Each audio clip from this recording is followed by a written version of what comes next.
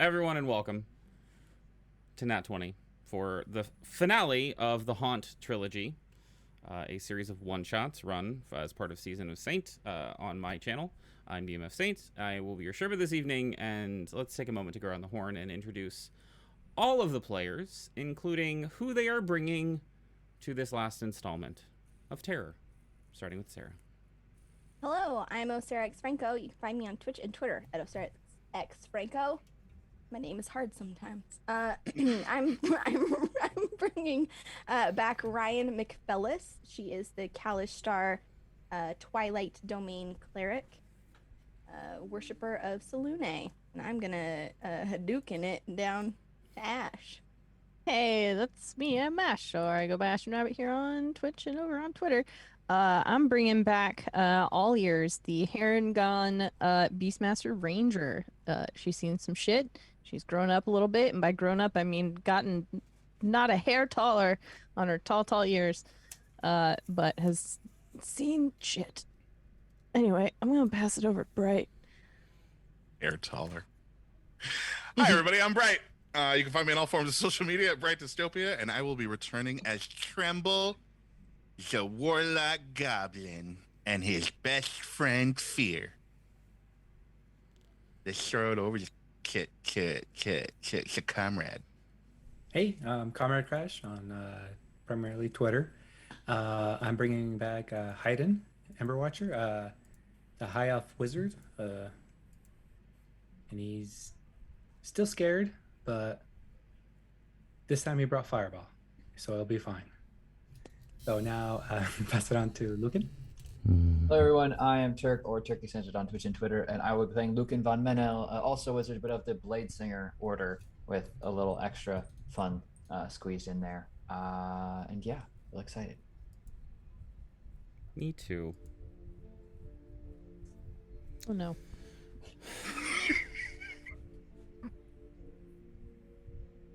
Oh no.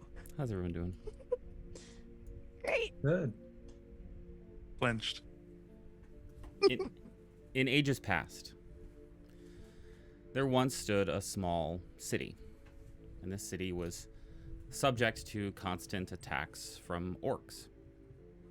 And they maintained a defensive militia to ward away all the attacks as they occurred.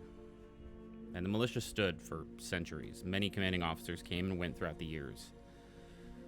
Lady Marjorie Greycastle, a holy warrior in service to the Church of Ilmater, ended her adventuring career and sought to settle down somewhere where she could retire from travel and chaos, but still do good work and help the common folk. The city provided the perfect opportunity to do both. And the aging paladin served as a healer, spiritual guide, and support personnel for the city's militia in her late years. Eventually, though, age and illness began to take their toll, and Lady Greycastle began preparations to leave this world. She made arrangements to leave the remainder of her funds, her house, and her property to the city for conversion into a hospital. St. Greycastle's Hospital served the city through the years, mainly treating the wounded and sick among the militia, but over time, the lower basement was converted into a sanatorium, housing those who became maddened from enduring the violent, brutal orcish raids, which plagued the region. General Oscar Montarthus, known for being fair but firm, and stern towards his men, rose through the ranks and assumed command over the city's militia. He was the last to command the post. Not long from retirement, General Montarthus employed an advisor, Gertrude, who would assist the general in decision-making with the forthcoming yearly orc invasions. This advisor was, in fact, an evil night hag, who planned to ruin the city and use its population to feed from. She seduced the general, corrupted his heart, and then began exerting her influence over the city at large. The sanatorium began to overfill with those who were driven mad by the abuses and tortures of the evil Fey monster. Gertrude took particular pleasure in tormenting the sick, the wounded, and the mad. She also used the hospital as something of a training ground for Carol Ann Montarthis to grow accustomed to her new form as the evil doll. The hag taught her fledgling plaything to use her powers and to learn to appreciate the art of terrorizing her prey.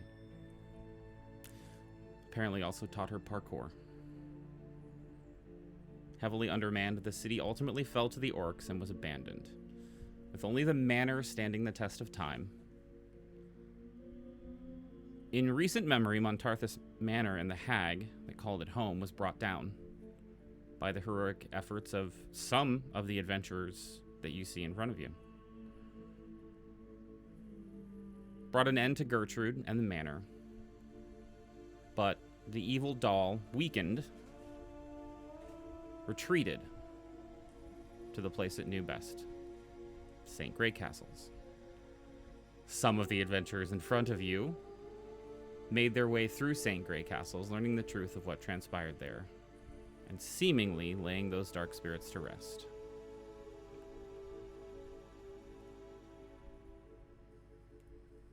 We're going to start with Ryan. This takes place sometime after both of the other adventures, and you are going about your normal day. What's that look like?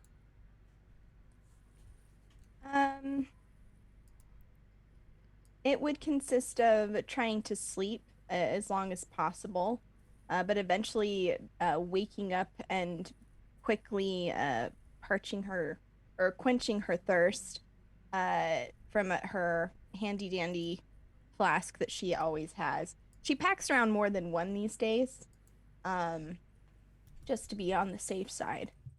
She would bleary-eyed, get up and complete her morning prayers and rituals, preparing her gear and making sure she had all of the relevant spells required to help shepherd those from day to night, and would be just sort of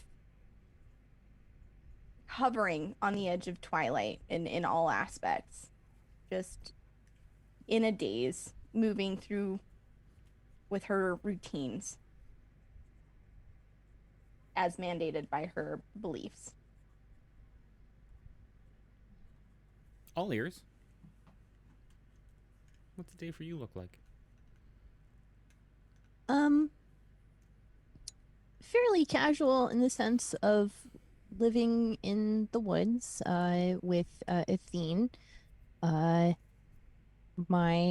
dire wolf friend. The events of the last time, well, the only time that dealt with this nonsense, kind of shifted the path for us.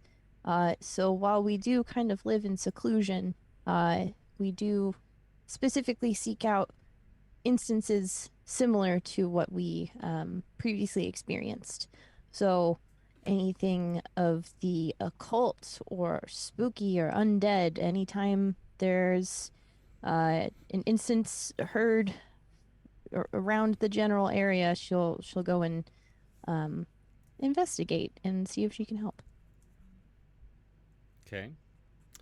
Tremble.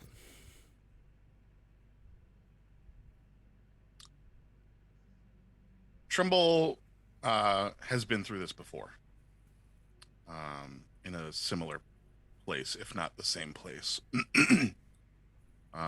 Traveled with a group of people that he ended up saving at the last minute, but it's done almost nothing to bolster his resolve and make him the courageous warrior that he made himself out to be at the end.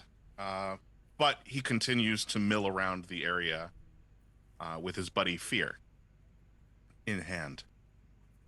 Fear being a large coin that he totes around with him, sometimes attached to a thread that he's wrapped around it, dangles around his neck.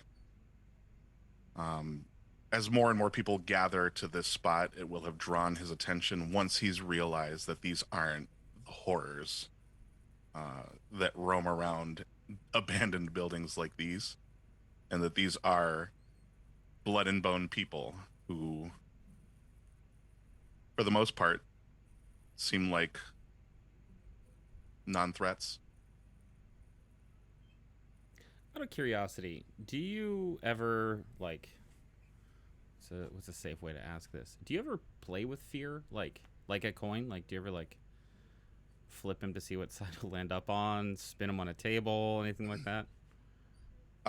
Fear has expressed to Tremble that flipping him is disrespectful, Okay. and that losing the coin is paramount to chopping off his own limb. Mhm. It's only ever come up once when he was really bored. Tremble immediately apologized, as Fear is his best friend, and he would never want to harm the housing that he is stored in. But in terms of playing with Fear, he does summon him from time to time, as he is shown to do in times of real danger. But sometimes he gets lonely, and he just wants to talk to his friend. Sure. Hayden, what about you?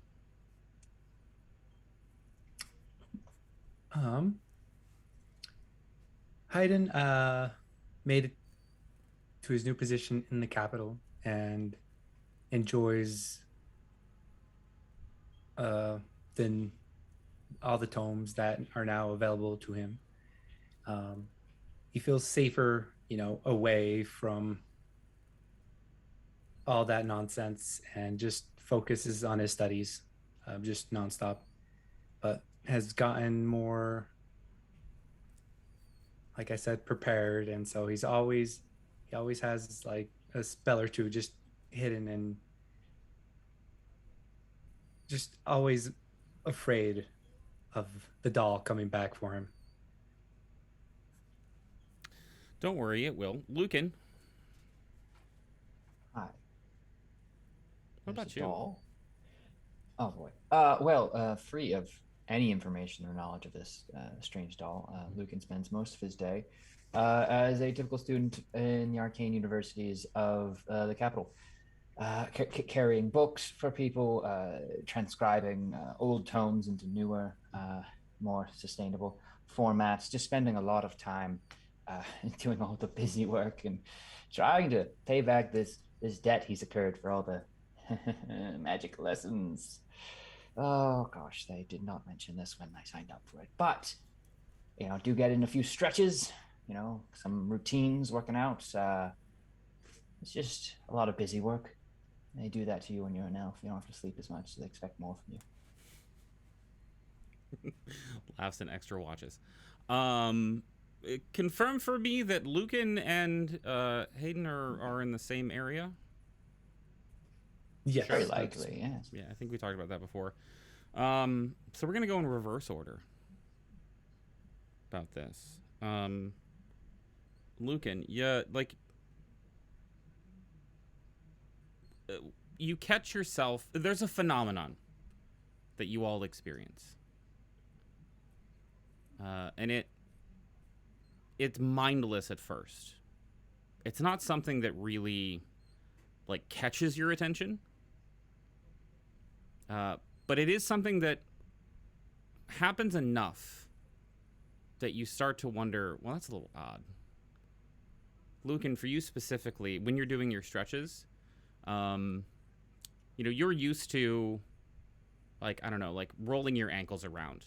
You're used to doing your left foot clockwise and your right foot clockwise, but you catch yourself doing both your feet counterclockwise.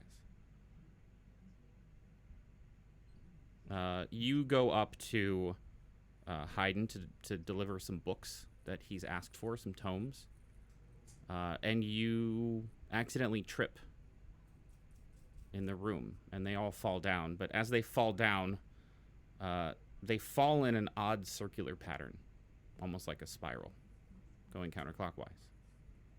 As you're practicing your new spells, you notice that the calculations you had made for the arcane sigils and the gestures and the words should have produced a specific effect where the fire is rotating clockwise, and yet it's rotating counterclockwise, and you're not sure why.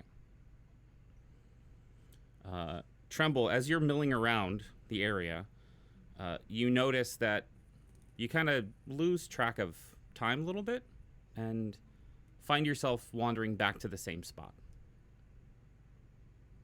probably more than a couple of times. And it comes to you and you realize every time you've done it, you've made left turns and you've gone counterclockwise back to the same spot. All ears, well, yeah, you're used to Athene circling in a very specific manner before,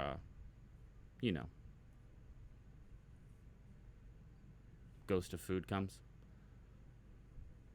It is clockwise, and for some reason Athene has been doing it counterclockwise. And Ryan, you notice that as you've been polishing your armor, you've been doing it in a counterclockwise motion and have lost track of time. And as you are like on the edge of sleep, in that kind of almost delirious state where you're wondering, am I asleep? Have I finally started dreaming? You do have a slight vision of like a swirling vortex of some kind, similar to the one that you had seen leaving the house, also swirling counterclockwise. For whatever reason, there's something that's drawing you back to this place.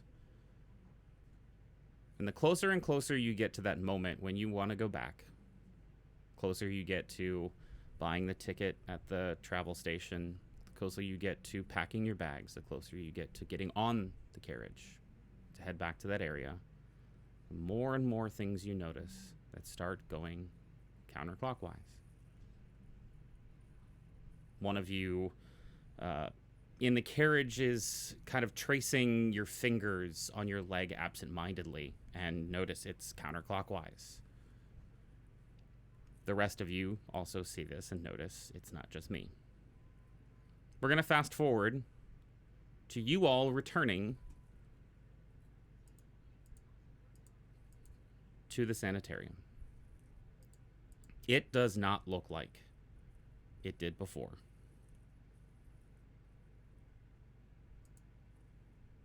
The ruins that were there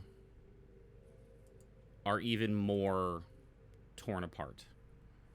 And you can see that some of the stones that once made up the walls that did stand above the staircase going down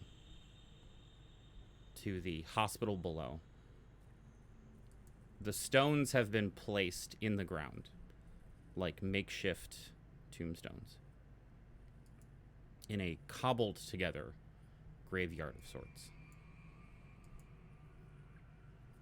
The carriage ride here was completely uneventful.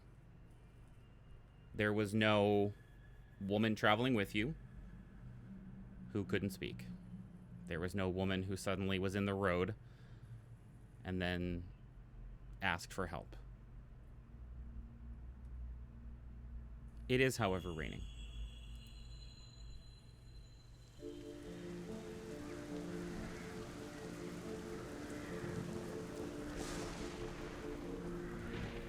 You find yourself back at the castle, or at the hospital.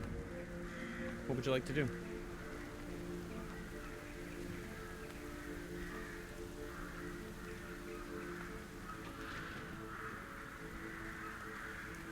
I told you, Lucan, Lucien, this place, it's accursed. I think Yes. it has been calling to us for some time now. Gosh, I don't know if I would answer that. I mean, if this is the source of the phenomenon, I believe you. This place looks cursed to all high hells, and frankly, I'm amazed you made it out of there. But by sheer luck, and by, other companions. You're saying a doll did this? Yes, something was controlling it, or the spirit was inside it. I'm not too sure, but it has haunted my dreams for so long now.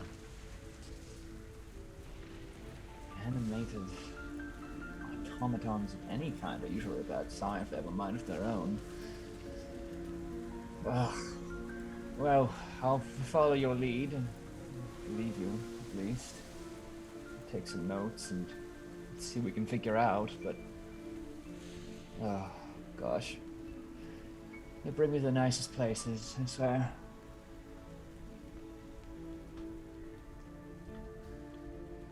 No, I'm awake.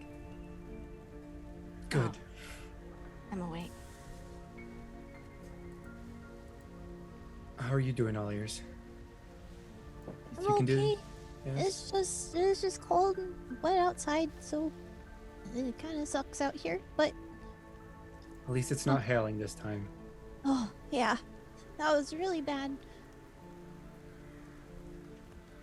And then you, my friend, are you ready for this? Realizing that you're talking to Tremble, he triple takes at you and says, "Oh yeah, this no, this is I've been looking forward to this. Can't stop me. I'm let's go. This you would go. Why don't you go ahead and lead the way? Just because I want to see if you know where we should be going." Yeah, the creepy, building is not sometimes a great indicator, but I guess, yeah, let's head in. I wish we had more backup, but this is all we found. And yeah, Hayden leads them all inside. So inside is, well, it's not exactly inside.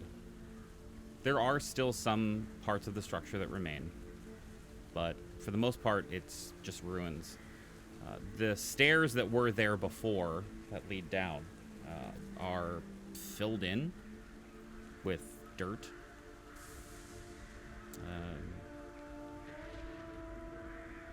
It seems like someone wanted to make sure that whatever happened in that area stayed buried.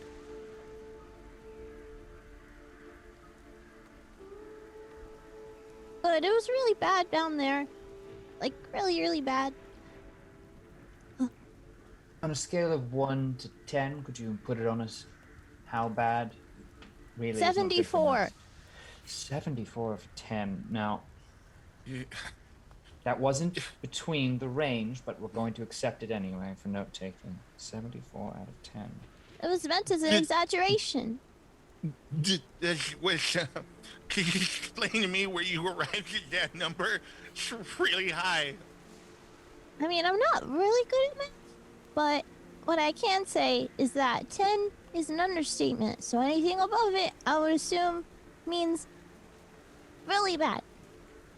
It just kind of came to my mind, so I hope it translated okay. Yeah, you got your point across Great. pretty clearly. Thanks. Yep. Yes, well, we'll get that mathematically dictated later. It's okay, buddy. And all ears is gonna go up to Trumble and just kind of pat him on the shoulder. It's okay, I'm fine. This is normal. Sometimes I cry. A therapist says it's good for me. Oh, This is past trauma stuff. Don't even worry about it.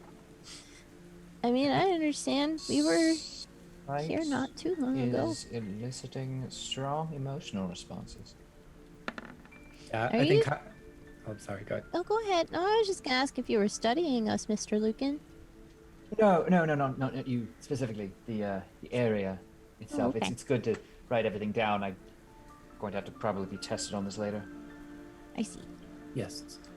And then I think Hayden kind of leans over to Ryan's like, I wish Health was with us, but Trumbull will do. Yeah, health. Big muscles. You Very say big health? misses. No, it Yeah. was just yeah, it was a friend. I know him. Really? So, yeah, he's the guy with like the deep voice and Mm-hmm. like shiny lights that Yeah. comes out of him sometimes. Yeah, he's a good guy. Where is he? I don't know. Couldn't get a hold of him, so He You're- didn't sign up for the book club. That's a shame. I couldn't get a hold of him either. but this couldn't wait. We had to deal with this now, or else the doll could escape. You know, it is funny. All of you felt this draw to come back, like this strong urge that you were needed again. It stands to reason Health would have felt the same. Oh. And Nahala would have felt the same. And Morthal.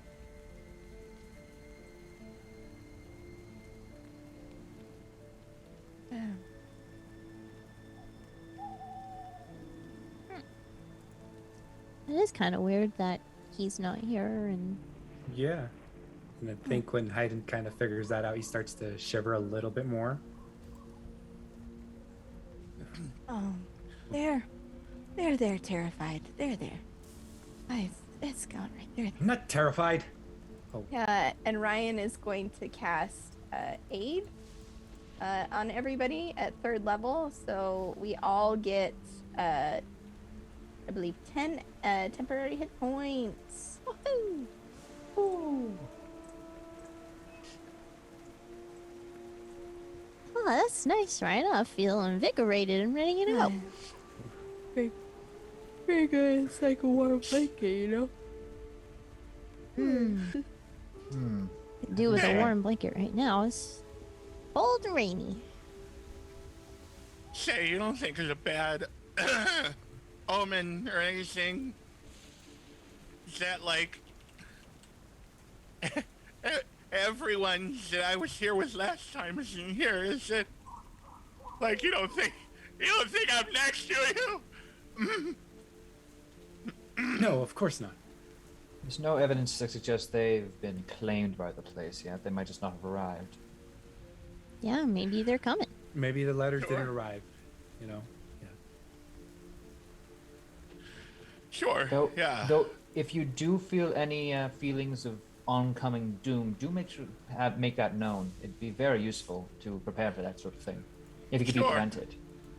Oh yeah. I'll be sure to let you know. Are you experiencing this Hey, right now? Doc. Yes. It's happening right now. Interesting. It's very good to know. Thank you very much. Tremble, yes? Yes. Suspicions, okay. Tremble, experiencing oncoming feelings of, you say, doom, gloom, Sure. Like all of the above, all probably. the above, yes. Alright. Look at a- Helplessness. Scared. Oh! No, what was that? That's just Howl. He's my... And a little owl of Artemis is gonna fly in on his shoulder. This is familiar. Yes, sorry, he's noisy. He doesn't like the rain, but he loves to sing in it, so ignore him for the moment. What is your feeling? Morales, yeah. Should we kind of... should we start looking around then? I think so. Nice. Get out of the rain. What does this building look like right now? Imagine if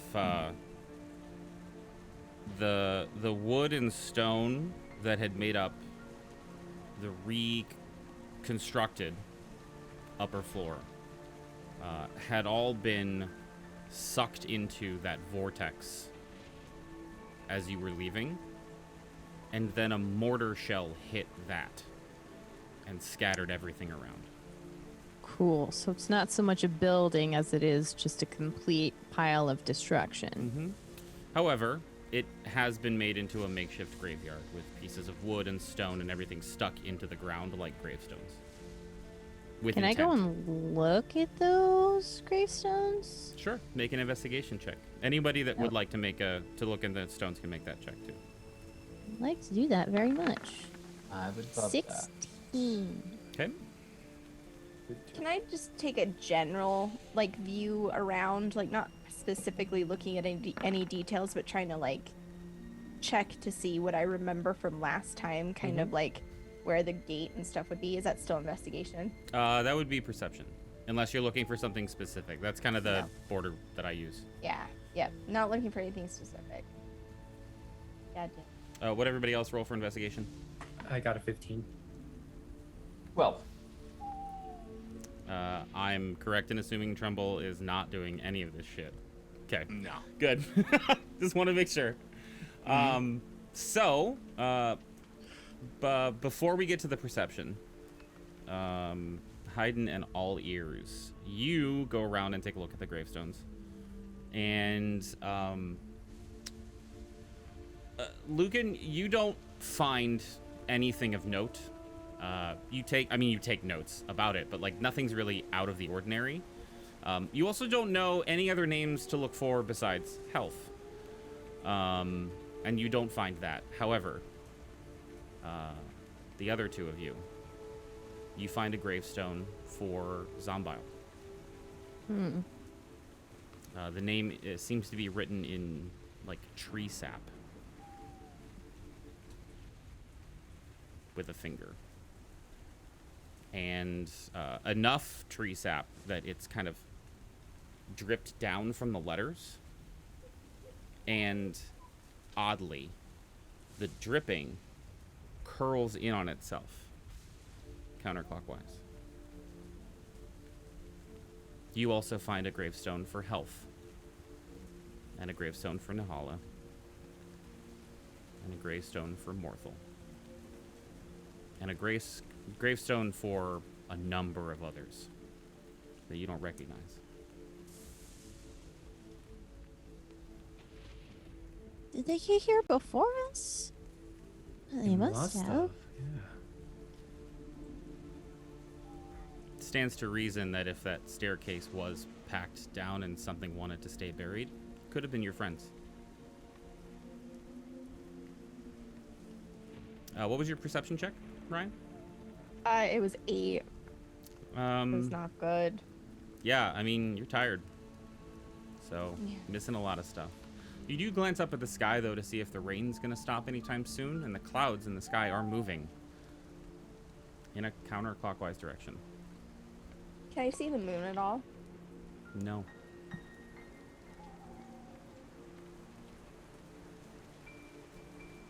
Are we gonna acknowledge the counterclockwise nonsense that we're all seeing here? I've been seeing it for a little bit, and it's kind of disconcerting. Yes, it's been a weird coincidence that a lot of things have been spiraling. Mm-hmm. Can I do like a thinking about the counterclockwise swirling and any ritualistic importance of it? You know, like in my cleric stuff, are there things about like what kind of omens do I get from a counterclockwise swirl other than just like, yeah, that's happening? Are you proficient in Arcana? I sure am. Counterclockwise is And religion. counterclockwise is usually associated with either unraveling or undoing or bad luck.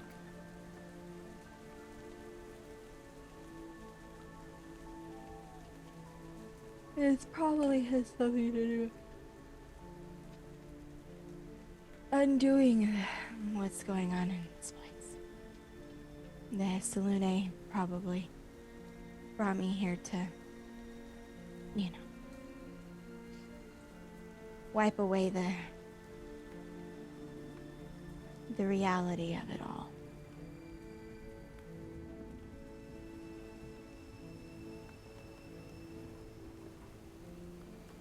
Did she bring us all here, or just you? Do I know you? no, we've just met. met you a while ago. Oh, right. You were kind of sleepy then too, so I wouldn't put it past you to not remember little old me. That's okay.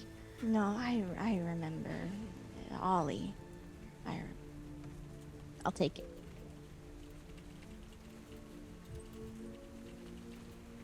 You said there were a couple of other unmarked graves here, correct? There were a couple graves that were marked that of names that you don't recognize at all. What were the names?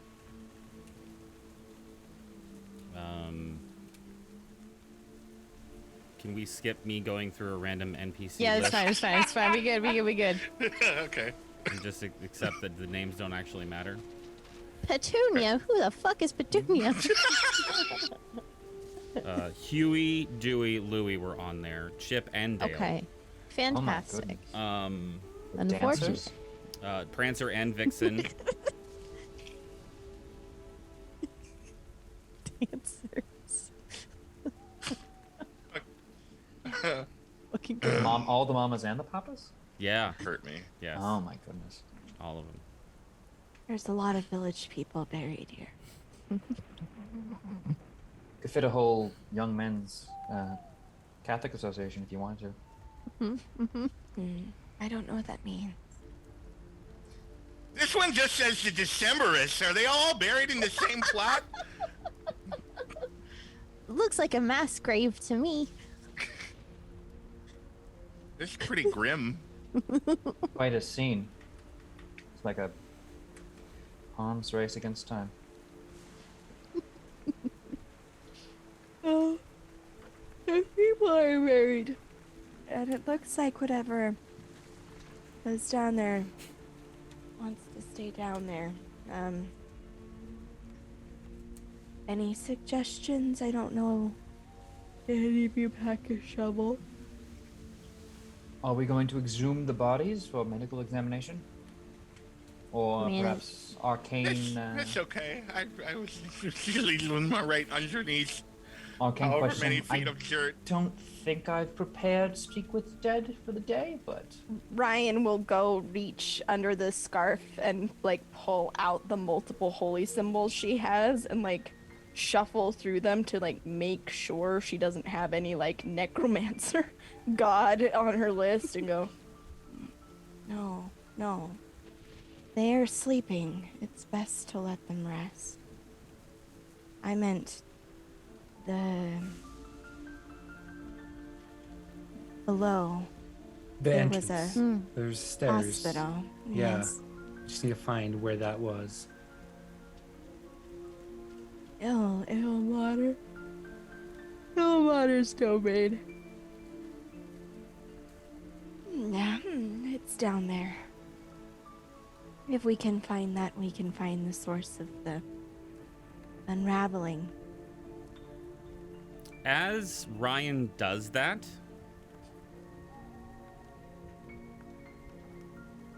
you see that the rain seems to like part where her fingertip is. And if you weren't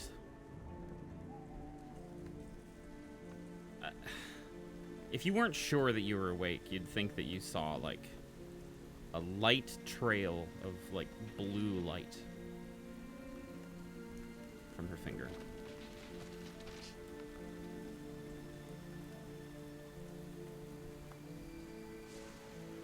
That's weird. We should be careful. The little one down there was angry. So are we Oh. going back down there? I'll be going down there for the first time, but I would suggest the rest of you join me for a repeat visit. Oh, yippee. You having fun there, Ryan? It's never done this before. Oh, So you're I not thought doing that it was on the- purpose. cleric Arcane thing. phenomenon. Interesting. The weave might be abnormally reacting to your presence. I'm guessing you're not as human as you appear. Tremble's gonna like climb up Ryan and like get up on your shoulder and like with both hands just like reach out and like hold your hand still for a second gently. The light stops. And then he's gonna let it go. Light starts up again. What does it mean? Well, It's moving counterclockwise, so Should we all try it? All It of you. might take. Yep. It just switched it up. It might take something larger. Perhaps we could walk in a circle. Yeah. Let's try it. Oliver's just gonna hop on Athene and come on, going in a backwards circle. Yeah, Brian's going to kind of start trying to pick best she can with like long, lanky strides through the rubble, walking in a counterclockwise circle around where she perceives the entrance to once have been. Sure. As all of you who choose to do the walking experiment, you notice that the kind of dirt and mud from your footprints behind you seems to not quite be as wet and muddy as it should be from the rain, as if your foot being there has kind of changed it a little bit. And you see that there is a faint blue trace following along.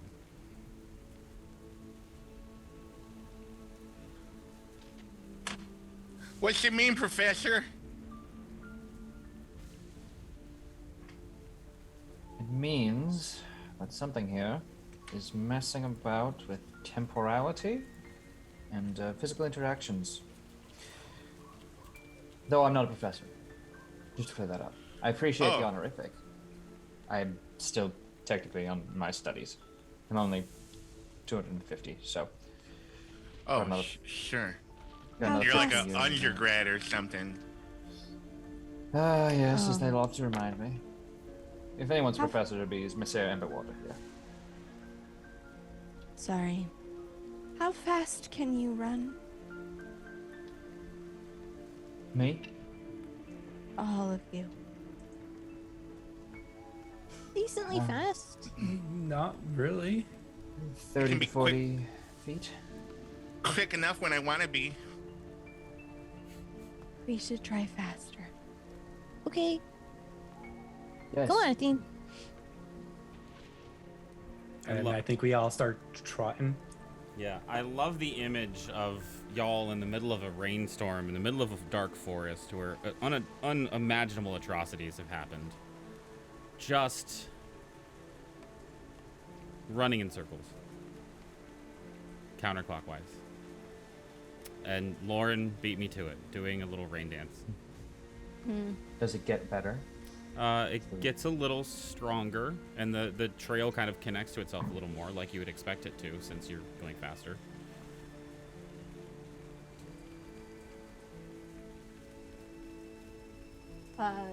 Brian's gonna wave to slow to a trot and or like back to a walk and pull out her flask and take another long swig of it. And reel a little bit as she does it.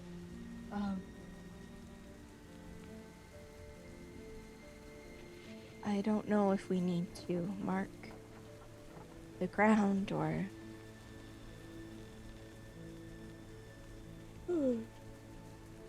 There's something to it. I don't know what it is. I have an idea. And all ears is gonna trot over to where the stairs were. Can we actually see where that was? Or is it just like where the stairs were, it's just dirt? It's just dirt. So Well- you can make an approximation with a history check Okay. to where you I mean, remember it being. I'll give that a shot. Sure. Here's a history check. Well, that's a 3, so Could I not help? super great. After the roll, no. You can make your own roll, though. Okay, I'll do that. Where were the stairs again? I think they were. I got a 25 over there. Yep. You have a really good idea that you know exactly where the stairs are. What if we do it where the stairs were? Maybe that'll like open it up or something. It can't hurt. Let's then try it. I'm gonna go in like a little tight circle. Just you? No, like I join in. That's Okay. two? So just the two of you. Friend. Yeah, Ryan's standing nearby, just kind of shrugging her massive pack with the chest strapped to it back up, like onto her shoulders to get it better positioned. And she'll just watch to see if the phenomenon is any different here. Lucas? Yes, I'm taking note of their attempts and seeing if there's going to be any difference. Okay. And Tremble, what are you doing? Tremble is gonna stand close by and just kind of watch. He never wants to be the first into like an unknown thing, Sure. because that's Tremble. But he will watch with curiosity from the sidelines.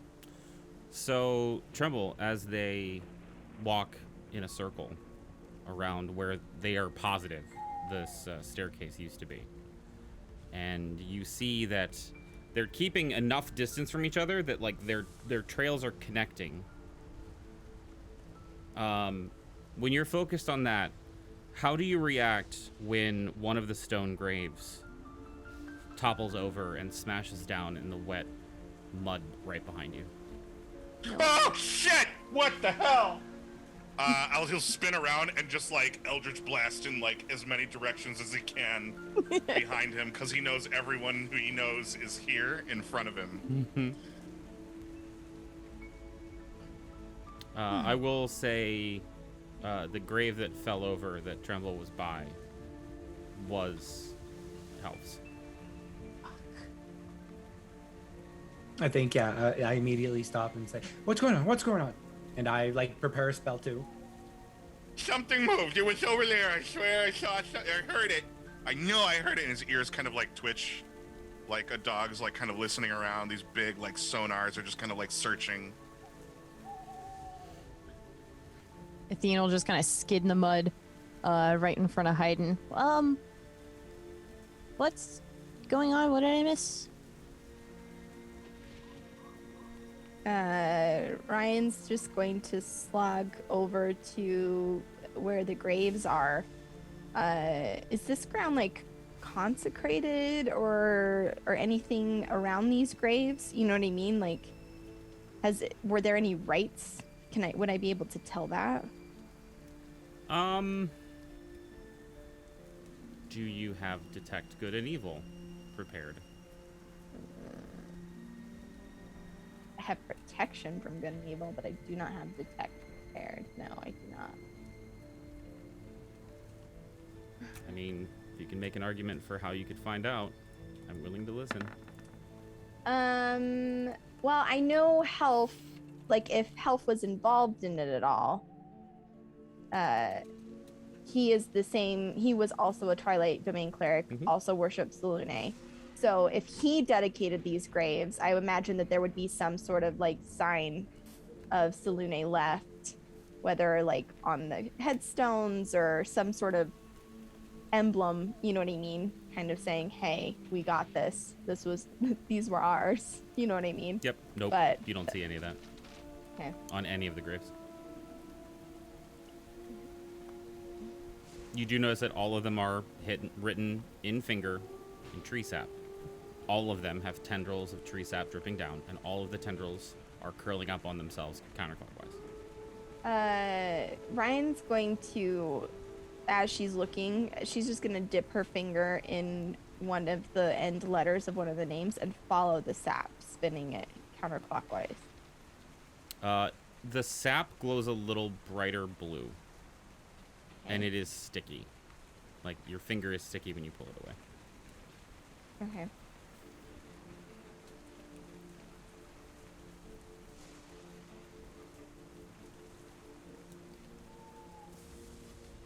Well, this is not my domain, you could say. I don't know if these are somehow linked with keeping us out or keeping whatever is below in. Perhaps we could just call out for the little one. Don't we want to like have an element of surprise? It'd be better if they didn't know we were coming. Oh. Are we not here to help?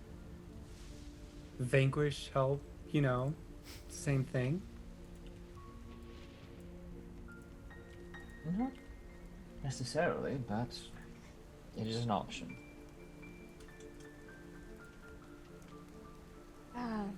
I'm afraid I'm out of ideas.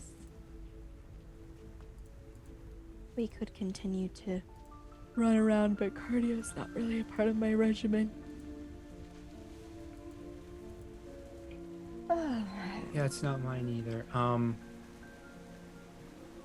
Could I don't know.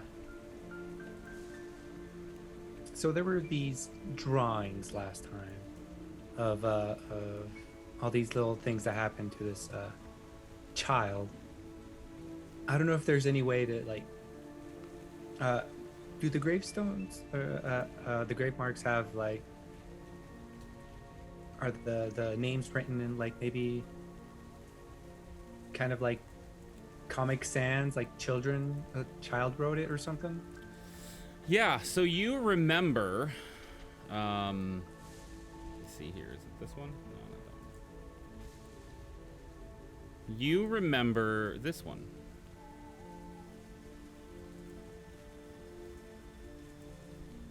And the way the like script on the gravestones is exactly the same as the word mommy. Okay.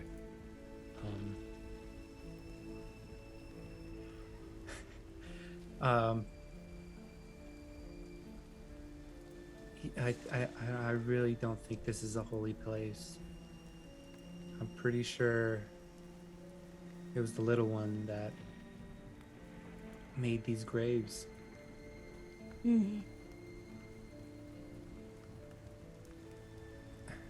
Should we check? I don't want to, but should we check if someone's buried underneath?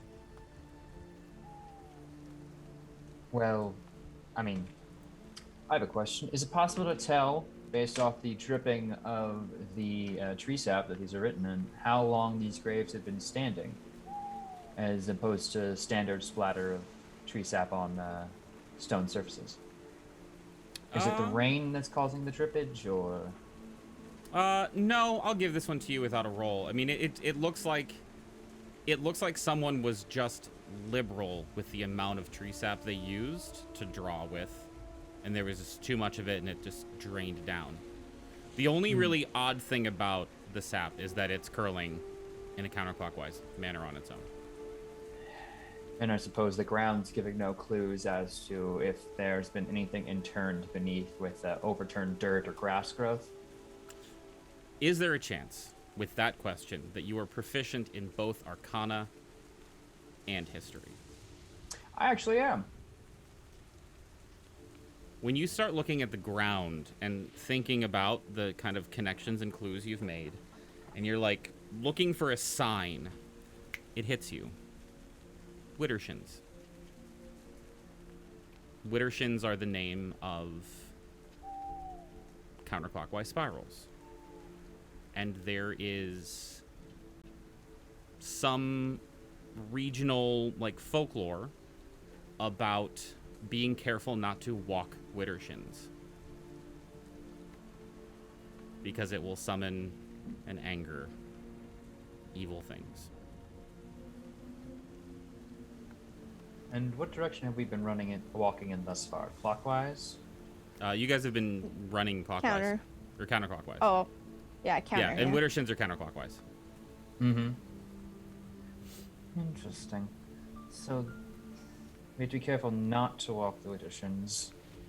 Unless you want to summon something. Yes.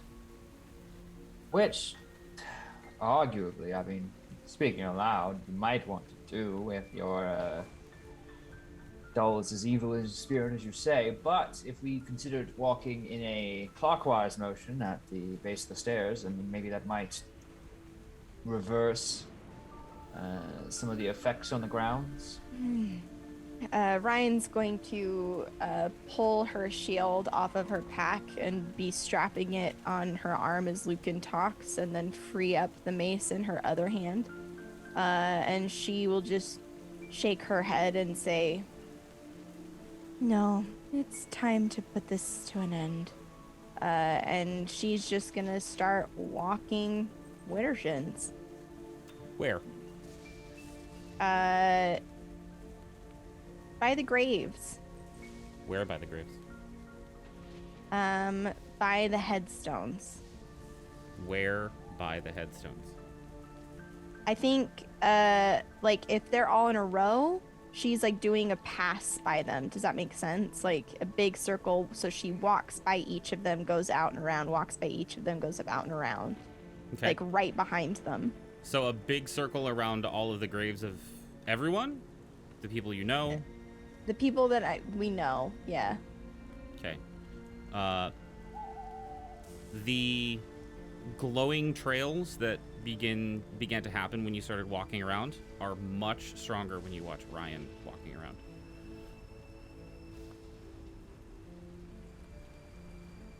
She's gonna Franny? keep doing it. Are you sure that's what we want to do? The egghead says that we shouldn't really walk with our sins, that they're kind of dangerous and bad stuff can happen.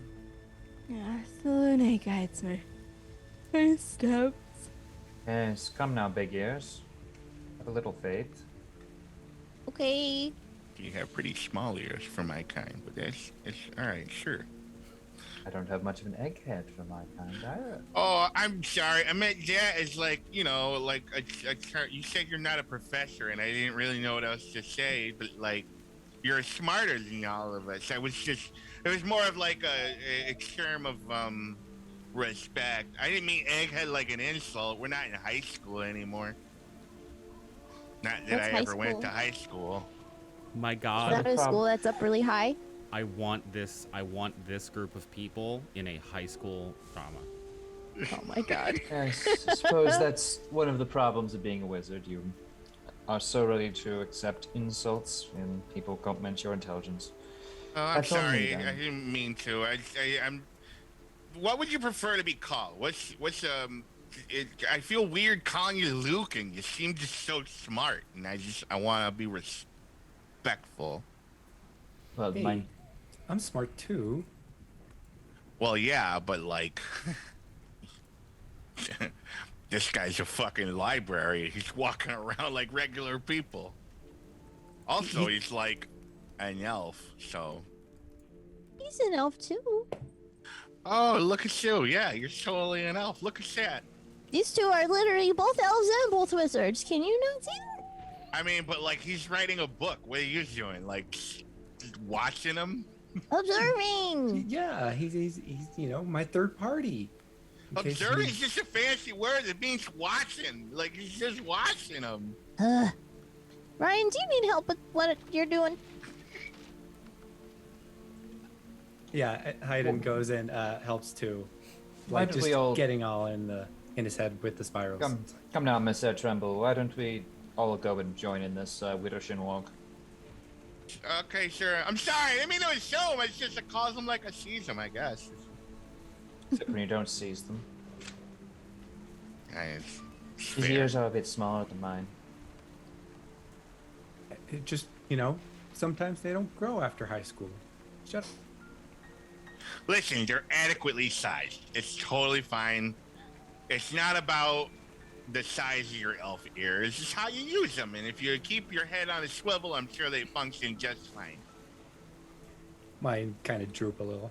Yeah, just, you know, don't slouch. Maybe keep your head up, and like then they'll appear longer or something. Anyway, I'm helping Ryan walk on a whatever pattern. Yeah, this conversation's happening as he's like We all walking the winter shins, like they're going up. walking the Yeah. winter shins. So, what I wouldn't give for Twitch not to have DMCA guidelines and for me to have, like, Conga by Gloria Stefan, Miami Sound Machine queued up right now.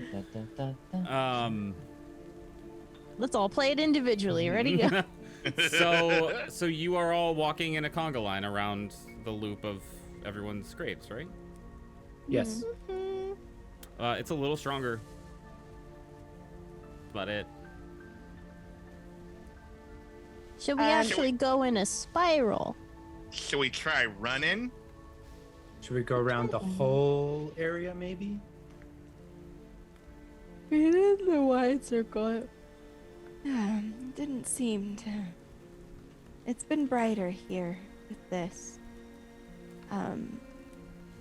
Is there like a point in which it's brighter, or just brighter overall? You know what I mean? Like, do I feel some kind of resonance as I'm passing someplace, or, you know what I mean? Feel like a stronger like hum, so I can try to focus and circle that area.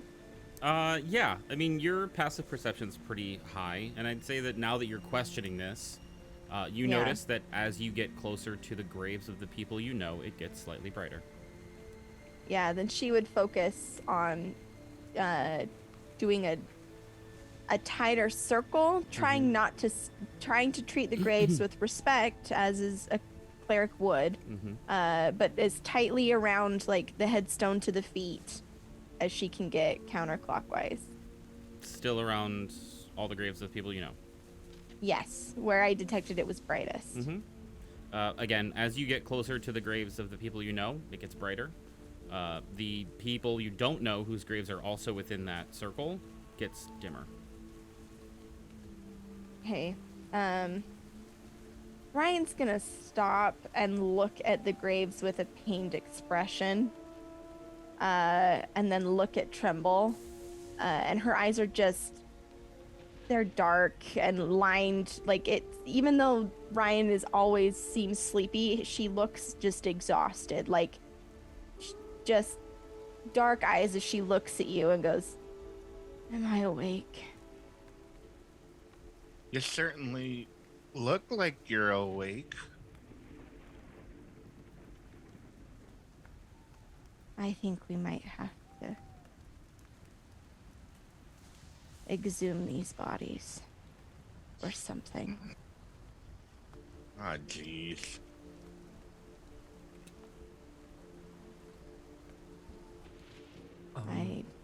Yeah, Can like anybody I think, bring a shovel? I have a wolf. She knows how to dig. could Pretty we borrow efficiently, them? too. Yeah, could we borrow them for a sec and have them Yeah. dig? I think we just have them dig Hell's like grave first. Okay. I'll kind of go up to Athene's muzzle and kind of scritch her by the nose. Listen, we're going to do something really gross. And it might be our friend down there. But this might help us figure out what is going on. So can you please, try and dig something up out of that grave? That will be really helpful. She'll kind of pat her on the side of the face. Go ahead. It's okay. And Athene, as instructed, will attempt to carefully as a trained wolf can, dig up the grave. Okay. In ruining my Google algorithm search history news for today, it takes 6 hours by hand for an experienced grave digger in optimum soil to dig a 6-foot grave. Tight. And it's raining, so there's that. Looser So- soil, yes. It's gonna take a long time. What are you guys doing while Athene is trudging away digging? I'd like to ritual cast detect magic. Okay. I'm just gonna, sit down and focus a little bit. Let my amulets hum. As the spell releases, you get a very strong presence from every single gravestone.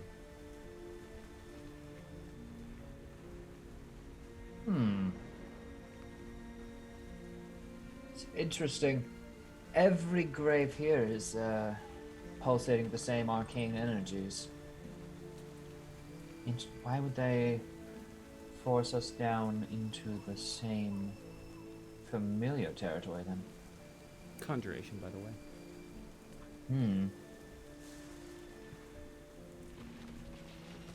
Oh, good.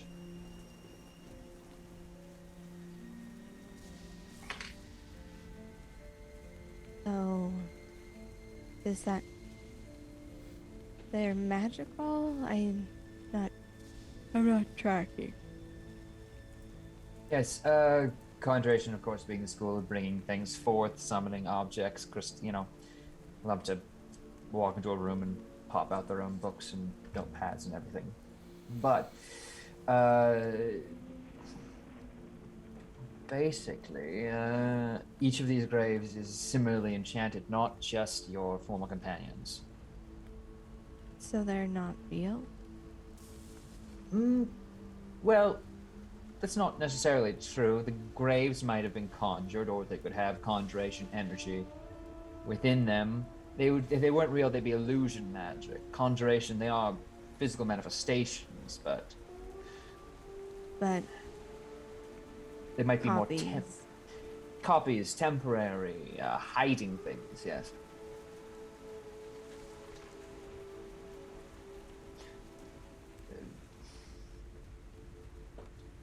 Of course, this is reality. If it was a dream, I wouldn't have to do this. And Ryan's gonna go over to one of the people that we knew, because Helf's headstone fell over. She's gonna try and knock one of these over.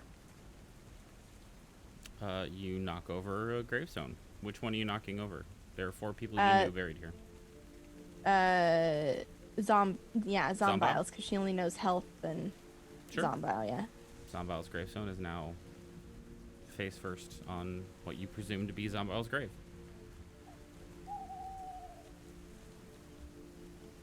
There's no crack of lightning as I do it or anything like that. No.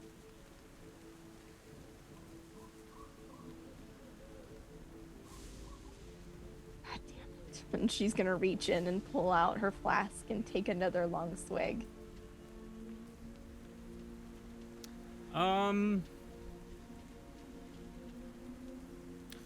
Can everybody give me a wisdom saving throw? Oh, tight, yeah. Interesting. 11.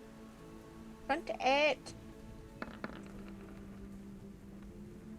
24. Okay. 16. 22. All ears. There's a sadness that suddenly comes over you as you watch your companion digging a grave of somebody that you knew. And you think to yourself and get a little emotional about, it would really be better if Helf was here.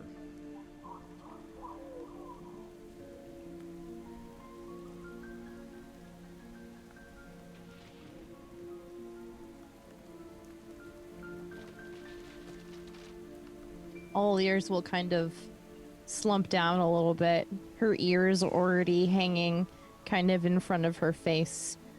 And she'll just kind of wipe at her eyes, which doesn't really look too out of the ordinary since it is raining. But we'll just kind of sit in front of the grave. It'll just be really sad. I just really wish Helf was here. Me too. He was a good guy. Your Changes. companion stops digging and comes over to comfort you and kind of nuzzles into you a little bit and seems very tired from digging as much as he has, and kind of looks for a place near you to lay down.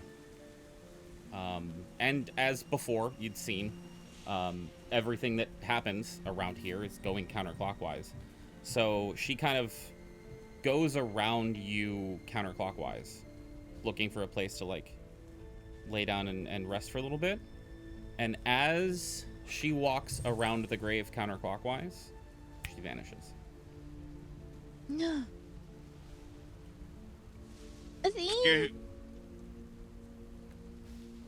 Should I summon your animal or something? I can't do that. She's an animal. Why would I want to get rid of her? Athene, and I'm gonna trace her exact steps. All ears is gone. Yeah, Ryan's just nodding. There it is, finally. And she's going to follow right behind. Which gravestone? Zombiles, or I guess right where all ears went. So if she's going around health, so I'm going around health. Nothing happens to you, Ryan. She would then turn over and look at Zombiles and do the same thing. Ryan is gone. Great. I think, Hayden follows and tries Hef's first. And then when that doesn't work, tries Zombiles. Doesn't work. Doesn't work? Oh, shoot. Mm-mm. The other two that were familiar to you all were Nahala and Morthal. Yeah, I tried Nahalas then. And just go down. Hayden is gone. So, looks like there's one more ticket. Well, there's one more Mind if- emotional connection to a place. Are you not emotionally connected to any of them? I have no idea who they are. I suppose I feel bad they passed, but Do you want to ride on my shoulders? tell you what, why don't you ride on mine? Okay. Just make sure you grip tight, just in case you disappear. Sometimes physical connection is very important. Sure. Gotcha. He'll climb up Lucan's robe, and he'll, like, put one hand on the collar and one hand on his hair and just, like, hold tight. Okay. Mm-hmm. Yes, excellent. Good grip there. And we'll circle the last remaining grave, which I believe is Marthel? Morthal. Morthil. I never met the guy. Yeah. Tremble, you hold on for dear life to stay as close to your last remaining protector in this area, and are unprepared when Lucan vanishes from beneath you and you fall to the ground, alone in the graveyard, in the middle of the woods, in the rain.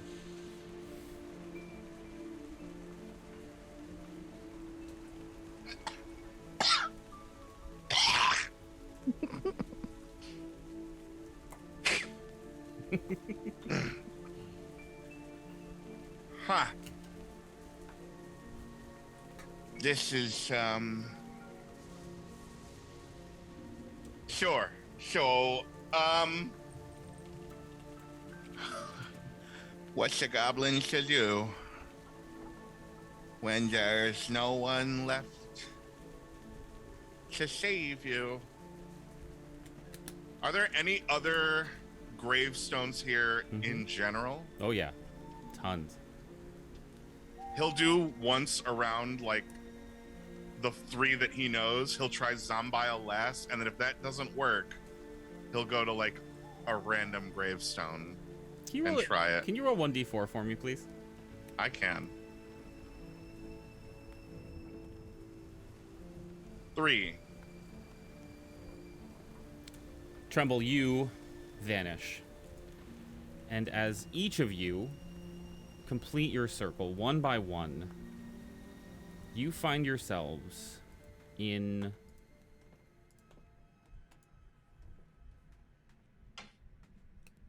a soup. In this kind of thick atmosphere that feels like you feel it on your skin. Like when there's like a lot of humidity and like you can just feel on your skin the air around you. It feels like that, and everything is in an odd shade of black and white. Almost sepia. There's this hum that you heard as you were circling the grave. And it got louder and louder the closer you came to it and spiraled in. And now the hum has a very staccato beat to it, almost like a pulse. And as you took your step through, one after another, after another, after another, after another, you find yourself in the graveyard still, but not in the graveyard. If any of you have done any sort of plane shifting or dimension walking or anything like that, you are confident you are in some sort of ethereal plane or plane adjacent to that. And standing in front of you is a woman that is familiar to all of you. It is the woman that was on the carriage with you. It is the woman that was under the carriage. It was the woman you had seen with the doll. The woman you now know had the doll.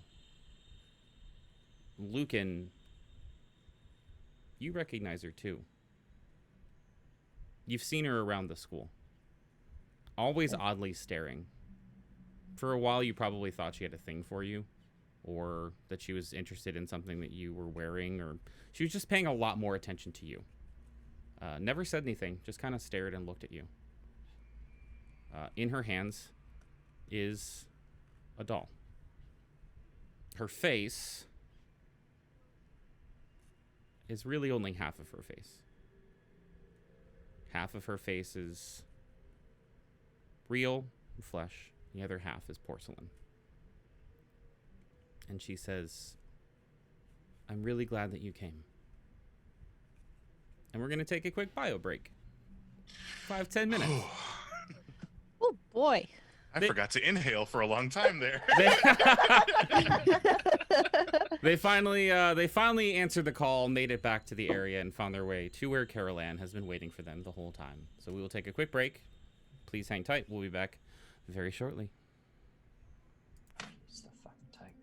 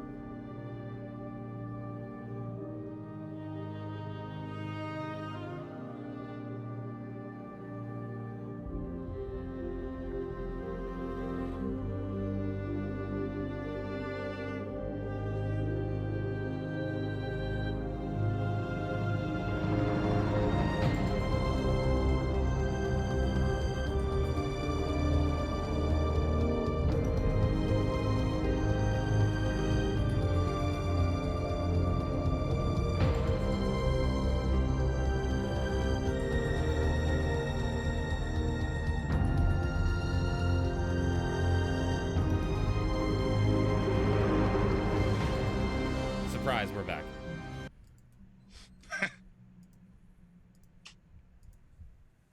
All right, then. The young woman, Carol Ann, now with a half porcelain face, doll in hand, standing before you in the adjacent plane to the material one where you just came from, stands in the graveyard and has just said, "I'm glad you came." You are all there. Even Tremble.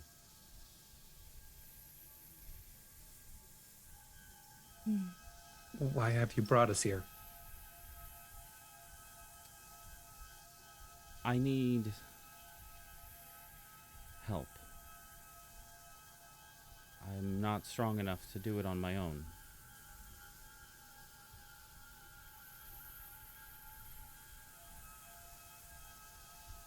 What do you need help with? There are pieces of my soul that I need back. I can't leave until I'm myself again. And it looks like she's struggling to talk. Like, the effort of being in front of you and actually communicating with you is taking, like, everything she's got.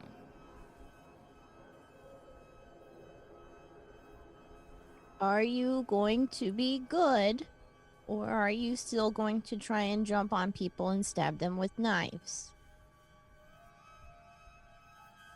That wasn't me. That was the thing that has my soul. Oh. Okay. I've found a way to send you to where the last pieces are. I don't know how many of them I need before I'm strong enough to get the rest. So just get as many as possible? Yes. Okay.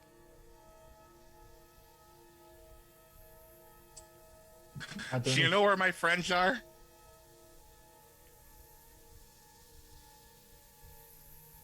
They're the ones who helped me become strong enough to talk to you. Oh no.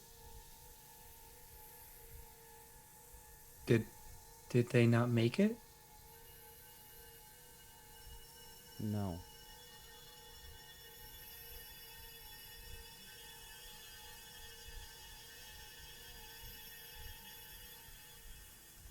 Well, that's just super duper sad.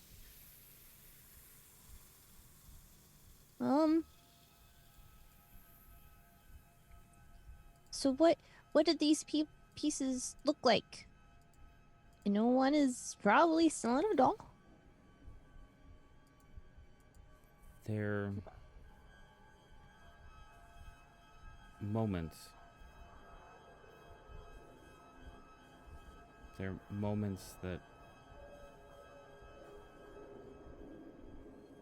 things were wrong.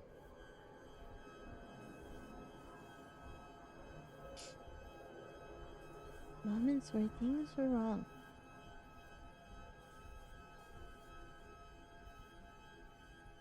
Do they tie to the drawings? You mean? Some. Some? Okay. Good start. Good start. There are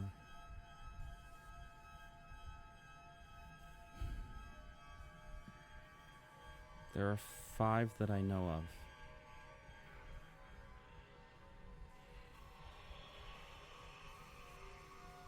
One was a dinner party?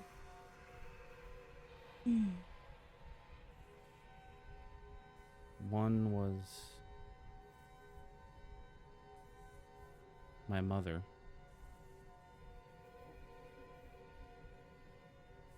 One was my father.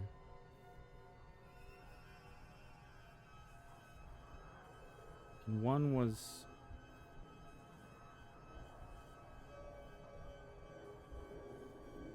One was...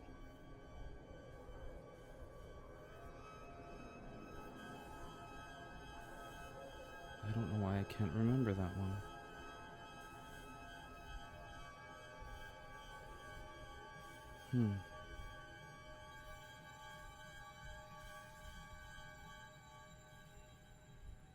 Is there one more?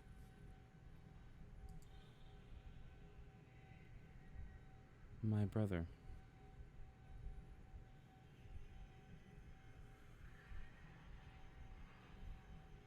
My brother.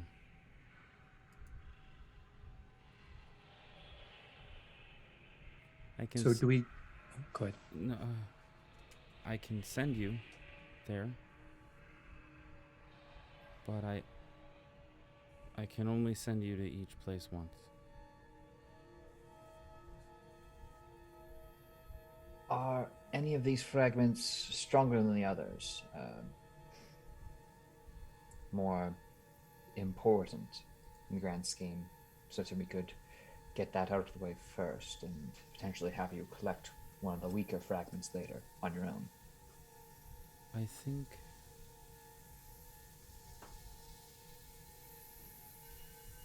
my father, he is the strongest.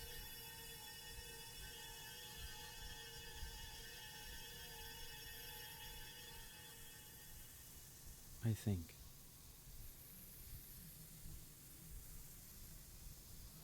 I can't remember. Can I get a general vibe check of everything that she's telling us? Like, Sure. it's very clear that she wants our help, but I'm just still.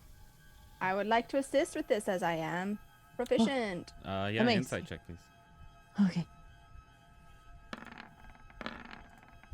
Super great on that one. That's it's an 8.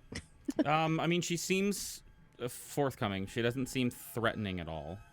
I feel like you would know that regardless of what you rolled. Like, she is not in any way threatening. You do remember the doll looked exactly like a doll when it was motionless like a doll. So that's a little concerning because she is holding the doll. Mm-hmm. But yeah, I mean, general vibe is she wants help. She's not threatening you, but the doll is there.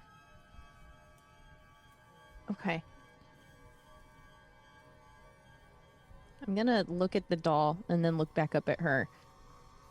Do you have to hold that in order to talk to us? I don't want it to be a part of me, but it is. I'm trying to get rid of it. Gotcha.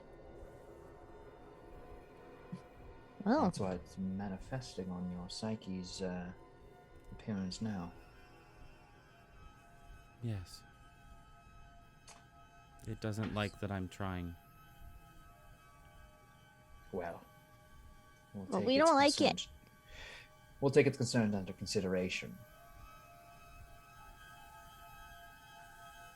File them somewhere deep in the back of the shits I give.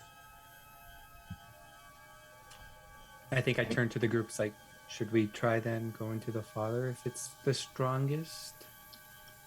probably. Might be best. Sorry, you mentioned her name was Carol Ann, correct? Yeah, that's Caroline. Miss Carol Ann, will it be possible to rest here in between these fragmentary encounters?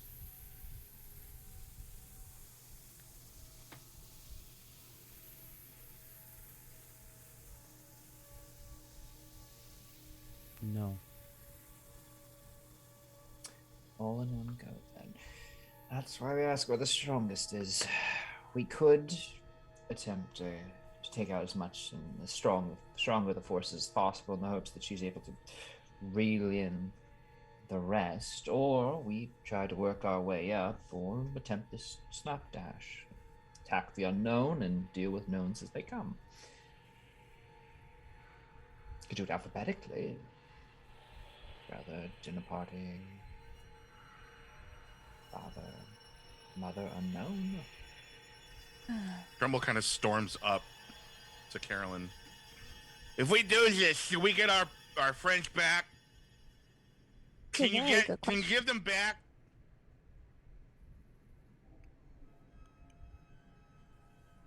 I hope so.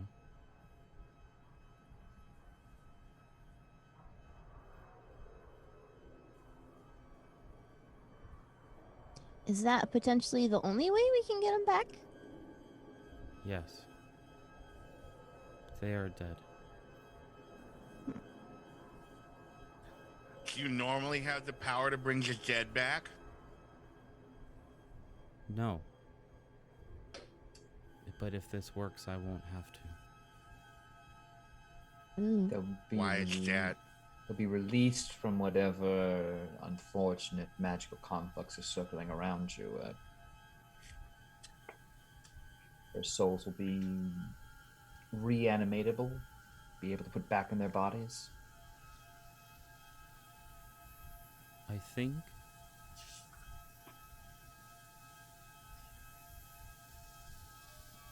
It's useful.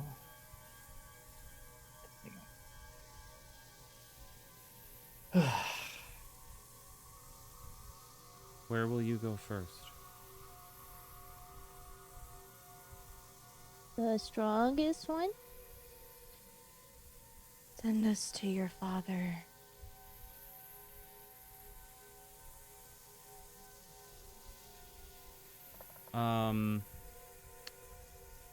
The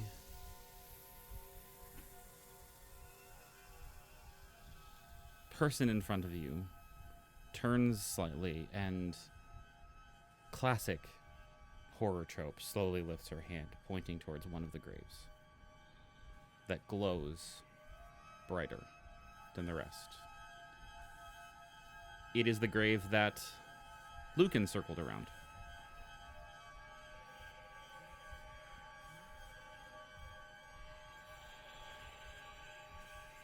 Ryan's gonna walk over to it, just heaving a big sigh as she does, is gonna walk to the foot of this grave. It glows slightly brighter.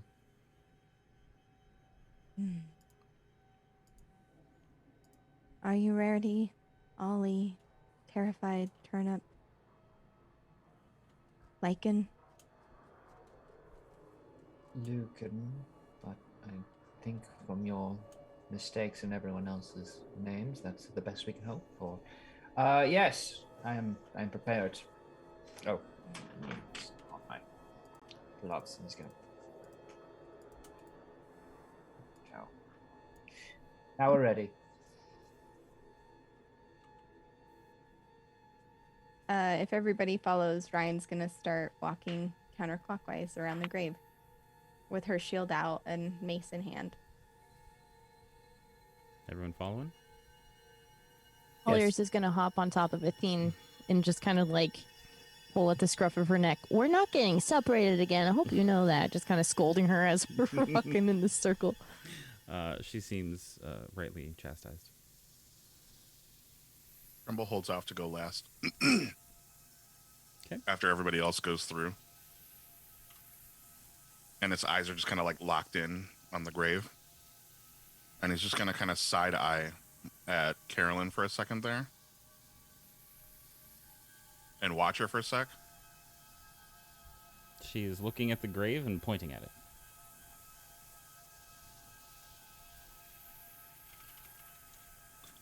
He'll clutch his talisman and he kind of whispers to himself.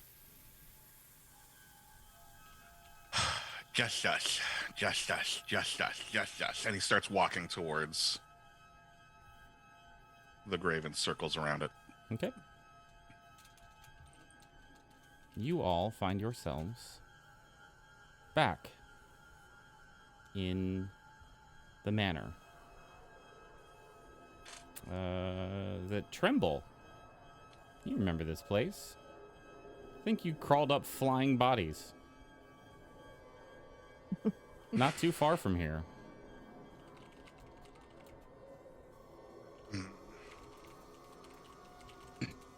How far away from that place are we? You know, this room looks like the room outside that room.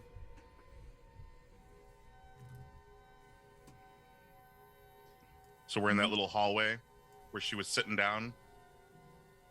You're outside of that room in that hallway where she was sitting down.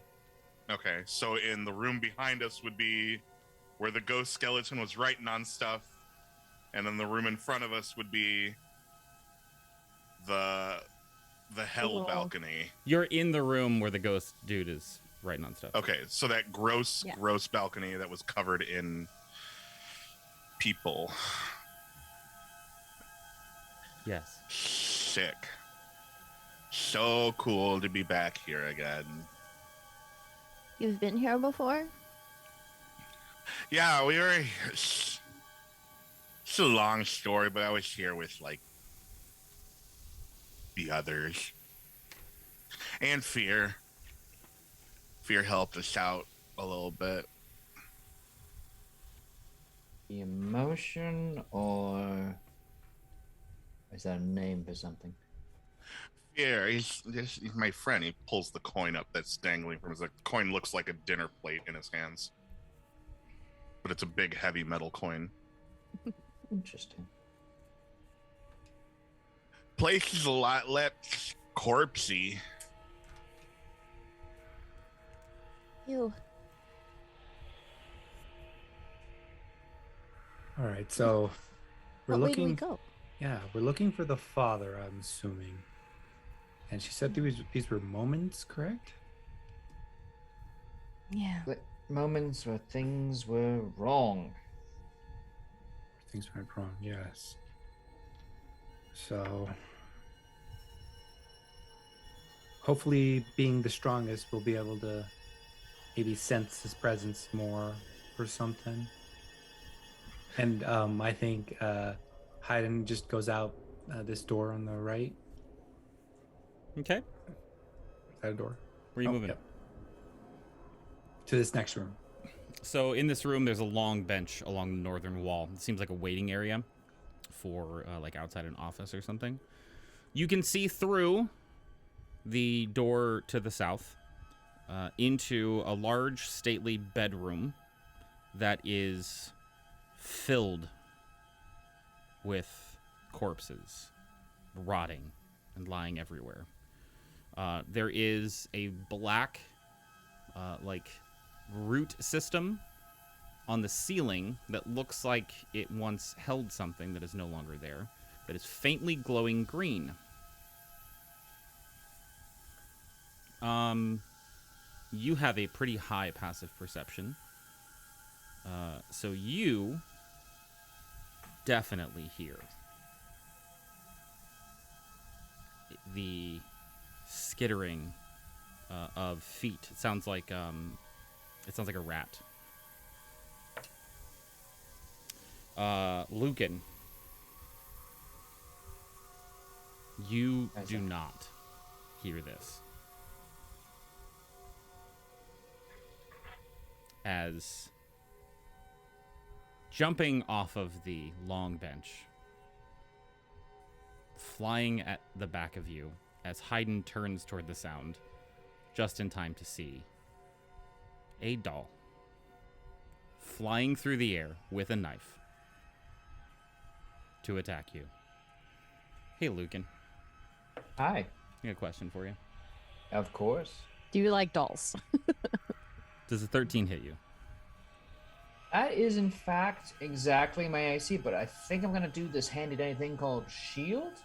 Wonderful. As Lucan casts Shield, I need everyone to roll initiative. Woohoo. Please. And thank you. Please do not click your token. Did you click your token, Hayden? I clicked my token. That's okay. It's okay. I didn't say it in I time. clicked my token. Aw, buddy. That was adorable. Okay, so this little homeboy is here now. We're gonna put him on the right layer. All right. So Hayden, you got an 18. Ryan, what'd you get? I'm 11. Awesome. And all ears 13. and tremble. 21. Damn, bro. Lucan. I rolled an 8. Wonderful. Wonderful. Yeah, that's okay. All right. Well, Tremble. Not only have you been in this room before, but something very similar has happened before. What would you like to do? We dealt with this short bitch, so I think I'm gonna...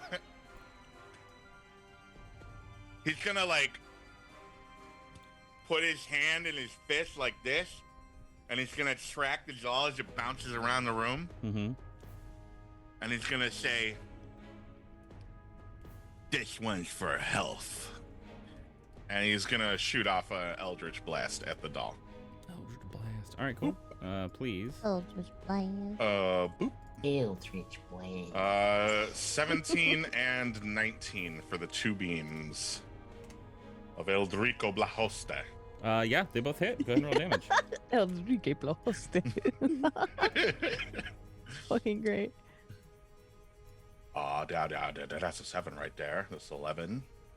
Plus, oh, that's not as good. This is 6. That'll a total of 17 force damage. Also, fun little feature about warlocks.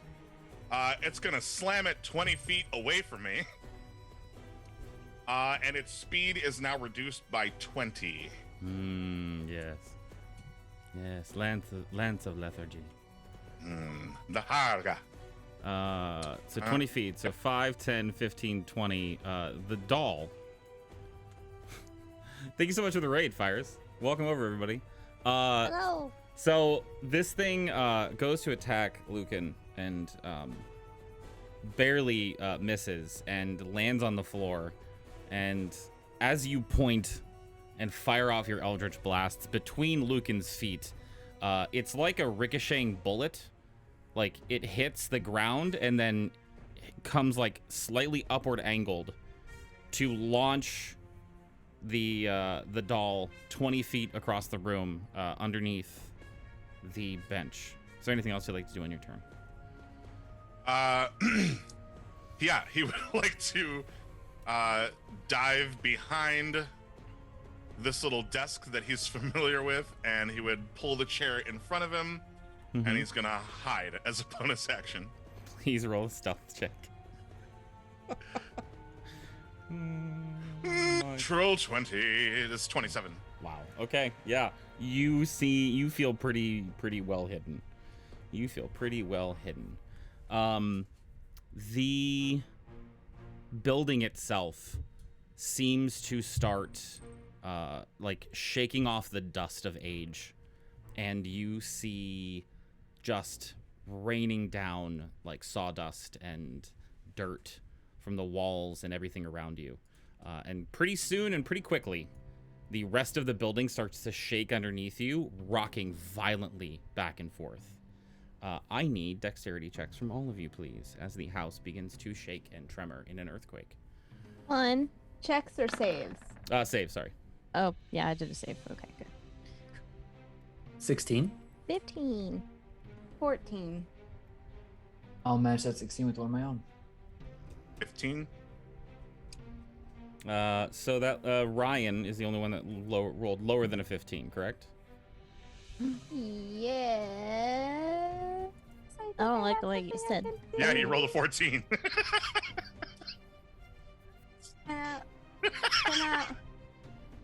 Time out. Maybe. I think there's a thing I can do. 1 second, I gotta find it. I think is it this character or a different character? Nope, it's a different character, I think. Never mind. Do what you gotta do. Do what you must. It's an earthquake, Ryan. You are sleepy. Yep. It's too much for you, and you just get knocked prone. That's it. You're just prone. Okay. Okay, You're cool. fine. Cool. The worst Do condition. you hear my fear? I do. That's Hayden's turn. Hayden, what you doing?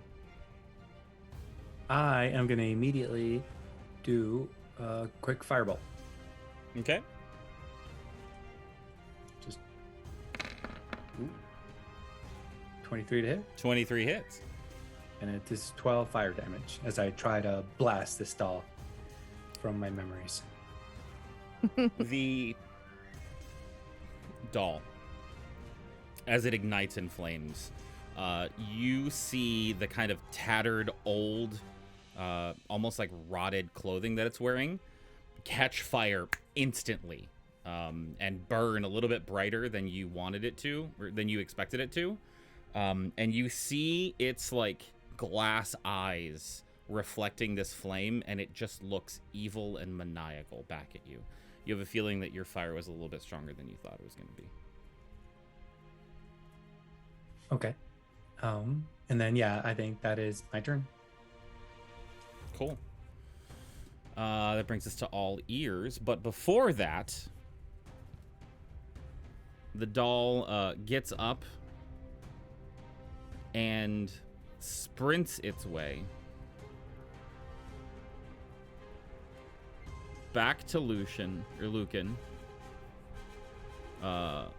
through the door and at Ryan so quickly that it manages to put the fire out, and none of you, if you were to take a swipe at it, were to connect.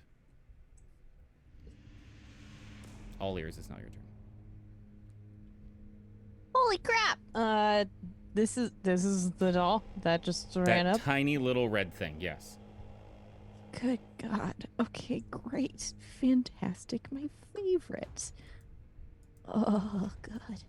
I think just out of a panic reaction, all ears is gonna whip her paw behind her back and just kind of start swinging a sickle in front of her towards the doll. Just go away, go away, go away, go away, go away! And try and hit it with the sickle.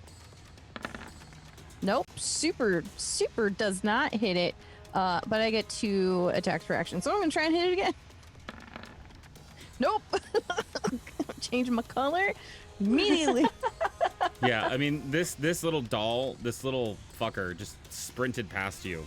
And as the sickle came down, it hit the ground twice, and he's just darting back and forth around where you're trying to hit. Knife up, maniacal expression, smoldering from the fire, coming right at Ryan, who is laying down prone. Tight. You will need to move from where you are because of Tremble. Okay. I'll move over to this corner. And Sorry. if you do need me to split up, I can give you another token for Athene. Oh, yeah. That would be cool. I also forgot to roll her initiative, but I think, most things is just your animal companion goes with you at the same time. I'll just do that. That's easier. One shots, y'all. Yep.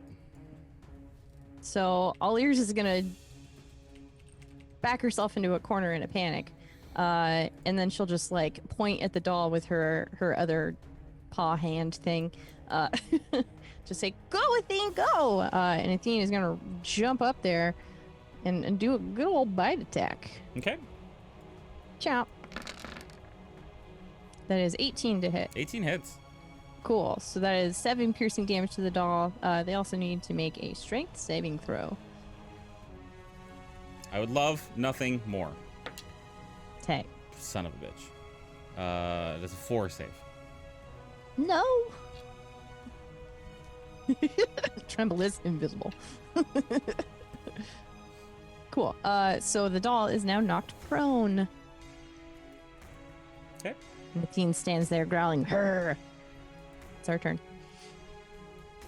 All right. That brings us to Ryan's turn. Ryan is going to stand up as Athene tackles this doll. She'll slide on her back and crouch up, turning around, and she's going to try and hit The doll with her mace. Right now. There's a 16 hit. 16 hits. Hell yeah. So it's gonna do 3 bludgeoning damage. Okay. I literally rolled the worst I could possibly roll. All right. Ryan is then I'm assuming I'm kind of cornered here. I mean, you could try to pass it if you want to. Yeah, she's going to where it's prone, she's just gonna try and get around it. Like to here. So she's closer to the door, so if she needs to leave, she can. Mm-hmm. And she's going to, for her, is it dark in here? It is. Bonus action, she's going to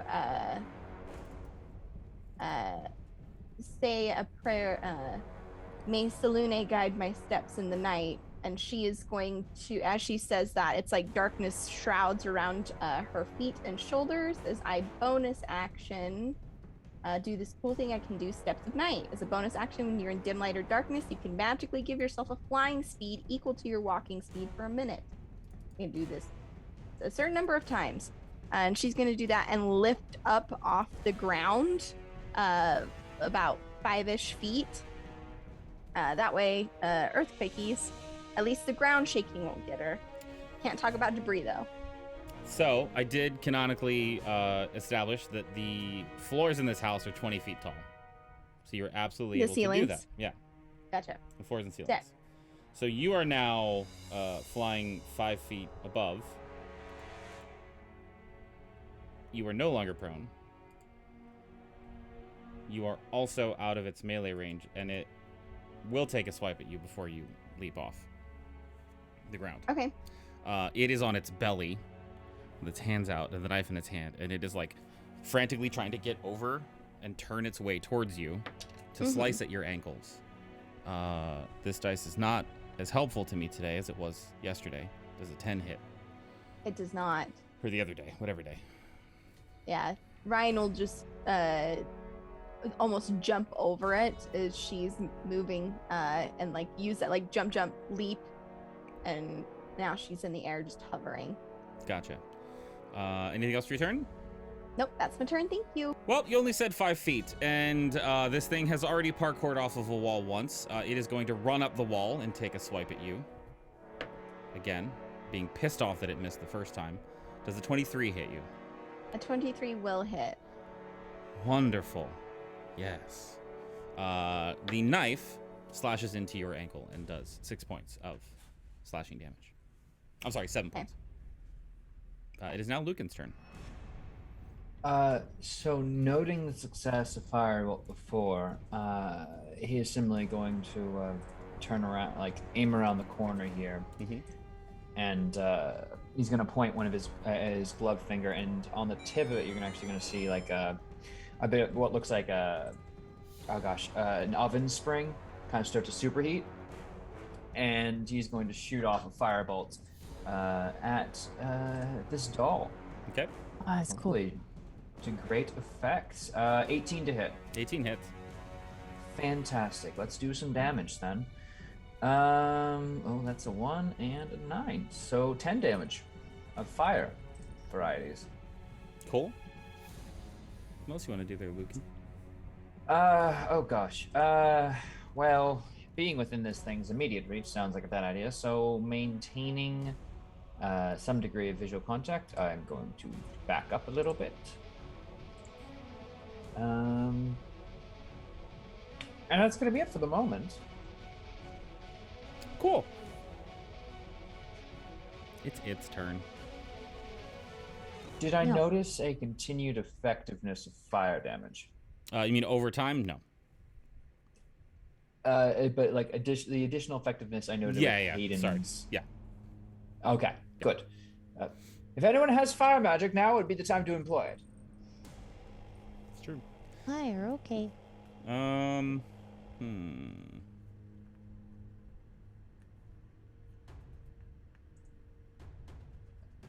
Yeah, so you, Ryan, watch as this little doll fucker flips the knife over in his hands. So instead of trying to slash with it, he's now trying to stab with it. And he comes and jumps up at you again to try to attack you. Does a 14 hit. It does not. The doll flies through the air, the knife stabbing into the wall, hanging there for just a couple seconds, and then puts its feet on the wall and pushes away. And as it does, with the shadows beneath you, you lose track of where it is. He is gone. He is no longer visible.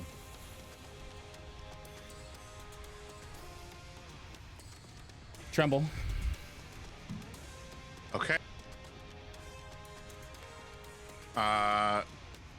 Lucan said fire, so Tremble from underneath the desk looks at the spot right next to Ryan here and says, "Marshmallow roast, desserts on the fire. Give this creepy bitch a Viking funeral. Put this creepy bitch on the Viking funeral pyre," and summons a bonfire right in this spot next to Ryan. Okay. Where it was. As Ryan's doing that, Ryan's gonna just, her eyes are a little bit more open than they've been. She's gonna try and put her shield, like, she has no fucking idea what this little dude's doing. Amazing. Put yourself on the put yourself on a hot pan. There you go. And if it's there, it needs to make a dex save. If it's not, then don't worry about it. Okay. I'm gonna... Nothing came out from under the desk. Do you want me to make a new stealth roll for hiding, or... If you feel like you are no longer hidden, you can make another roll. I cast a spell, so I guess I'll make another roll just for the sake of... 24. You feel pretty hidden. Grab the table and lift myself up to be flat against the underside of it like a spider. Like just like holding onto the far corner. I love it. You start to hear rumbling again, and you turn your head around and look at the ground. And it is not supposed to be. It is not supposed to be raining dust upwards. And you have enough time to react if you'd like to call out before the room itself erupts in a geyser of splinters of dried and rotted wood. Everybody in that room and Haydn, you are all within the radius of this geyser. No, actually, Haydn, you're not. Sweet. So Athene, Ryan, All Ears, and Tremble all need to make me dexterity saving throws as the floor just erupts in a geyser of wood. Thank you so much for the raid, Legends. Welcome over. They're fighting an evil doll. They don't know where it is right now. I got 19. 19, okay. You saved? 21. You saved? I don't know how you saved. I don't want to hear that. I rolled a natural 1 for a +9 equaling a 10, but I do also have a thing called Lucky Footwork, where if I fail a dex saving throw, I can add a d4. Will so that matter? It's a 10 plus a d4? Mm-hmm. It will just not matter. Fuck. All right, well. Not so lucky indeed. Yeah. Damn. So anybody besides All Ears roll lower than a 15? Nope, we're good. Cool. Well then, All Ears. Yeah. From this geyser of splinters, you take 14 points of piercing damage. Ow, ow, ow, ow, ow, ow. Everyone else takes 7. But it isn't just splinters. It's pieces of wood, chunks of plaster, pieces of the house just erupting. All ears, you take 11 points of bludgeoning damage, and everyone else takes 5.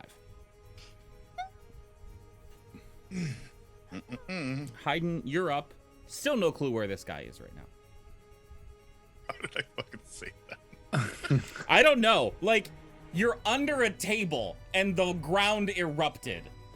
The Yeah, safest place in an earthquake is under a table.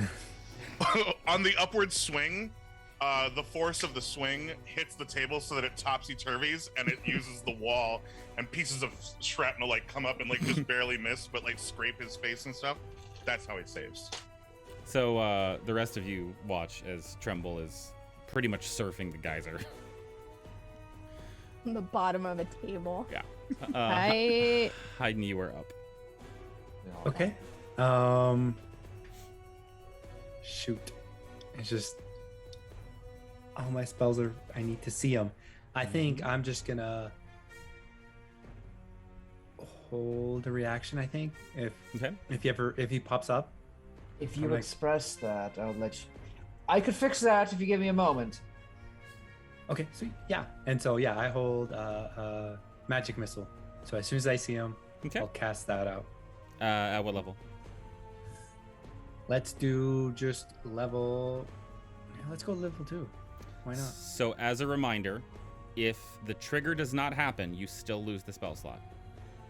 Okay. Okay. So you are holding magic missile for if you see him. It is now all ears' turn. Okay. Where? Damn it! Where's the doll? Is the doll gone? Can't find him. Can't see him anywhere. Awesome. Ryan's gonna call out, floating in the air as this room just explodes in debris. She's going to turn her head and shout to all ears, Ollie, run! Where do I run? Just out, like, as she gets ready for this room to explode again. Like, seeing that all ears kind of took the brunt of it, Ryan does not want her to get cowabunga'd again. Okay, great. I will run into this room with Franz. I'll look at Hayden. What are we doing in here? We're just trying to wait to see him, and then we'll shoot him. Great. Great. Yeah. So I'll just kind of scoot over here and wait. I'll hold.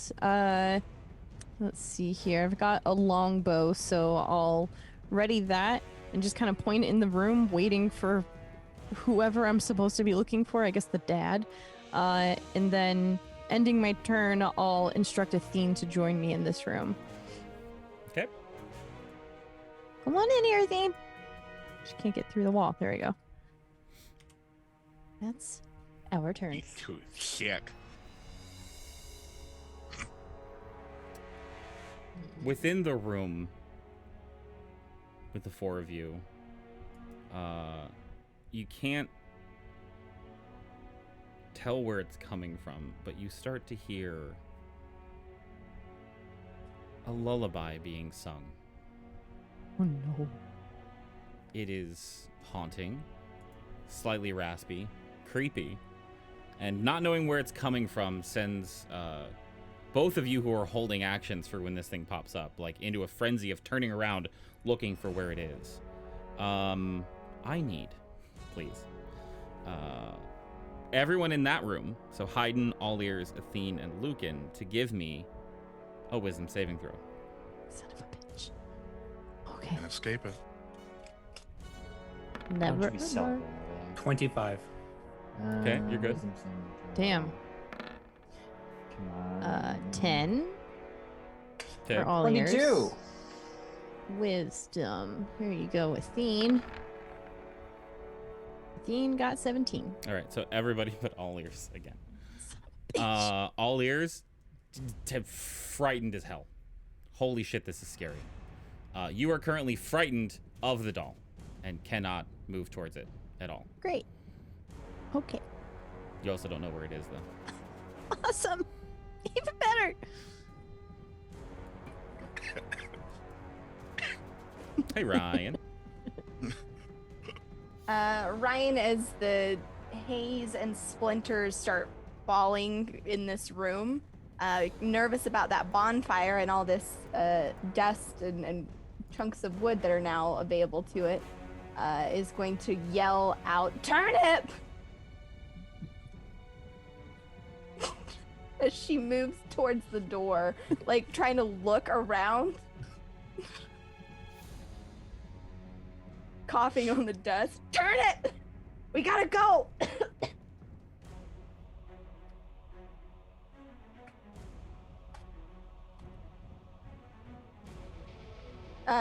She'll pop in, like, not hearing a response. She'll, like, look into the hall and see that all ears is kind of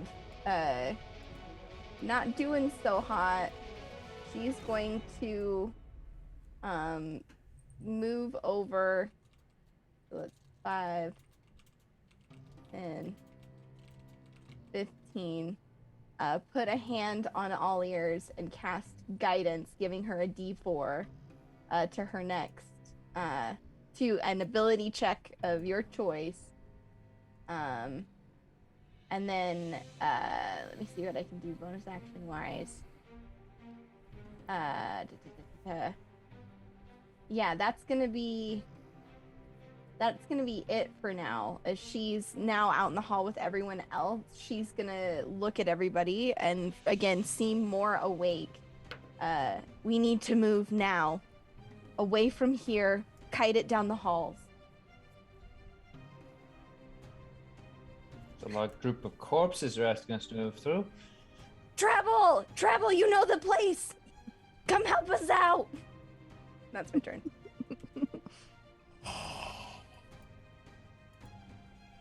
Well,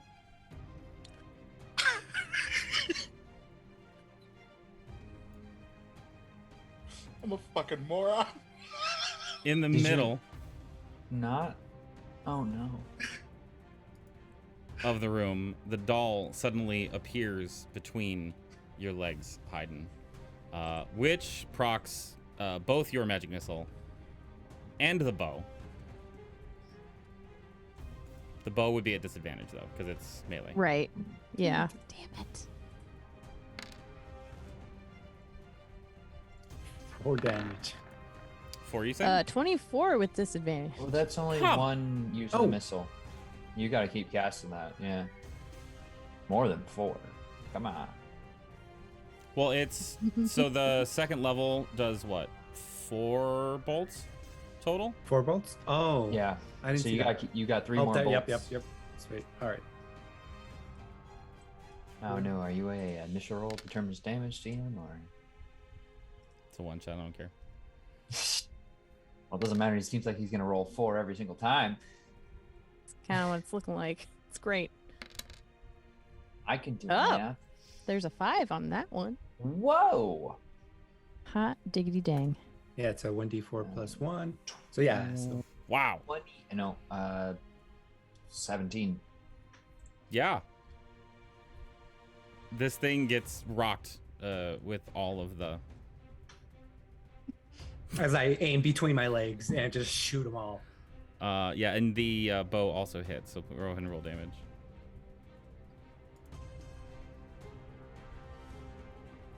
Okay, great. Dimash.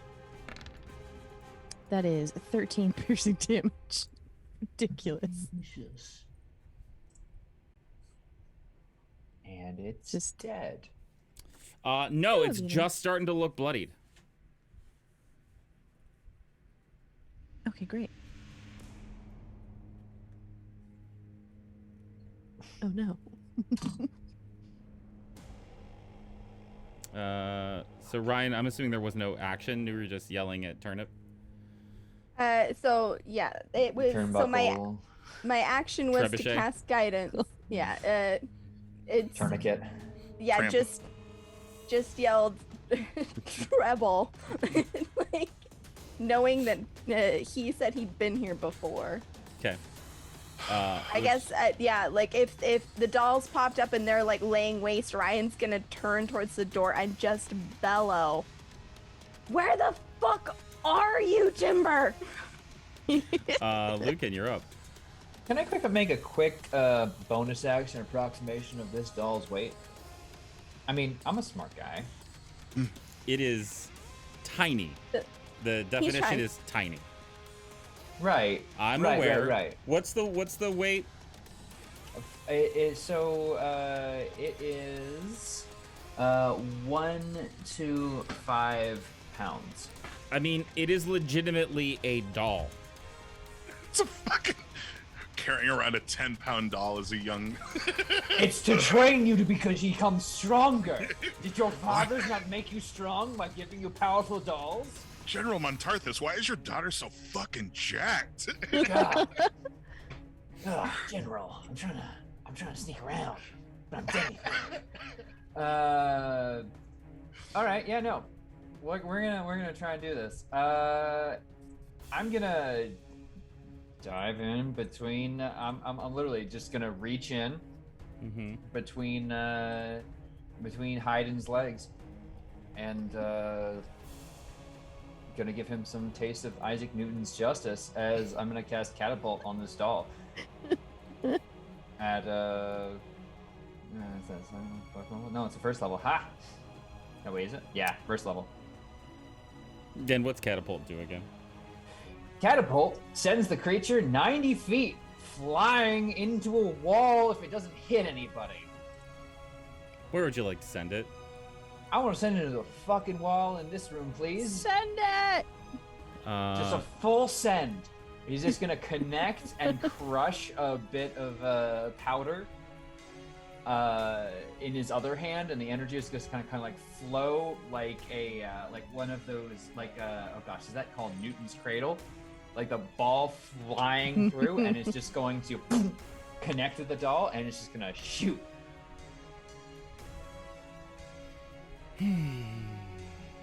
Oh, that's the DM sounds I like. That's how I started my role in TPK, casting Catapult and fucking up encounters. The object and what it It's very strikes good. each take 3d8 bludgeoning damage. Would you like to roll yes, damage? it does. I would love to roll damage. I yeet the doll. Ooh, there we go. That's an 8. That's 15 total. Okay. Somewhere Zombile's ghost is in the stand, just standing like, "Ah!" This kicks so much ass. Go! So fucking good. I'm assuming it knocks it prone too, doesn't it? That would knock I it mean, prone. it smashes into a wall. It should so- be prone. So I'm gonna leave the prone token on there. Perfect. Oh boy. I guess at that point, I look at Rhydon and say, "Are we moving or are we holding ground here? Because I have more where that came from." She's still screaming into this room. Treebeard! God. Mistress, minstrel, Tremble, get out here!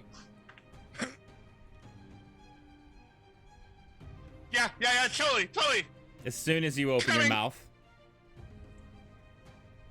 the doll appears and comes sprinting across the room at you.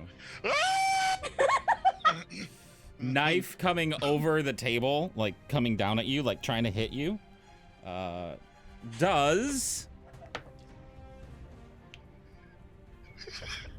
an 11 hit? It does not. How about with the claw with a 22? It just barely, like, grazes me. Yeah, it's totally fine.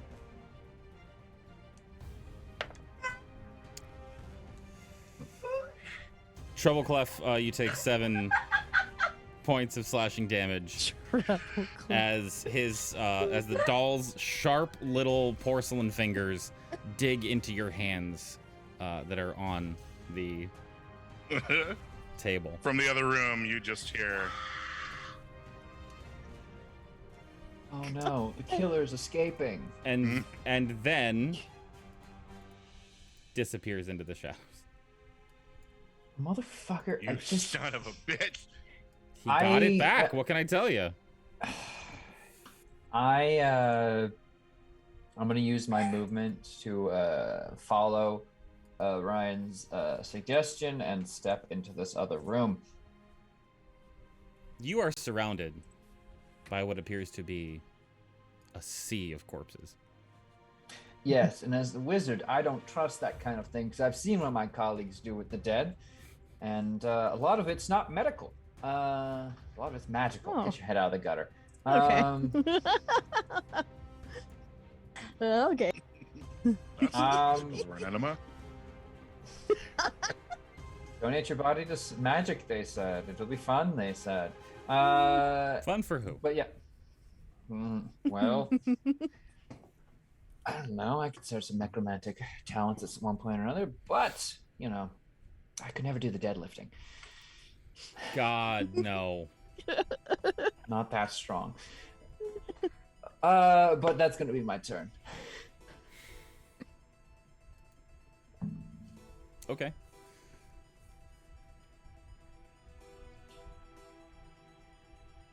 Oh, 5 more feet and you would have been fine. What? The No. Oh no. The ceiling seems to start like moving, like all of the little roots start like squirming, and it looks like a bowl of worms above you. Nasty. And as you're looking up, you barely have enough time to realize that the wood of the floor beneath you is reshaping itself around your feet. I need a strength saving throw, please. A strength saving throw? Yes. You know what I hate most about being a wizard? What? People assume you're not strong as fuck. That's a 19. Hmm. Shit. The ground reaches up and forms itself into a hand trying to grab your feet. It grips your skin, and you just yank your foot out of its grasp. There is now a giant hand on the ground right there as the doll cast Maximilian's Earthen Grasp. No. God damn it. I mean, if I'm allowed to take my bonus action right now, I'd love to fall into a bit of a stance, a bit of a kind of rhythmic do-si-do, popping from one foot to another. I mean, Choose your no, fighter. No? Okay, because it was actually its turn after yours. that's fair. Totally fair. But, Oh, wait. yeah. Yeah. Live. What am I looking for? Tremble. Yeah? Tremble's up. Uh-huh. I don't know where this bitch is, so I'm a bonus action disengage. Safe move. Yep. You're pretty good. I'm gonna run into the room. Mhm. Who the hell is this? Who's this pink one? Oh, I did. all right. I'm gonna run. You know what? We're gonna run in and past to about there. But as I'm passing, Ryan, who's been like screaming what I assume is my name at this point, after like the 4th or 5th rendition, I will grab the talisman from around my neck and undo it from my head. And as I run by, I'll just like jump up in the air and like hook it over her head, and then just keep moving through the hallway into the end here. And I would like to hold my action. Okay. If the doll shows up anywhere in this room, Can I I wanna wait? finger- Hang on. Where'd you run from? this room here. Yeah. I ran from the table. I mean, so right around, I'd say here, as you were leaving its area of melee You range disengaged. I disengaged. at the beginning. Oh yeah, at the beginning. It still tries, so you know that it's right here. Is what I'm getting at. Okay, It's right. cool. The Won't notice it till I'm in the back of the room. So as soon as I'm Is that right? 10, 20. Yeah. Okay. So there. As soon as I get there and turn around, I'll be like, ah! And then fire off 2 quick beams. 1. Please do. 16 16 hits. and a 16. Does not hit. I'm kidding. Okay. The first one. Ooh, that's good. That's good. That's 12.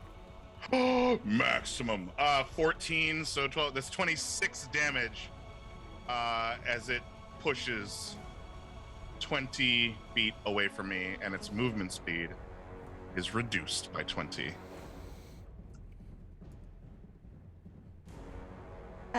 So No can I? problem. Is this thing forcibly removed from my area of my melee range? Yes. Can I take an opportunity attack on it? As It's a yeeted one away? shot. Why not? Let's do it. Fuck yes. I'll copy my morning star rolling over here. Hell yeah. I'll take it. That's a 19 to hit, baby. 19 hits. Ooh. That For goes 4 bludgeoning damage. Yeah, I'm just gonna do that. We're gonna save the big hits. 4 bludgeoning damage. As it's almost like, you know, in Super Smash when you get a home run with the bat, how there's like the crack and then they're like Mhm. screech. It's like I hit and then that Eldritch Blast takes it and yeets it.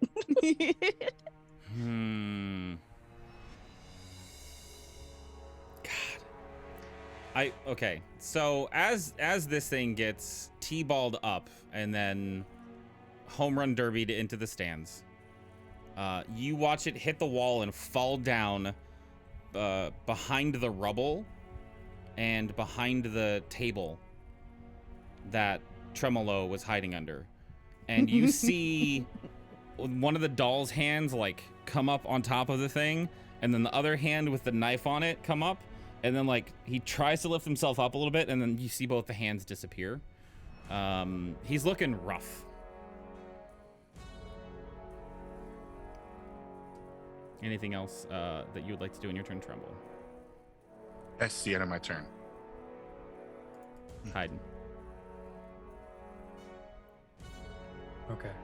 I am going to do a quick firebolt into Okay. that room. Firebolt is a ranged attack, correct? Yes. He is technically prone because we've established that the 20-foot yeetening. Ah, yes, the yeetening of 2020. So is that it'll be at advantage? disadvantage. Is that disadvantage? Yeah. Okay. That's fine. 12. 12 misses, but not by much. Okay. And then I think I take a... No, I think I'll hold there. And that is my turn. Okay.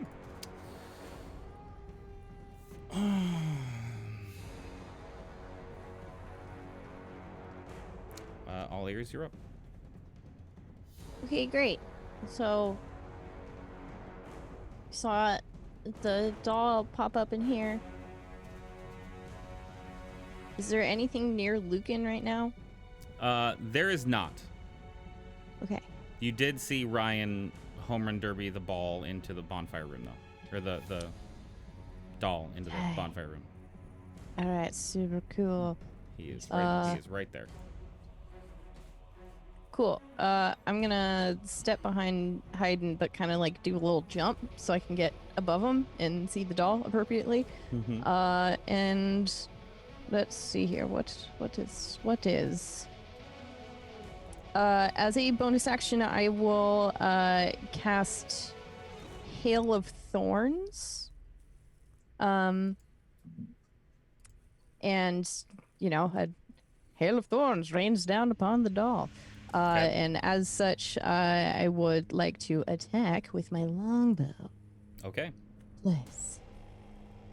Ah, yes. The hunter casts volley. Yes. God. Just Not- misses. Did you use your guidance? Oh no, I didn't. I guess it doesn't work for. Does it work for attacks or only ability checks? Ability I think checks. only ability. Fuck. Damn it. You will hear all ears curse to herself and kind of like twist her ears in front of her face as she muffles herself. she'll just look back at Athene.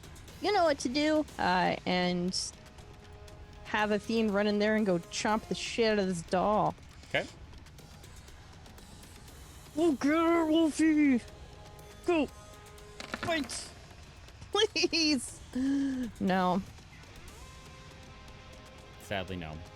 Damn. Big bummer. I guess the doll's like kind of hiding behind this desk a little bit too much. Yeah. Fuck. He's okay. Yeah, that's our turns. Ryan.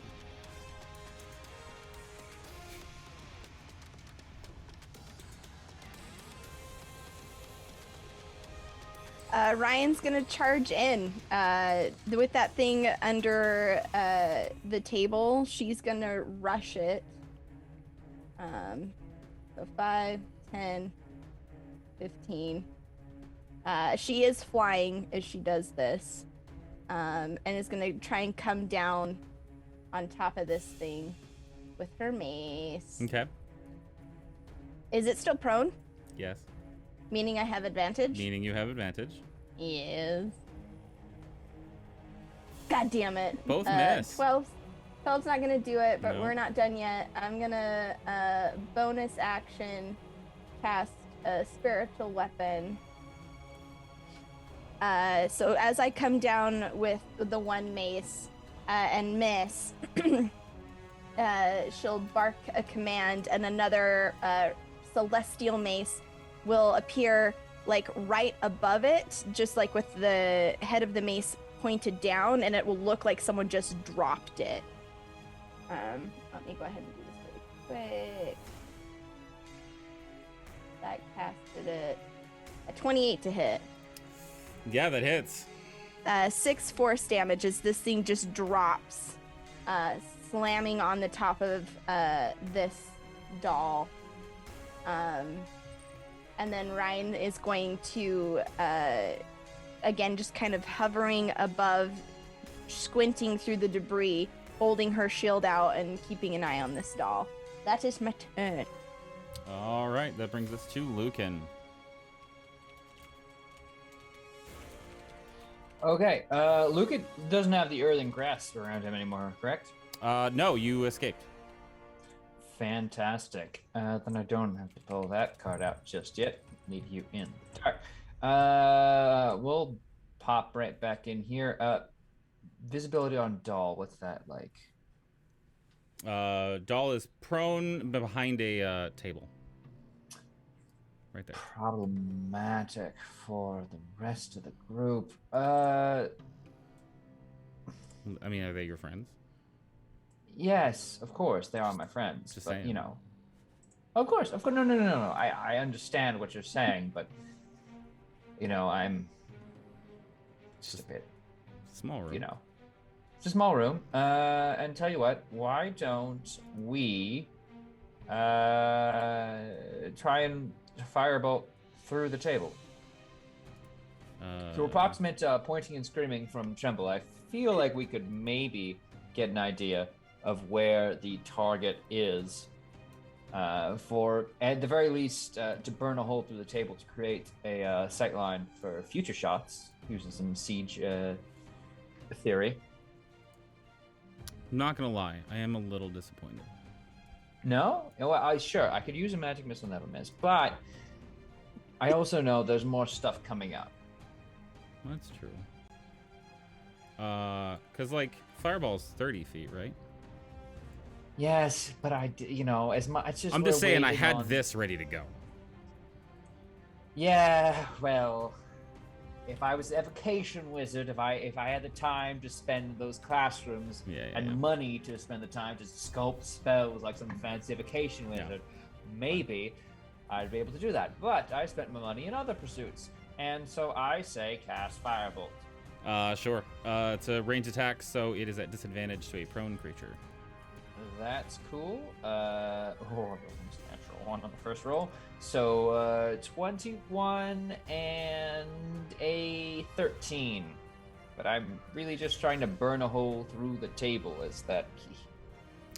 So with a 13, because it's a disadvantage, right? That's 13 was the Yes. actual one. Yeah. There's a hole in the table. Perfect. so I can see the doll. Yes. The upside down table. Yes. I've created a sight line for the rest of my comrades to do their business, and I am happy and content with this world. I am finished. Wonderful. My work is done. Its turn. Is the effect of your Warlock Eldritch Blast done on the end of your turn or on the end of its turn? It's at the end of my next turn, I believe. Hold on. Let me double check that for you because I just saw your DM. It's okay. Until the end of your next, so my next turn. Got it. Ryan, Yep. there is a very angry doll knife coming at you. Mm-hmm. Does 25 hit? Yes.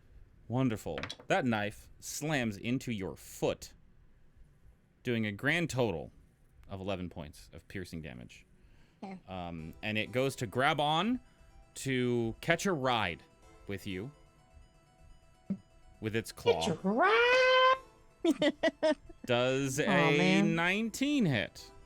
A 19 will hit. Wonderful. I just It wanna play is now Borderlands. holding onto your ankle 5 feet above the ground and flying You're my siren. because it can't move on its own. But now it is attached to you. Okay. Mm-hmm. How much did the second attack do? Sorry. I didn't. It was a grapple. Okay, gotcha. Whoa, calm down there, doll.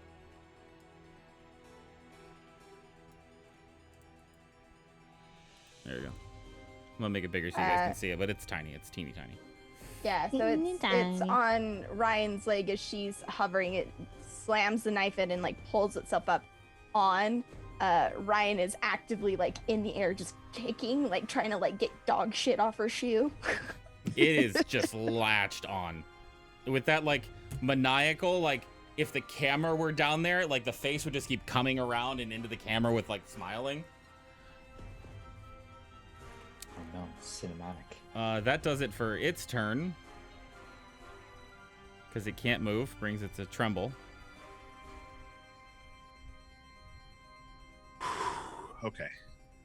I can see it this time, right? Mm-hmm. It's on my foot, but it's just waving in the air. So it's 1 foot off the ground.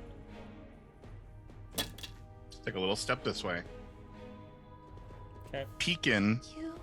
What is that by Ryan? That I can see it. I can't see its name. The thing above or the thing below? This thing. The red thing?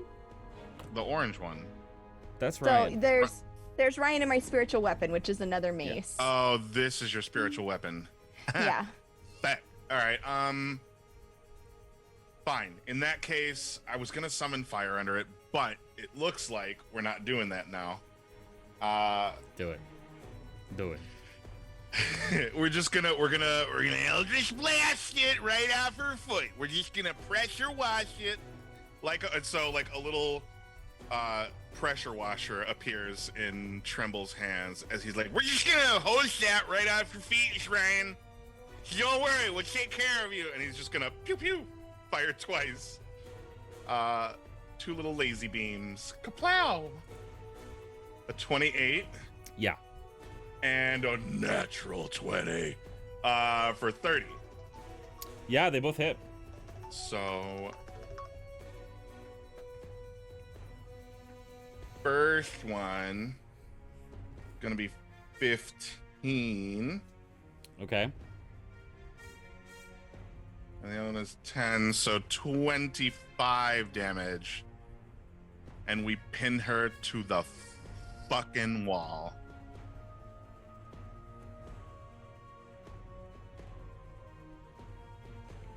I'd like to push her to the wall because it's 20 feet, but she can't really go through the wall. Is it cool if we just like embed her into the wood like a cartoon kind of? Well, I mean, the thing is, you killed it, so you can do whatever you want to with it. Okay, yeah. I would like it to make it a permanent installation in the wood of this home. What does it? What does it look like? How do you sign your work? So the pressure washer in my hands, just like a wacky, like pool noodle, just like, and like 2 of them just kind of collide with the doll. The doll gets water sprayed like it's standing in front of a fire hydrant, It just gets like sprayed into the wall, and when it's left behind the wall, the doll just kind of like falls down. And there's like a permanent like little imprint of this doll hand like in the wood. Yeah, I think that's what I want. That's what my mind grapes summon. You say anything? Amber. What do I say anything? Mm-hmm. Besides the pressure washer line. Go straight to hell and never come back, please. I don't want to be here again. And he sits down on the ground and just glad that's over. That was nuts. As you turn to your group to say, I'm glad that's over, that was nuts, they're gone. Oh, shit. That's where we're going to take our long break for the evening. Folks, hang tight. We'll be back shortly. 10, 15, 20 minutes if we start with the fart noises again. Who knows? We'll see you soon.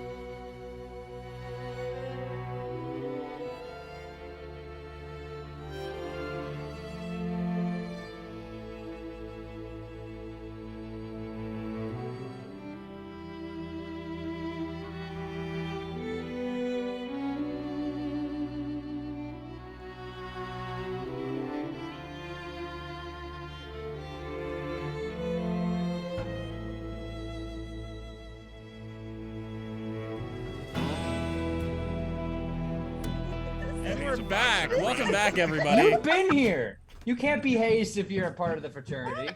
Everyone knows that. Out of context spoilers. What's up, everybody?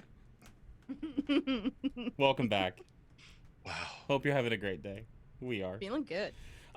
Tremble, you have just enough time to look around and see that everyone is gone. Wait. Wait. And it No!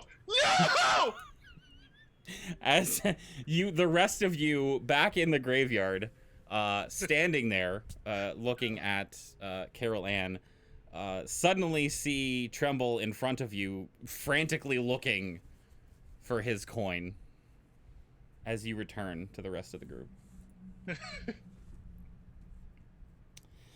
The mask that she has on is slightly different this time.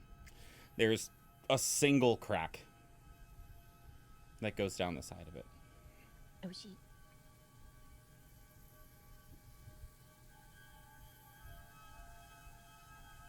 She looks. Did that work? Yes. Kind of. Sort of.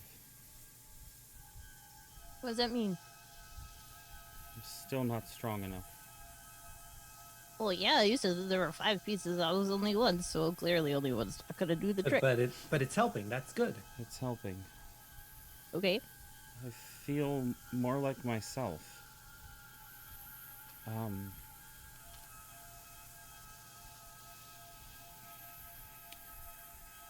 I don't know how many more I need before I'm strong enough, but I think it'll work. Can you point us towards the next strongest one? I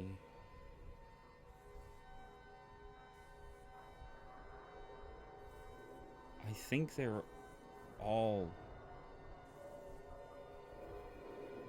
The same? pretty comparable, yeah. Okay.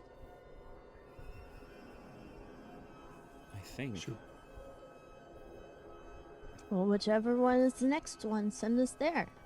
We'll We go did- there. Yeah, we did father, so I'm assuming mother would be maybe comparable. We can do that.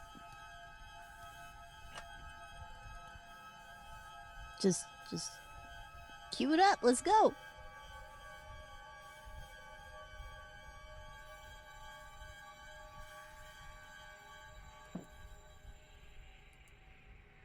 Am I still schwitzing? Are you still schwitzing? It's up to you. I mean, are they still there? Yeah, Or everybody's here now. are they still not there, I guess? No. You came through. Oh, okay. What was the purpose of that? Why? He picks up a rock, a loose stone on the ground, and like hurls it in Carolyn's direction. Passes right through her. However, it slows down as it passes through her. Gross. Sure, but we've freed a part of her soul. You understand, yes? I thought I was alone in the room. Had a Tremble. Yes. My dear friend. I have many call you, but so long as you're with us, you are never alone. Sure. Just temporarily delayed in your process of returning to us. There was like a second there where you weren't there, and It was but a momentarily brief break in our being together. No? yes. I will offer you a hand. Would you like to walk the next stone with me?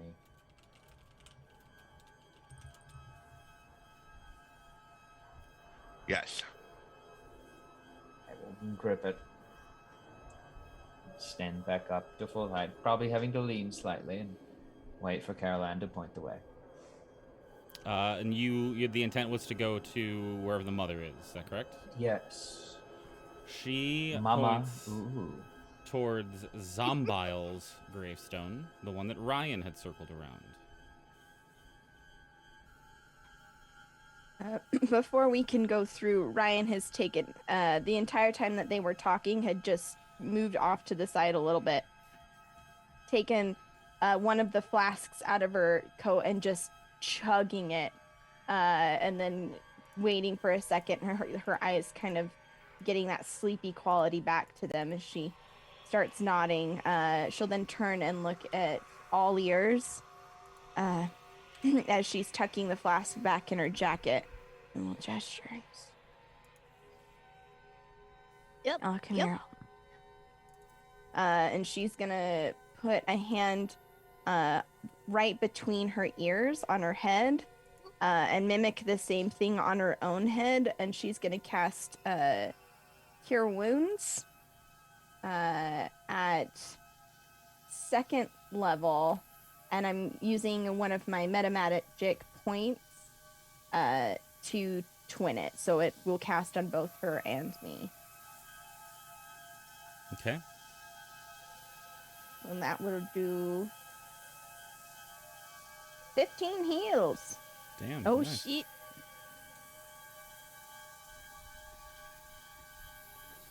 That's exactly what I needed. Wow. I feel reinvigorated. Right. It's good. All right. So, you walk the spiraling counterclockwise path around this gravestone. And as you disappear one by one, as you're used to now, you find yourselves in the reconstructed home on top of the sanctuary, on top of the hospital. Standing right where the vortex had sucked everything in at the end. In the center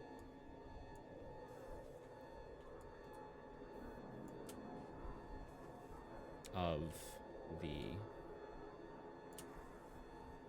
upper floor. What order would y'all be in? Only important note is that myself and Tremble are hand in hand, so it's 1 by 1 by 2 by 1. 1 by 1 by 2 by 1. Got it. 1 plus 1 plus 2 plus 1. No, but 1 2 plus plus 2 1 plus plus 1. 2 plus 1 plus 1 plus 2 plus 1. 4. So, a couple things. I told you I was blind. In this area, you are in a hallway. Oh.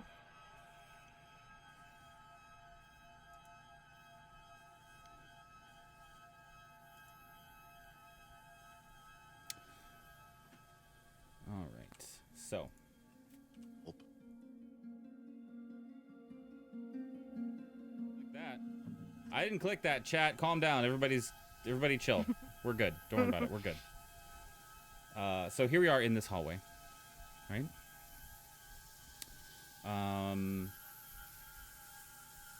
Lucan and Tremble are together, yeah? Right? I promised I would hold his hand through the endeavor. And you two We are in move front. at the same time. Perfect. Cool. Is everyone else just following? Like, where are you guys going? What are you guys doing? What do I hear? Do I hear movement, or like there's a being somewhere nearby? You hear dripping.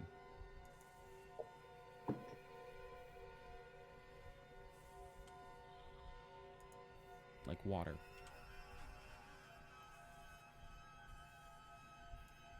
Before we get too much further, Ryan's going to. She's looking down the hall, listening to the drip, and it's almost like it reminds her, and she reaches down and sorts through her necklaces and gets a little confused by them, and she's going to go over to Tremble and crouch down and hold out the necklaces around her neck and go, which one is yours? I don't remember. I'm too tired. You like, with a tiny little green baby hand, clicks his long fingernail on like the big flat gear-edged coin that's dangling from her neck. Like, it's this one, but it's okay. I thought you left without it. Just don't leave without it, and it'll be fine. She'll like pat it and like tuck it back under her scarf and stand up with her pack. It's dripping in water that way. The water Something. drippage that you hear is coming from this direction. Is there a door here? There is a door right there. Tremble, are you going to open it? Is that a joke? I can hold it for you if you want. He'll stand right here, and like his ears will do the whole thing. The radar dishes. Yeah, Mhm. Wow. and he'll The blue- take the a blue very from the deep sleep. like, and he'll clench his eyes and like put his hand out, and like the Eldritch Blast this time will take the image of like his fist coming out as if it were knocking on the door. But as it makes contact with the door, it'll blow it off the hinges. Yeah, we're not going to roll damage or anything for that. The door's just gone. You said that But your my eyes were door. closed, which means that Lucan, you were the one that sees this. It looks like an old washroom, like an old bathroom. There is a tub in the other corner with a naked body inside of it.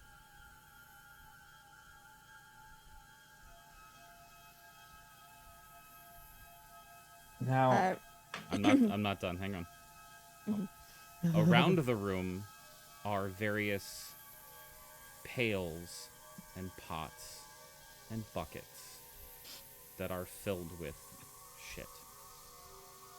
Yes. The stench of this room is prolific.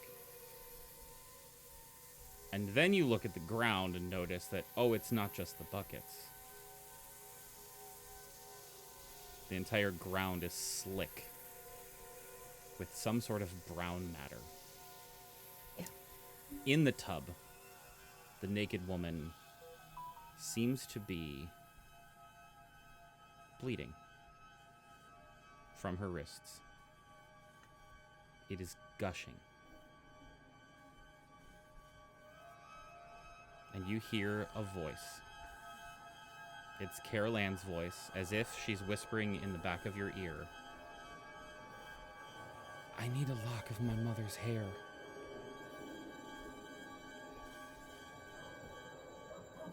And as her voice speaks, the body looks towards you and No. reaches out with her blood-soaked arms towards you, as if asking for a hug.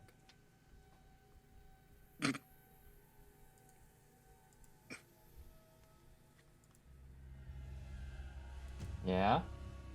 No thanks, no thanks, no thanks, No. no thanks, no thanks. Stop. No thanks. Stop. Oh, As you no. As you get to here, you watch Tremble vanish. But for why? And start walking towards you guys from another direction. Oh, yeah. Ryan is gonna lazily turn to Hayden and go, wait, hiding. Remind me who's here? We came to find somebody. Yeah, we're here to find the mother.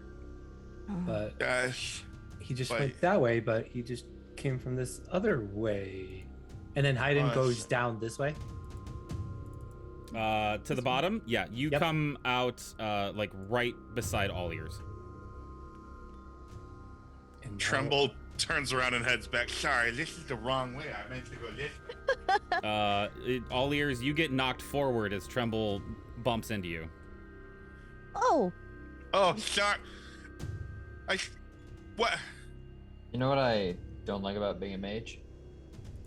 People assume you can't step into shit. I take a solid foot forward into the brown stained room. oh, buddy. Oh, no. You Careful. are convinced that walking in this room will be quite challenging with how slick and mucusy everything is. This is I'm hard taking terrain. a singular step, and also from my someone call it a utility belt of material components, I am taking 2 plugs and putting them up my nose. I'm taking a Yes. single step. I can help if you want. Hello? Yes. Oh, sorry. The nose plugs might be here. I'll throw It's it back. fine. So as Lucan turns around to hand you nose plugs, all ears, you're shorter, right? 2.5 feet tall. Right. So you can kind of see a little bit like underneath Lucan and like maybe to the side a little bit. You see that this woman that was lying in the tub that was reaching out for a hug is still reaching out for a hug, and her arms are just fully extending across the room. And Good, thanks. she was holding her attack for when someone walked into the room. Aw, buddy. So, Gross. Lucan, Hi. Yes. I'm used to taking the first attack here. You're gonna slip and fall in shit, bud. nat 20. Oh, Oh no. oh, oh shit. Again, as always, if you would like, I will take a picture of it. It's up to you. No. For a total of I always- 27. What kind of damage, may I ask? This is, well, a couple things are about to happen. Just a couple. First of all, the arm, as it gets closer to you, suddenly speeds up and grasps onto your shoulders. And you feel this razor sharp claw sink into your skin. It is a total of 18 points of piercing damage from the harpoon arm. You are now grappled as its claws are firmly inside you. That's so gross. It begins to pull you across the floor, dragging you across the shit-stained wood. I need you to make a wisdom saving throw as you are being drugged towards the bath where this thing is. Well, that's a 2 for a total of 8. For 8, Yes. It's big no. you get drugged 30 feet across the room Ooh, good. for 15 points of psychic damage as this thing pulls you on top of it into a loving embrace. Can you taste the trauma? That's not a damage type I can absorb. And I need everyone to roll initiative. Oh my god. Do not click your tokens. I won't. Is it kind Roll of to vomit. Oh, comrade, I won't. You sounded like Eeyore. I can all say it. Okay. I need my friend. No sense clicking on tokens. Hey, It's gonna get clicked anyway. Alexa, hang up. I hate to do this. I'm a full-time caregiver. For those of you who don't know, I have to step away for a second. There's something going on upstairs. Hey, chat. Would you like to talk to the cast? Oh, hey, it's Noir's in chat. Oh my gosh. Noir! We'll be taking questions from the audience in order by age. Please assort yourselves in a single file line and line up at the microphone by age. Youngest first. Am I? They have the Am I smallest, but once from again the baby? from the audience. Turk, you're answering questions. You are on the cast. I'm the baby. You can still ask questions. Maybe. The scale from 1 to Would you like to dear get in line, God. Turk? Did you have a question for the caster? How are y'all feeling?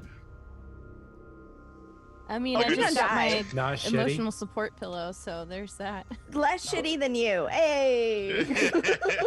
So we have a question from Noir. How fucked are y'all? Here's the question. Majorly. This is the Very. answer. This is exactly what I wanted, Noir.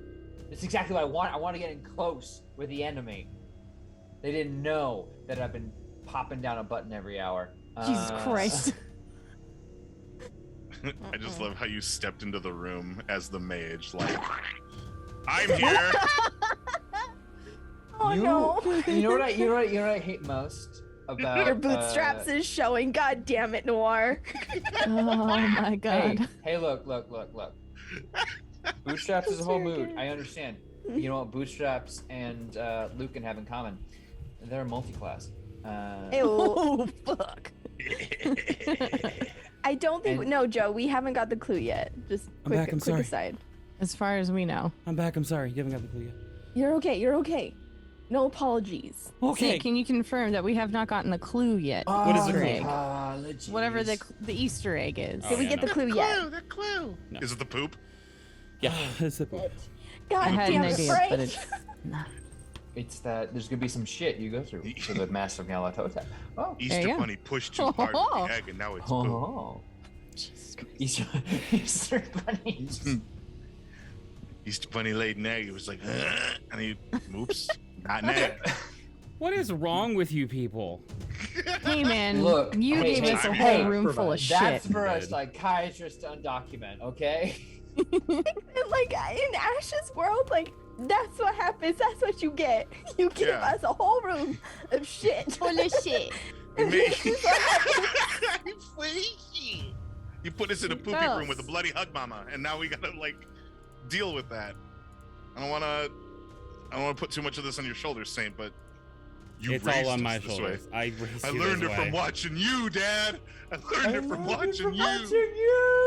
Lucan, what's your initiative? Oh Jesus My Christ! initiative is damn it. 10. Uh, A solid, respectable 10. all ears. Because I like to see everyone else do things first. Jesus Christ. This bitch got arms for days. Fucking Damn. 60 feet. Shit. She gave a hell of a reach around, I'll tell you what. You really fucking did. Oh no, I had a joke, but it's bad, so I'm not gonna say it. What? We're After still this, you watching should it say it. You happening? should just say it. Save us. Oh no, I'll type it in Discord. I'm too embarrassed. All ears, what's your initiative? 17. Oh shit, I got. Fantastic. Oh, should I roll for the wolf? For best boy, you absolutely should roll for the wolf. Best girl. Oh, girl. Sorry. I don't know why I did that. Yeah. It's okay. Doop. Ba-doop. Tight. Theme got an 11. Cool. Ryan? Dose. What? Dose? 2. Shit. ESPN the Ocho. Hayden? Knee. 5. Oh, yeah. This is going to be great. Tremble? 14. Mm-hmm. All right. Excuse me, mi amor, estás covered in caca. All right. So, Fucking great. your friend Lucan has just been long distance hugged as this Kaka Chica reached out and touched someone. Smokers got me. I mean, yeah. All ears, you're up. Fuck. Okay. Up. Gross.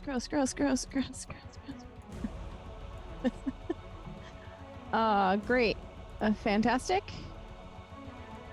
Awesome. I would like to, as a bonus action, cast magical weapon on my longbow, Okay. which is going to make it a +1 bonus to attack rolls and damage rolls.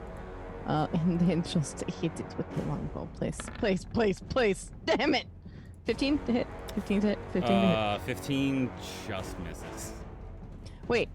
With that spell, it adds a 1 to the attack roll. So does that make it a 16? Yes. Did it already add it, or did it not? No, I have to like manually add it. Then yes, it hit. Just hit. Sweet Jesus. Meets Okay, it, great. beats it. Okay, great. Well, so that is technically 10 piercing damage with the magical weapon. I am now concentrating, as this is a 1 hour thing. When is the concentration? I'll figure it out. I think that's all I'm gonna do, other than step back to allow anyone else to get in there. I like how you named Beanstalk and Best Girl.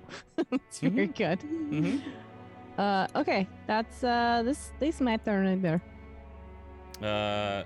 Tremble. How many total damage again? 10? All ears, 10 damage? Yeah? Yes, sorry. Yeah. Tremble, you're up. Okay. Tremble is going to come to here. Okay. No, I lied. Maybe he come to here. Okay. He's gonna walk up behind Best Girl and like just move her tail out of the way. And from behind the cover of that, he's just gonna aim for the grabby woman's fingies. So, and try to. Oh, being my in the silent tub fingers. and on the other side of Lucan, she does have cover. Dip. Take the shot. Take a shot! Is the tub full? You can go up and look if you want. T-bone. I Take the can't shot. see from here. All right, fine. You know what? You're a marshmallow, mommy, meow. And it comes a bonfire under her feet. So just to confirm, you are putting a bonfire under the tub to make whatever it is nice and toasty warm. Boiler like a lobster. Do it. Good soup. Yeah, let's boil Soup. Get the fuck out of here, Ash. Good soup. Oh my god. Let's make some. Let's make some bile soup. Ah! Oh my god. All right. Well, there's now a bonfire in this room Right underneath her. underneath the tub. Mierda borscht. Jesus Christ. Yes, the good borscht. Oh, yes. Oh, hey. Oh my shit. lord. Is there anything else you'd like to do? Broccoli, hey. Sucre bliet. I'm gonna step over here Ah, suke and bliet. have a bonus action hide. Bob. It's the greatest day. Please roll stealth for your hide. 14. Got it. 14. It is Best Girl's turn. Best Girl. Hell yeah. Sick on the thing. Just gonna have her over there, do the bitey bite. Please Chomp. remember, Yes. it is difficult terrain. Okay, great. So that means that her speed is 40. She'll so get there. She'll just get she'll to get like there. the foot of the thing. Tight. That's great. Fantastic. She's gonna chomp this lady. Jump, jump, jump, jump, jump, jump, jump. That is a 19 to hit. 19 hits. Great. That is 9 piercing damage, and she also needs to make a strength saving throw. Okay. She rolled a 22. Son of a bitch. Okay. Yeah, she just takes the damage. The thing stands there growling. That's her turn. What kind of damage? Guessing. Does that Nine- make a difference? 10 damage, yeah. 9. The bonus is she's- only to yeah, my yeah, yeah, yeah. weapon. I mean, it seems to be effective, yeah. Doesn't seem to be extra effective or less than extra effective or less than normal effective or any of those other metrics. Are you sure? Are you sure? You're gonna stare down from the baby. Okay. Close back Baby, down. don't blink. I have a question. Mm-hmm. Is caca flammable? Caca is not flammable. Caca's not flammable? No. If it's Bullshit, dry. it's very fun. This Right? room is not Bat- full of methane gas? Bat caca is flammable. Bat caca is flammable. Okay. Interesting. Oh, only our conjuration wizard. Okay. Okay. That is all. That's all I wanted to know. All right. It's Mama's turn. Mm-mm. What a shitty situation we've contrived. So, couple things. As she pulls you into this embrace, Lucan, you see her like kind of moan and sigh a little bit in ecstasy, and as you are pulled towards the bathtub, you are close enough to now see that inside is just a slurry of her blood and liquid shit. Yes. Not the response I expected from you, but okay. And Empirical, she yes. looks over and sees that there's a doggo and Oh, just no. seems so happy and content to be with company again. The sight of all of this is really fucking unsettling. I need wisdom saving throws from both of you. All right, I think you're going to do it. It's going to be okay. 22. 8. Fuck. 8? Yeah. Okay. So you're fine, Ryan. You've come to terms with your fate. The fate of the feces around you. However, all ears, your companion, not okay. Not even remotely okay. Okay. You feel like you've seen all ears like cower before, and you watch as your companion starts to cower a little bit and seems like sad, and she gets happier No. and takes 14 points of psychic damage. Ow. That's not great.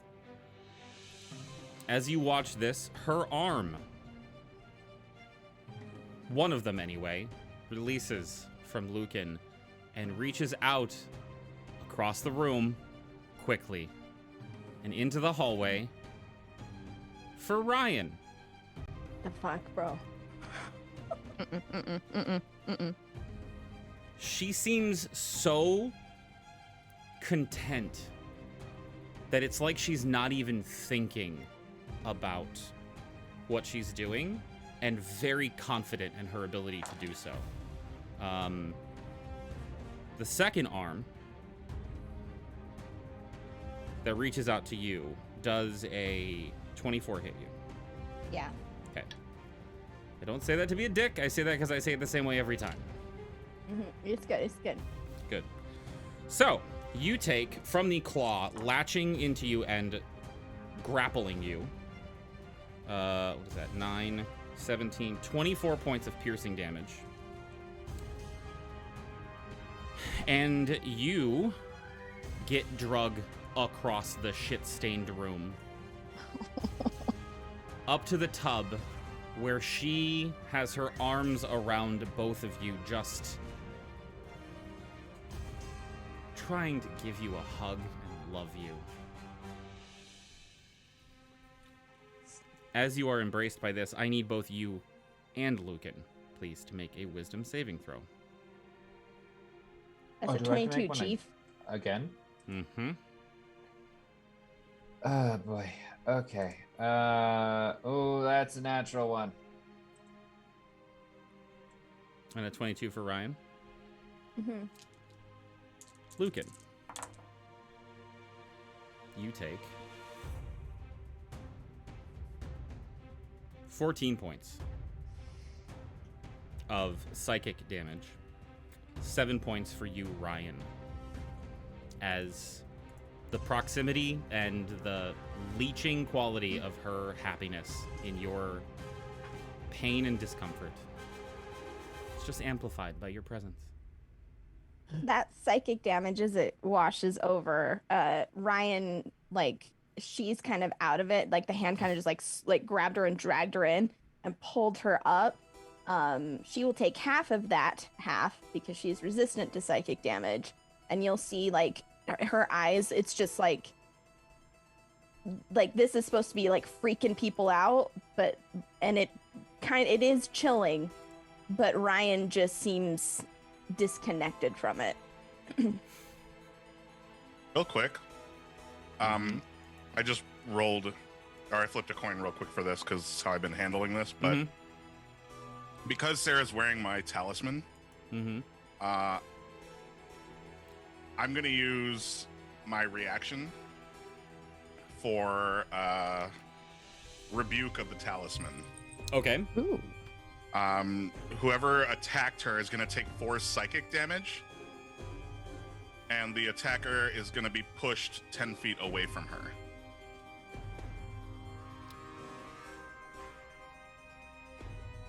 Okay. How much psychic damage? 4. She frowns. You see her frown, Ryan and Lucan. And she recoils away from you, but doesn't let go. And as she does, the slurry just sloshes up and splashes on the wall behind. She is now out of the tub, sitting on it in the corner of the wall away from you, as far as she can get away from you in that direction. And you see her naked body covered in bloody shit. Yeah. Oh, and as the talisman glows blue, Sarah will hear, "Go ahead, say my name, make my millennium." Ryan will turn and look at Lucan as all of this is happening, the exchange, and she hears the voice. She'll turn. Am I asleep?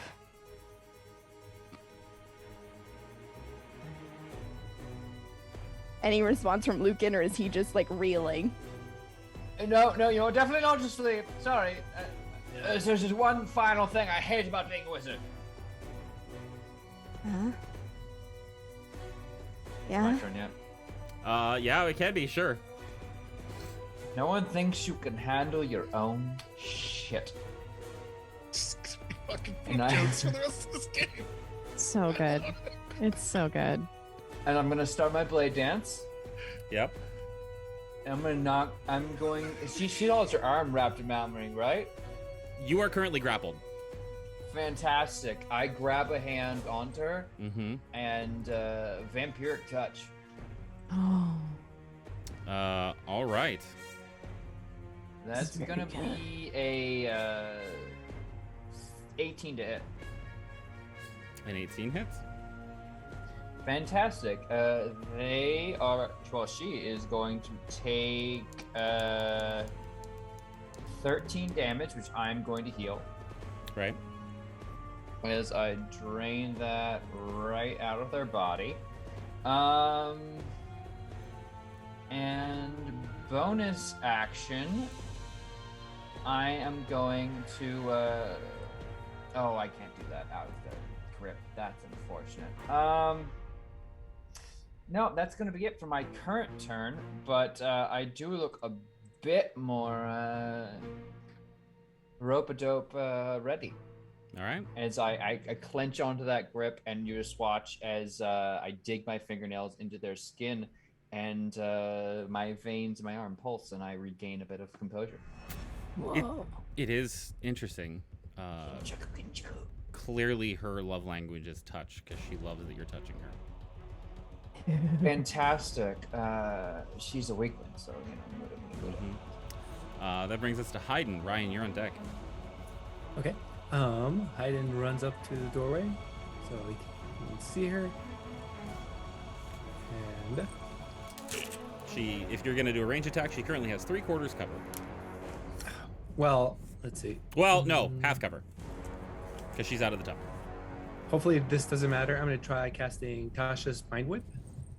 You psychically lash out at one creature you can see within range. You can see her. She is within your range. The target must make an intelligence saving throw. DC is 16. Yeah, that's not the stat, my dude. That's not the stat for me. Okay. Fail. Is that right?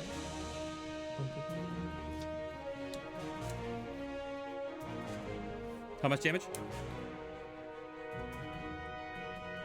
Oof. 5 with 3d6. Okay. That's a tough break. Yeah, so she does that damage, but on the next turn, it must choose whether it gets a move, an action, or a bonus action. It only gets one of the 3. Okay. And I think I do not step in there. So I think I kind of back away Okay. to allow other people to look in. Ryan, you are up. All ears. You will be on deck. Thank you.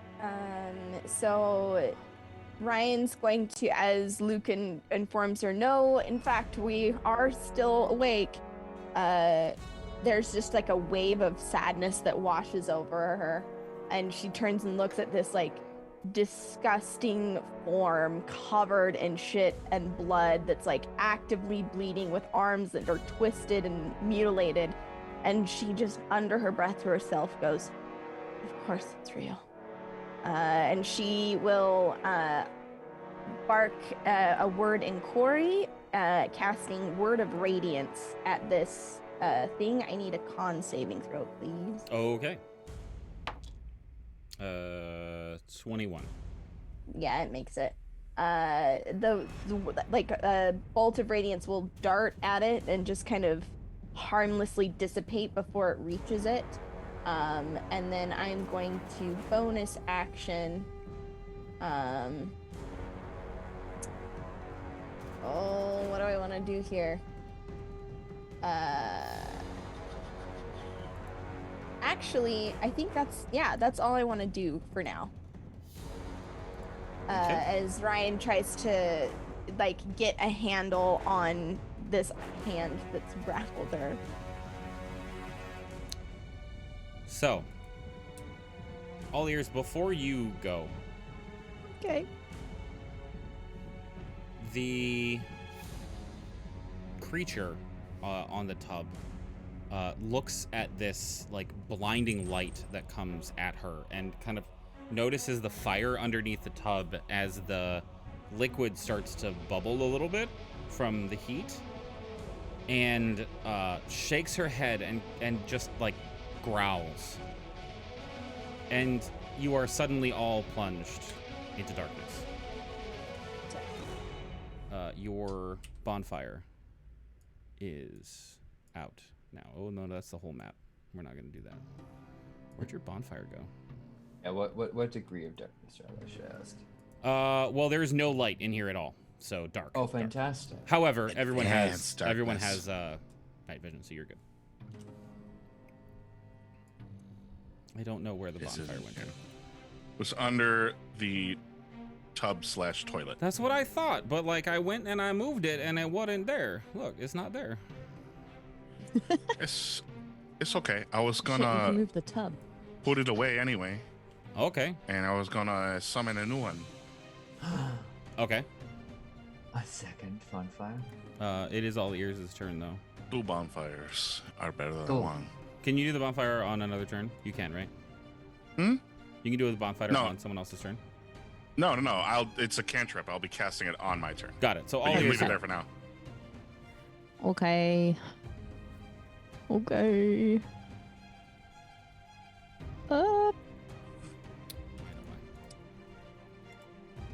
I would like to, as a bonus action.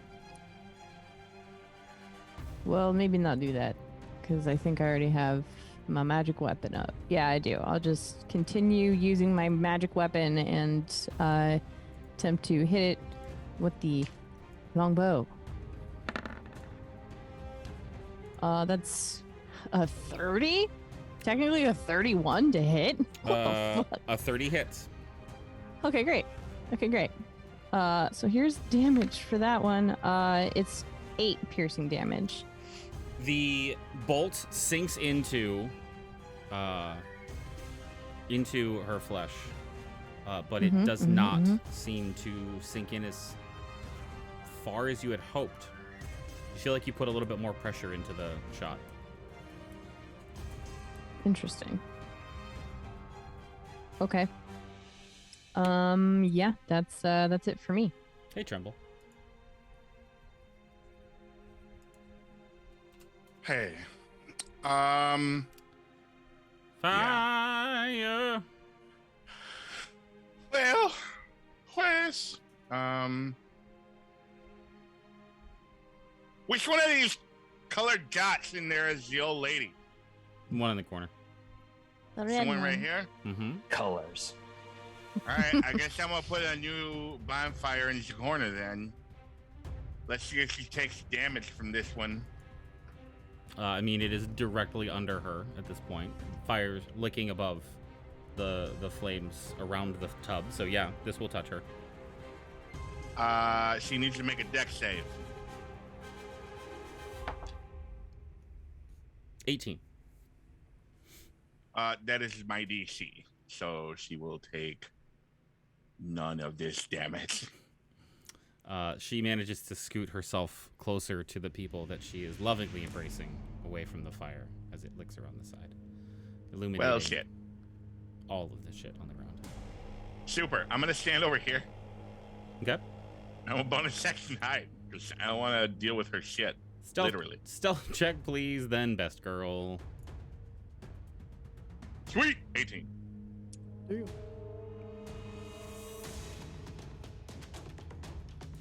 What would best girl like to do? Oh, you know, go for the chompy chomps.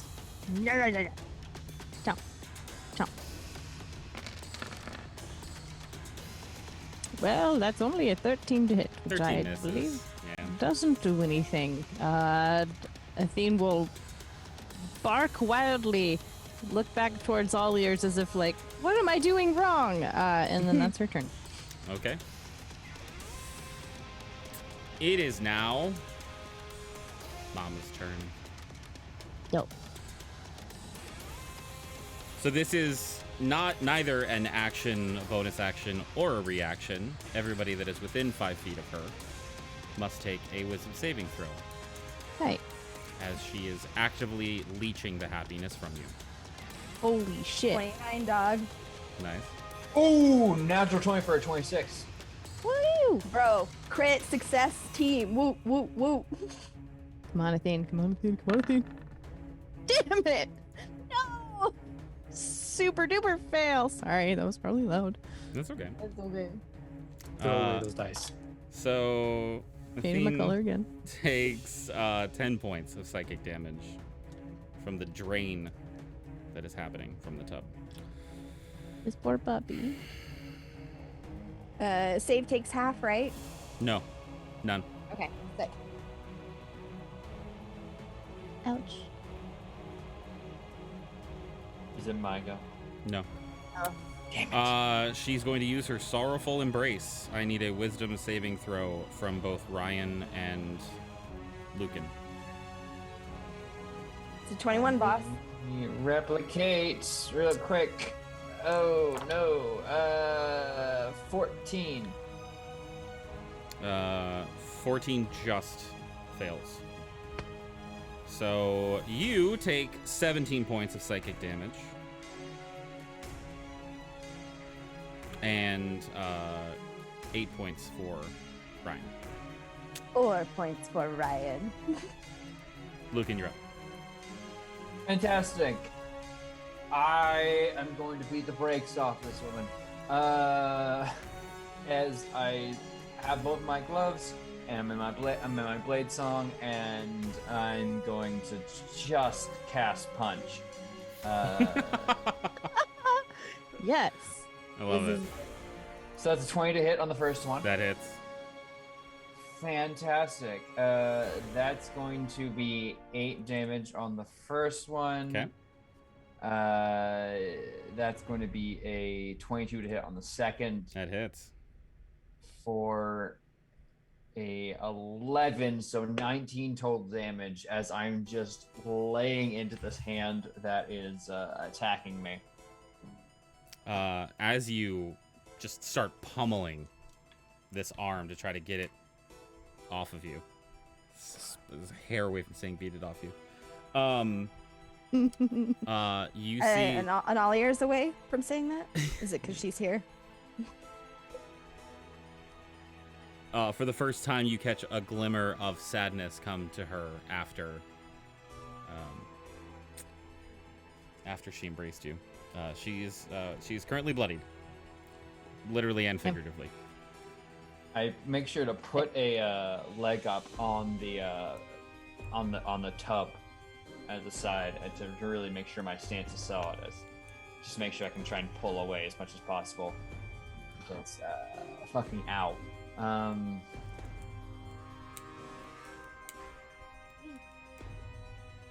believe that's all I can do.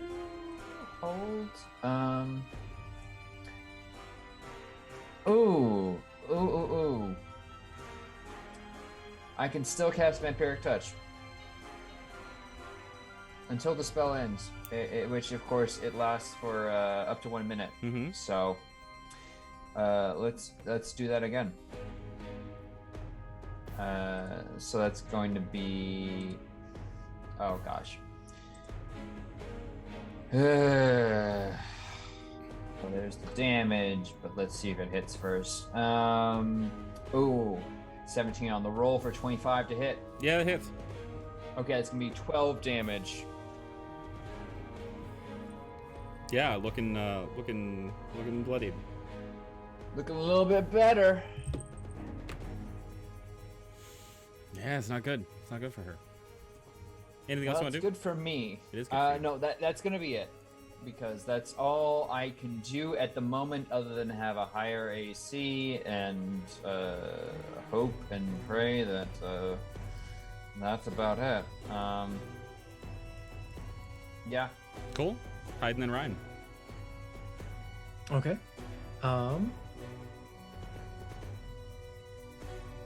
Take a peek again. And I think I'm just gonna cast a magic missile. Okay. At first level.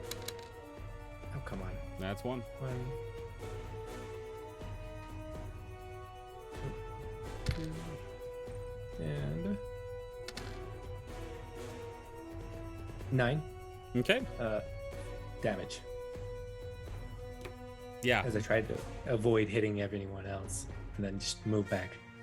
Yeah, the missiles like snake their way around all 3 of the people that are within close proximity and just find their purchase, almost sending her backwards over the side of the tub. Cool. And that is my turn. Ryan, you're up. All ears, you're next. So she's bloodied, right? Mm-hmm. Ryan is going to look at the ceiling, like as she's kind of being jerked around, like by this arm. She's gonna look at the ceiling right above this creature and say, "Let all on whom my light falls be welcome if they desire to be so." And I need a con save, please. I would love I'm that. gonna do some dope shit. Ooh. 22. You will save, sir. However, you will take 9 radiant damage as Moonbeam just descends in like a spotlight directly on top of this creature and is maintained. Let's see. Is this creature a shape changer? I guess I should ask. It is not. Okay. Awesome. And it's just there now. And if she Yep, we're good. If she starts her turn there, shit's gonna happen, and Ryan will kind of do the same thing that Lycan here's been doing. She's going to, kind of pull back a little bit on the arm, but plant her feet in an attempt to keep this thing in the corner. Okay. Is there a persisting effect in the area again? Can you remind me? Yeah, so it exists there, and if she starts her turn within that 5-foot little beam, let's see. When a creature enters the spell's area for the first time on a turn or starts a turn there, it is engulfed in ghostly flames, and it has to make another con saving throw, taking half damage if it succeeds. Got it. Is that it for your turn? Let me check. I'm pretty positive, but yep, that's everything. As Ryan's now just trying to tank this thing, shield up with the moon emblem on it, trying to keep this thing in the corner with this moonbeam just cutting through it. Does your spell emit light? I don't think it does. She grunts again, and the bonfire blows out, plunging the room back into darkness. Oh wait, time out. A silvery beam of pale light shines down on a 5-foot radius. That to me reads like dim light. How do you feel about that? Okay. That's fine with me. So the room is in dim light. All ears. Tremble, you're on deck. We're good. Okay. Great. Yep, just same old song and dance of real fast. Yee. Actually, yeah, no, real fast. Can I get an intelligence check, straight intelligence check from everyone? Okay. 12. Okay. 11. Okay. 13. Okay. Our smart boy stepped away for a hot second. Okay, that's it. He's All back. ears. He's back. Yes, Hey, returned. can you do an intelligence check for me, please? 1? No, he's thumbs upping. Oh, I can't tell. Doing the dang thing. Are we doing this 12. game now? 12? 22. 22. I'm Never mind. gonna need you to check your DMs in a second then. All ears, you're up. Yep, just doing the old longbow. Actually, no. Wait, 1 second. Wait. Damn, why do rangers have pretty much all concentration spells? That sucks. Yeah, I mean, bro. it's cool, but damn it. You know what? I'm gonna do. Sorry, I should have read this beforehand. It's okay. Thought I was just gonna do the same dang thing. Shoot, as long as it makes some continuous path. Okay.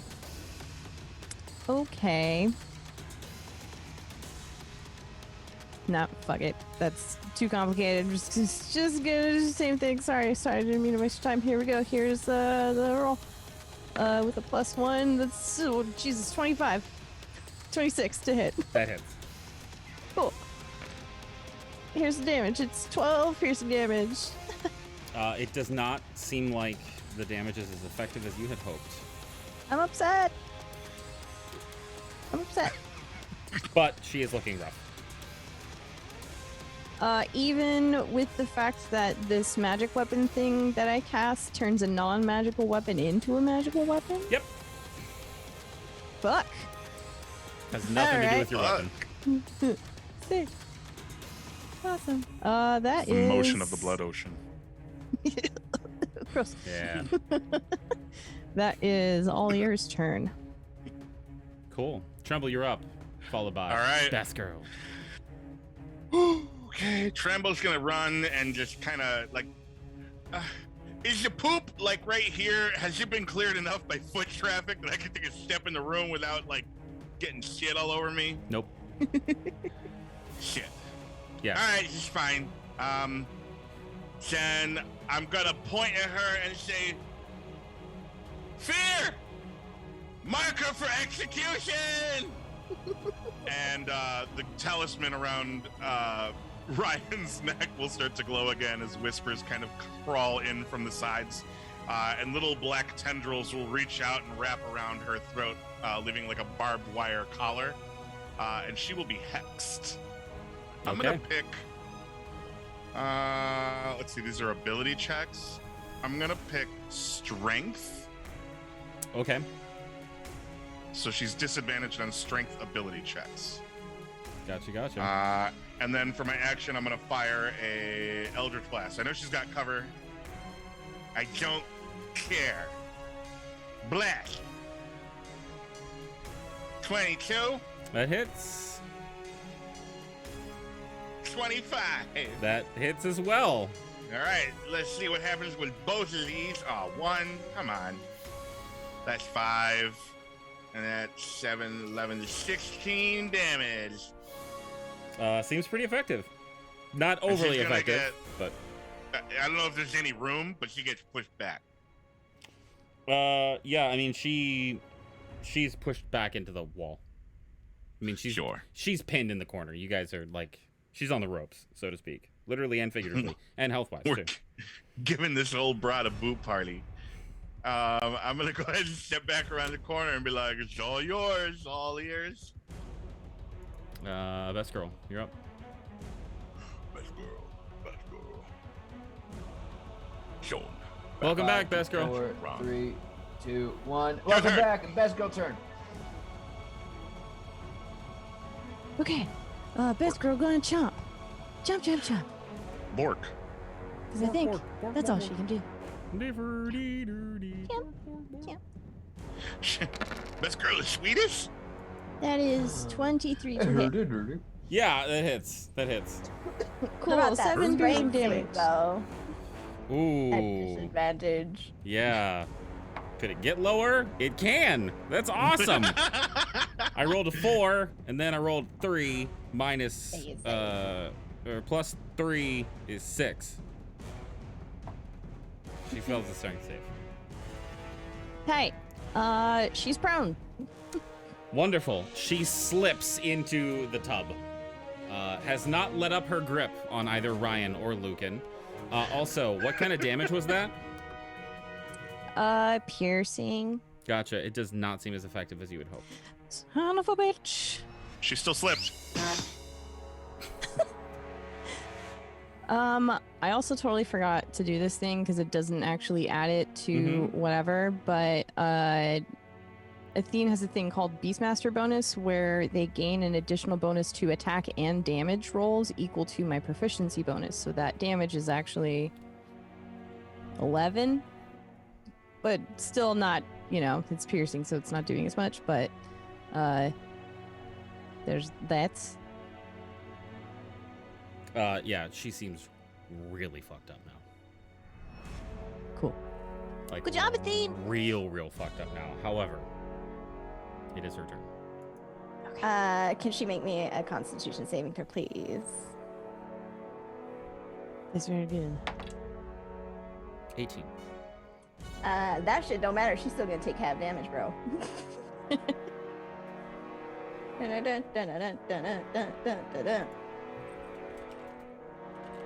Yeah, she's gonna take 8 radiant damage to the face. Would you As like... that moonbeam is just, the wolf comes flying in.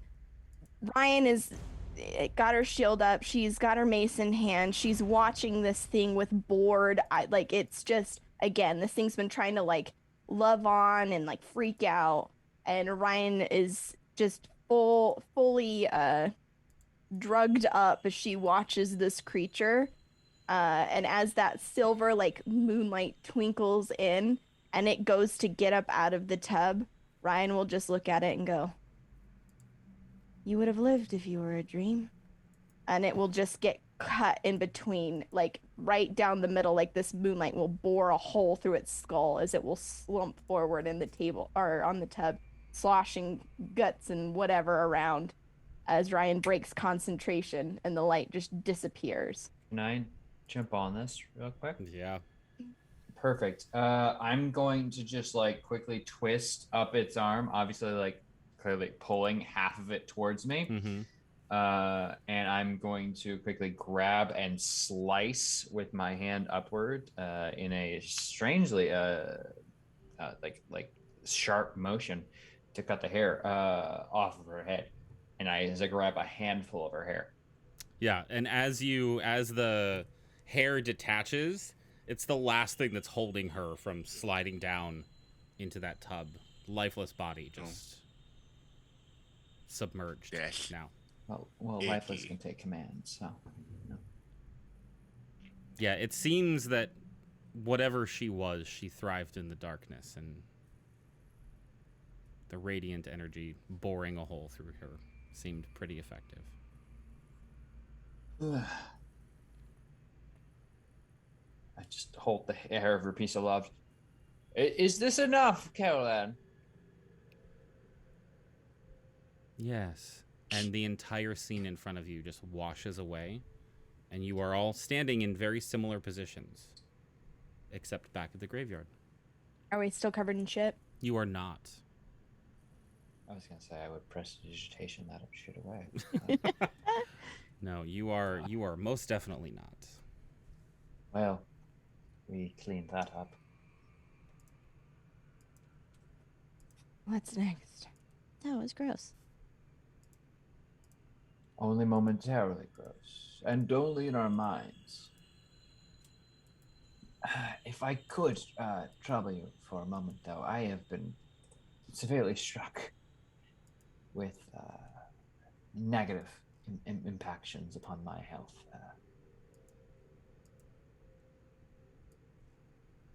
Did you need some healing?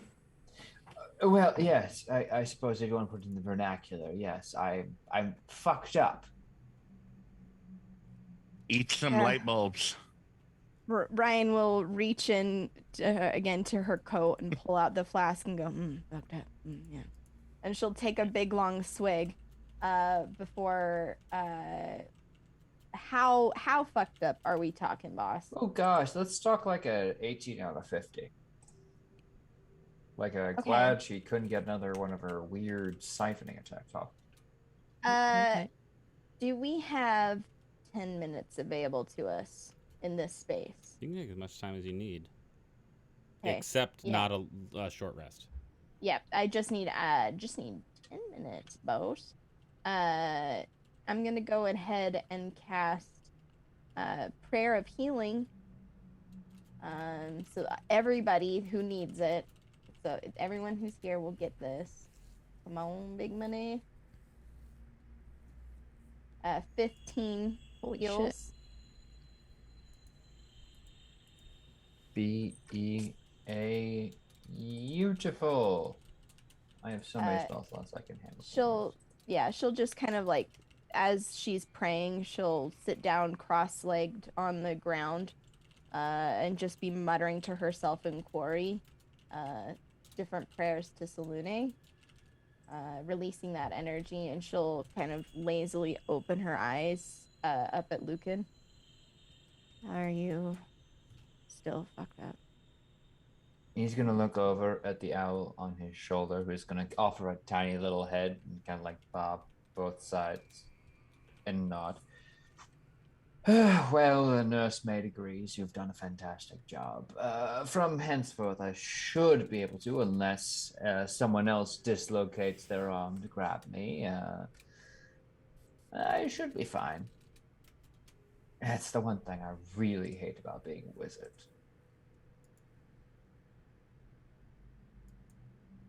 Right. And Ryan will like stand up and brush her feet and go, okay, so where are we going next?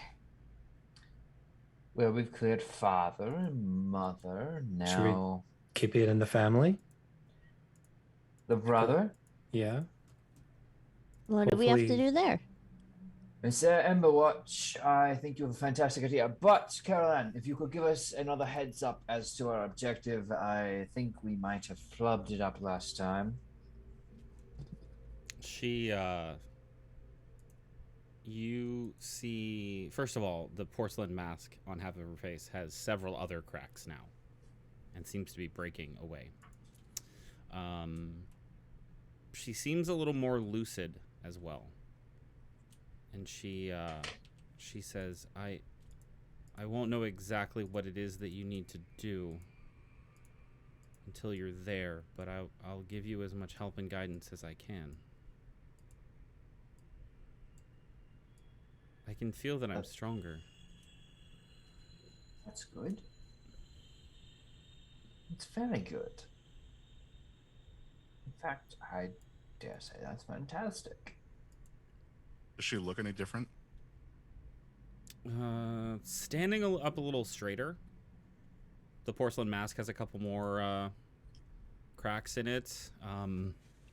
She's not like listlessly looking around as much anymore. It seems like when she's answering quicker. Like parts of her are coming back and she's becoming more herself.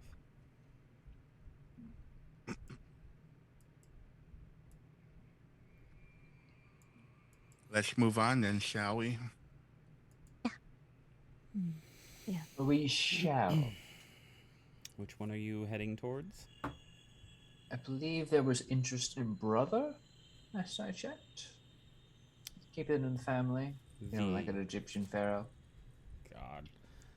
I don't know what that means. I'm sorry. Von Habsburg. I No? still Still don't know what just- that means. Still right over these ears. Temporally. Oh, sorry. Tumble, am I sleeping? No. Like an orc family with only one female to it. Trumbull pokes you in the Okay. face. Yeah, did you feel that? Like I think the term is like a kelder, you know, like the children of kelder. They keep it all in the family. Yeah. I think you'll be okay. I don't know what that means. You're speaking of things that are like probably written down in books, and I haven't read a fucking one of those things. Do you know how to read? Like I have a few volumes on me. There's a few interesting I mean, chronicles. I know how to read, but that's because fear makes me like know how to read. I understand. Fear pushes me to do a lot of things I don't really know how to do. Now, Good friend. to double back, fear is My best friend. Exactly, a person, not simply an emotion. He's not a person. He's my best friend. Okay. Well, if you and Virgil need any more volumes to read, I have a few on my person. But in the meantime, we do need to attend to this family. The brother emotion seems to be another one of the strong ones, if I could hazard a guess. Let's go. Indeed. Let's go. This. Do you have any plastic bags or Ziplocs I could put around my feet just in case the next room covered in poop too? She does not pay attention and instead points I- toward Nahala's grave. I actually do, if you need them. Like seriously, you got some? Can I borrow like But- shoes? These are really nice shoes. Fear Of gave course. them to me. No, I understand completely. I would have more of a discretion, but you know, my hands get so dirty. I had to study prestidigitation just to, yeah. I know how to no. prestidigitate, but I'd rather not use them on the shoes. You know, it's like putting bleach on Bleach on a shower leather. curtain. Oh, Yeah. So Yeah. like, I'd rather just have like the Ziploc bags if you've got some I of know. those. 'cause- Well, I have some burlap sacks that should take a good amount of. Yeah, please. it's a principle that matters. I'll hand you two large sacks fit for elf shoes. Excellent. I slip both of them on with a crinkle every time I step. I'm gonna run out of juice if we keep this up much longer. Want some juice? We are, as far as I can tell in my watch, this doesn't seem to exist in this realm, 2 away. I should So, we should go, and believe me, I have juice to spare. So. If you ever need juice, you can talk to Fear. Fear's always talking about, like, let's let out the juice and see what's loose. Or something like that. It's like a thing he says. But if you need juice, I can find it for you. He's always talking about it. It's fine. It's fine. We should. It's like shaken juice or something. He says, let's see what shakes loose. Let's Interesting. open up the juice and see what shakes loose. Or let's shake the juice. Your patron fears for magical energy is juice, a consumable resource. Or maybe it's the juice is loose. I'm not really sure. Tremble, I will have to take notes on you later. Get a full biography, maybe. Hadron, Sure. Hadron, do you know where we need to go? Yes, over here. And then, I kind of snap, and it's like one project at a time. And I go around the grave, do my thingy. Cool. Yeah, disappeared. Gone. Ryan follows shortly behind. Okay. Gone. Oh, Go on. That short, are you? Jumbo, do you need another Everyone hand goes. to Everyone walk? goes. It's okay. I'll just follow. I was upset earlier. I'm not upset now. It's fine. Okay. You find yourselves in the first basement of the hospital. There are 3 tubs behind you that are filled with this fetid, stagnant water. And you can hear flies buzzing above them. In front of you is a curtain covered in blood.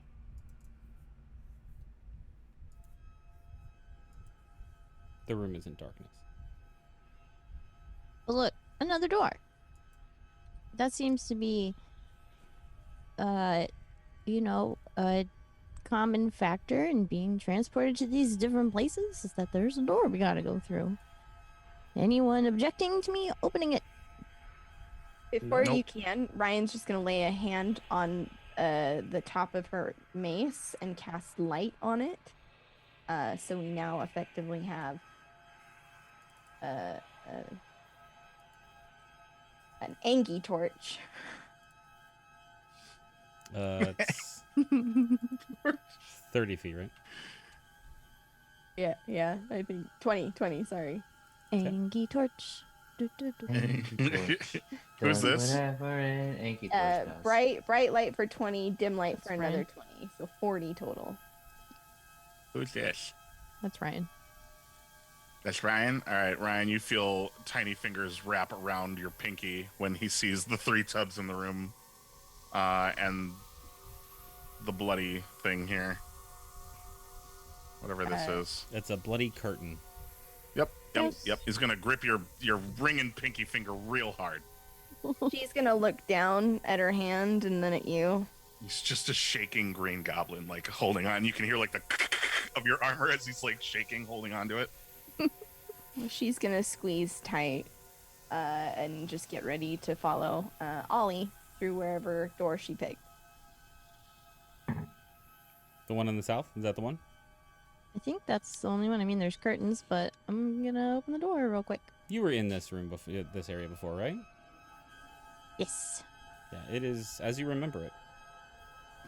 A room with 6 beds. There seems to be a body of somebody laying in the one furthest away from you. Does it look like the same body as last time? Yeah, not moving though. What do you see? It's like a hospital room. And there's a bunch of beds. And there's one bed. Just like last time. There's a body in it. The last time that we were in here, the body attacked some friends. It was gross. So maybe that's it. Unless it's through the curtain. I don't know which way to go, actually. But this might be right. You know what? I'm gonna do it! I'm gonna step in. There's an interesting juxtaposition of events that happens as you watch all ears step into the room. There's a moment when you see both the back of All Ears' head and the front of All Ears' face as All Ears walks out and into the room at the exact same time.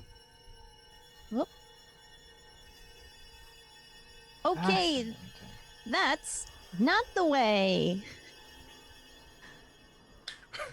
Tremble, like, as he sees, like, the front of All Ears' face come out of the, like they're sharing the same space for 1 second. He, like, takes a deep breath and, like, screams, but it's a silent, like... Don't worry, that was weird Swipe for a me hand down too. to cover it. That felt really strange. I think Hayden comes over to this one, a bathtub, and like looks inside and see if there's anything in there. Yeah, there's rancid, like, stagnant, murky water.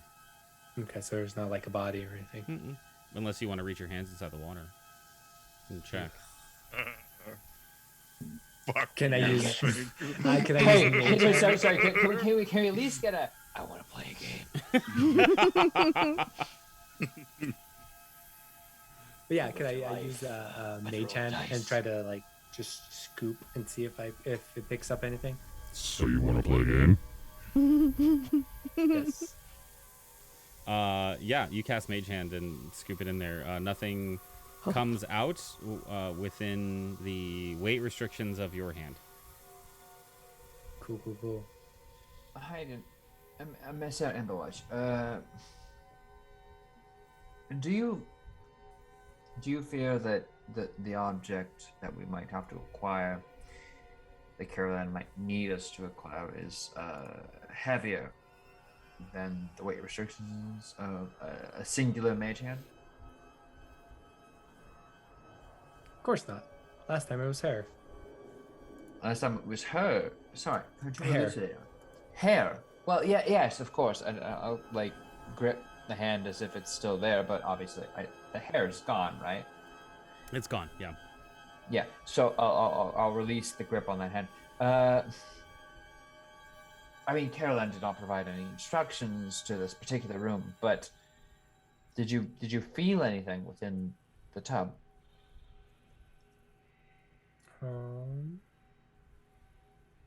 What if it was like a group effort? What if we both lifted with both of our mage hands? Do you also have mage hands, my dear Tremble? Oh yeah, who doesn't have one of those? It's a ubiquitous spell. Everybody's It would got one of be these. embarrassing if a magic caster did not have it, in fact. That's true. That's what fear tells me. It's like any idiot with 2 cents in a book can learn a mage hand. In fact, you should have 3 cents in Like, every there's book you own. He tells me there's like soldiers who are like fighters in Waterdeep who know how to cast mage hand, and they're basically, toddlers with armor. I've Anyone heard could people learn. with even the basest of emotions who fight can summon a good mage hand.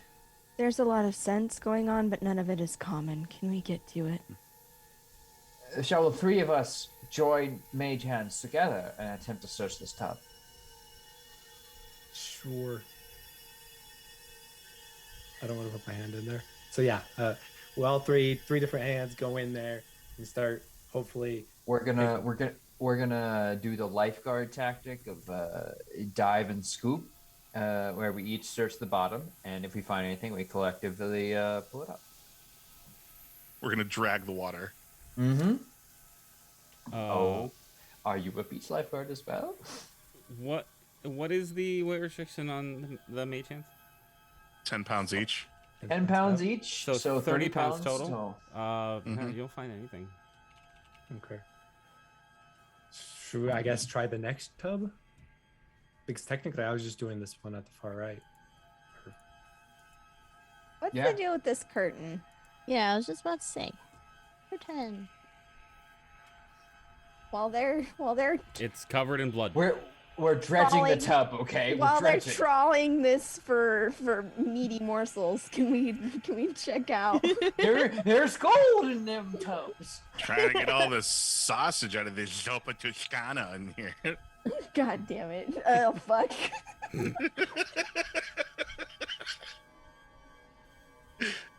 It was the Toscana that got me. And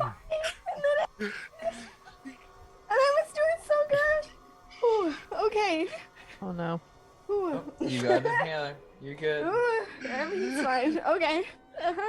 Yep. I don't want to touch the curtain with my hands. But I would like to take my my light bright mace and kind of put it out to the curtain and just nudge it. Not trying to open it, just nudge it. It moves like a curtain should. I'm gonna shoot a glance at all ears. What do you think, Ollie? Should we see what's behind curtain number 1? I mean, no, but yeah. And heave. Ho. Oh! And Nothing. heave. Oh! Oh! Nothing. Yeah, I'm gonna use this just Oh. across Oh! Whoa, you across can't say the that. curtain. Miss Aaron, Love watch it. that. as they're Derogatory finishing towards their females.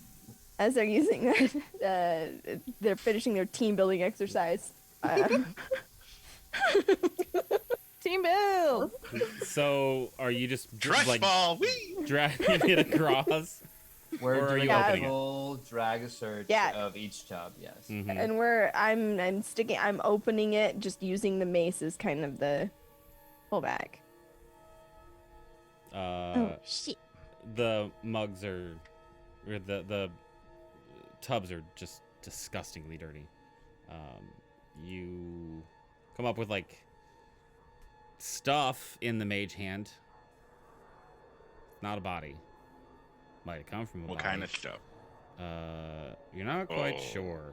You could make a check if you want to find out. Is it slurry? It's not the same slurry as before. Could I make a medicine check if I try and find out? Yeah, sure. Fantastic, let's do it. Ooh, that's a 17 on the die for a 23 total.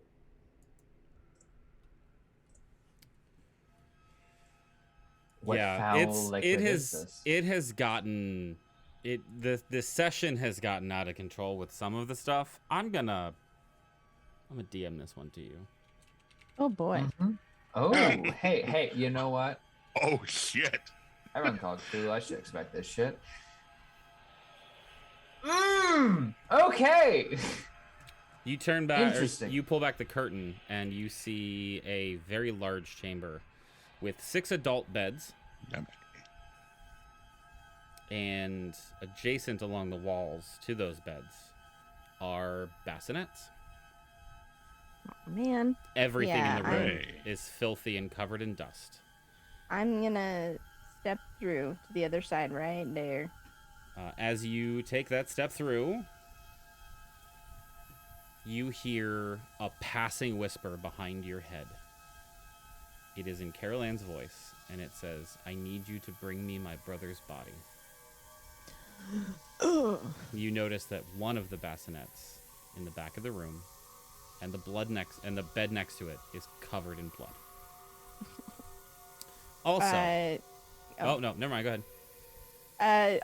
Ryan's gonna put a hand back to stop Ollie from coming through the curtain, and she's going to turn back and look at Tremble directly. I'm going to use my where is it? I have too many things. God damn it. Okay. Mind link. I can speak telepathically to any creature you can see within 100 feet. I don't need to share language. Blah blah blah. So you will hear. Tremble will hear. In his mind, it will be Ryan, but it will be like awake Ryan, and it will just. All right, here's the deal. We have to get the baby, but it's on the far side of the room. How far can your hands reach? You watched like There's like a slight smile on Tremble's face, and as the longer he stares at Ryan, like it just starts to fade away.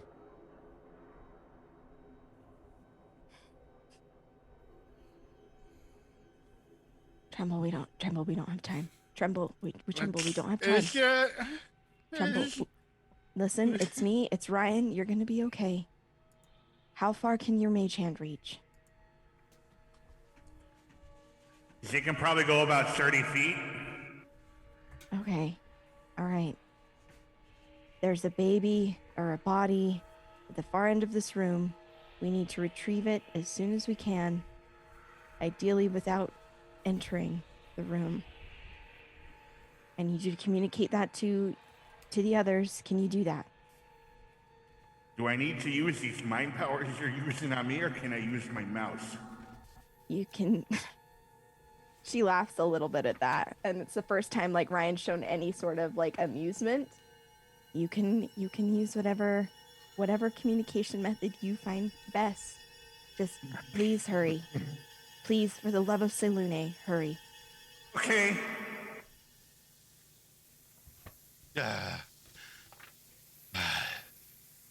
That was hard. Lucan and Hygen. Yes, Mr. Tremble. We need to can we use your maid's hands and pick something up, like maybe around the corner without entering the room together? I believe we could. We've been fishing up Afterbirth for a while now, so. Or, oh geez. Well,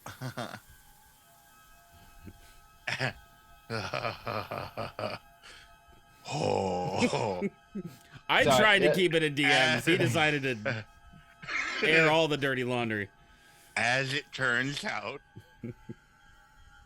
it's recent, and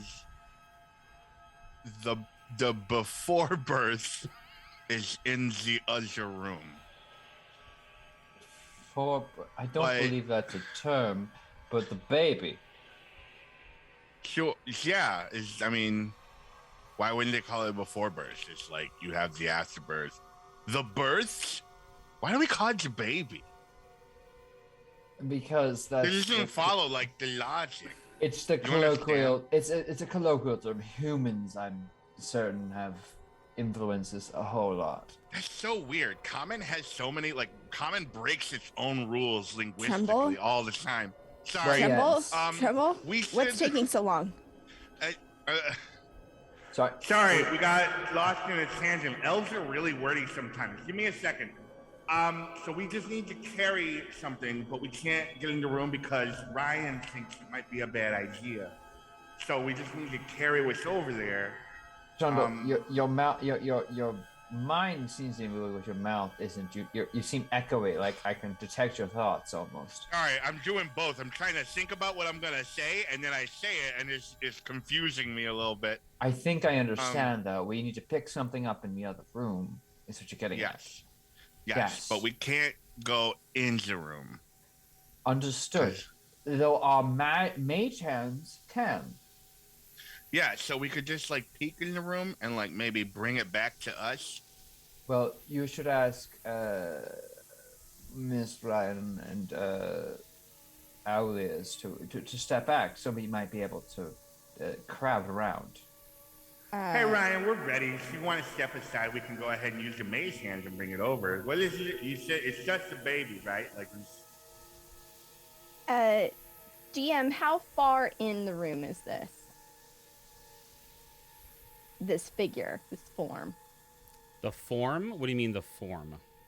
I see the bassinets and one has something in it because I got real good dark vision. This one. The one in the clear back of the room. Son of a bitch. Okay. Do you see something? Oh, shit. I can see real good in the dark, too. You want me to come join you and look at what it is that you're looking at? Or is it No, it's fine. How far can your hands reach? About this far? The rest of you watch him just reach his arms out for no reason. Your mage hand tremble. 30, I told you it's 30 feet. I can reach 30 feet. Give or take like an inch or two. I'm working on getting this longer. I've been... We're gonna have to walk into this room. We don't have a choice. But Okay. try to use the mage hands as quickly as possible. As soon as you're within range, we can try to get out. You understand?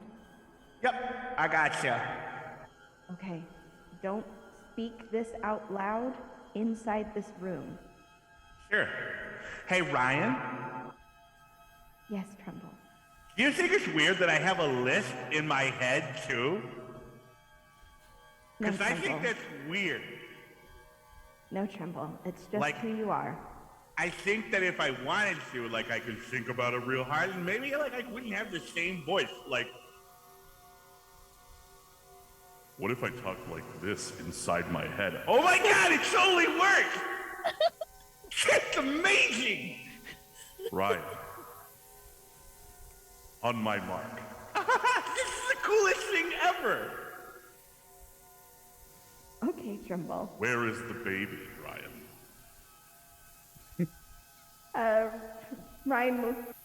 Ryan will communicate how far into the room, and she's gonna actually. You two have been looking at each other for a long time, and I Slide just want over. you to know that I can also message. She's gonna slip across the wall and just get ready to kind of like tank forward. So if anything comes flying out of the dark, trying to give them cover. Sure. Okay. What's everyone else doing? I'm gonna relay this information back to the other two, like the whole conversation sure, verbatim, sure. back at them. 10 minutes pass. And you understand everything that happened. Understood. Yes, of course. This makes perfect sense.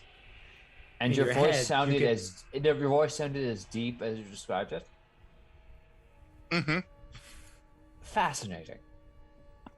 Yeah, but I can't do it now. It's like, Well, of course, your vocalization is restricted by physical Yeah. manifestations of your of your mouth. My teeth keep getting in the way. I can't get them to stop. Like I can in my head. We could have that removed in the future. My teeth? Well, yes, if they're getting in the way. No, I'm Tremble? sorry. I can't do that. I'm afraid of dentists. Tremble, if I run out of juice, we're gonna have a problem. I'm gonna run out of juice if we're here much longer. We gotta go. Would you like the Capri Sun in my backpack? It's not that kind of juice. Yes, Ryan. Right away, Ryan. So, like, yeah, we gotta start now because we're like running out of time. Apparently, that's what she says. Very well. Well, that's what she said. So let's go. All right, Yeah, so Ryan's just gonna position herself in front of the party of casters Stop to moving for a move second. down the hall. The just gonna Hang on. line up. the caster triplet. Hang on. Okay. Hayden, you said you were the first to come into the room. You have a pretty decent passive perception. Yes. good point. And you've had the story relayed to you about what's about to happen. You know the effective range of Mage Hand. As you come into the room and look and see the bassinet that has been pointed out, you immediately look at the floor and know for certain someone's going to fall through that floor. That floor is not well put together. And underneath it, you can't see anything.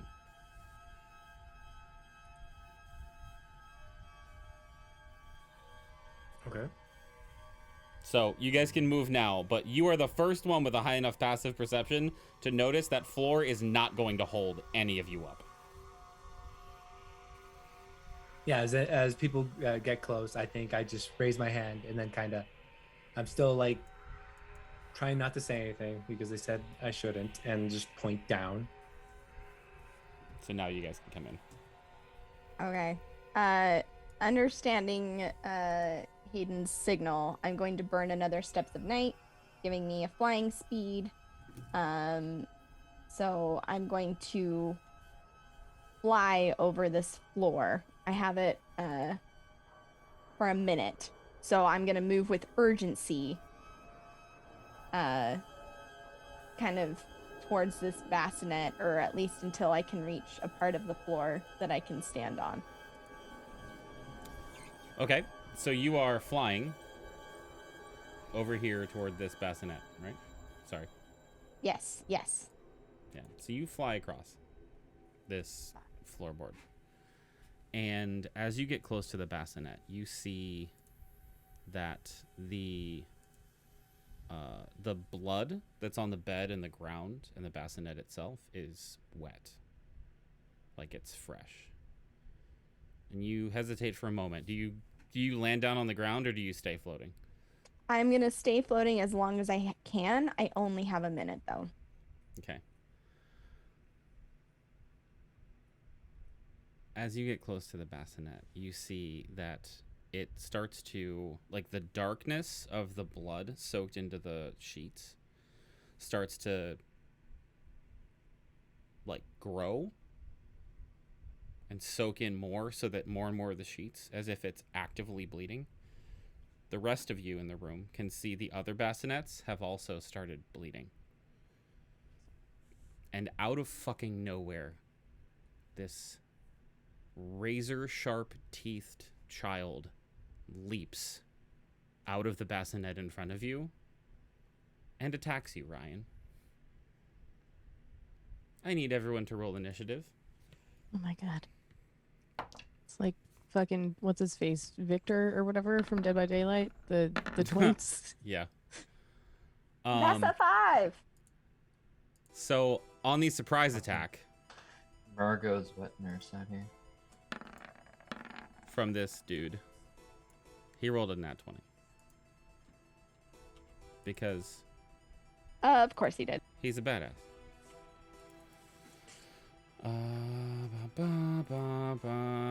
All right, Lucan, what's your AC? Oh, Or AC? well, I'm sorry. What's your initiative?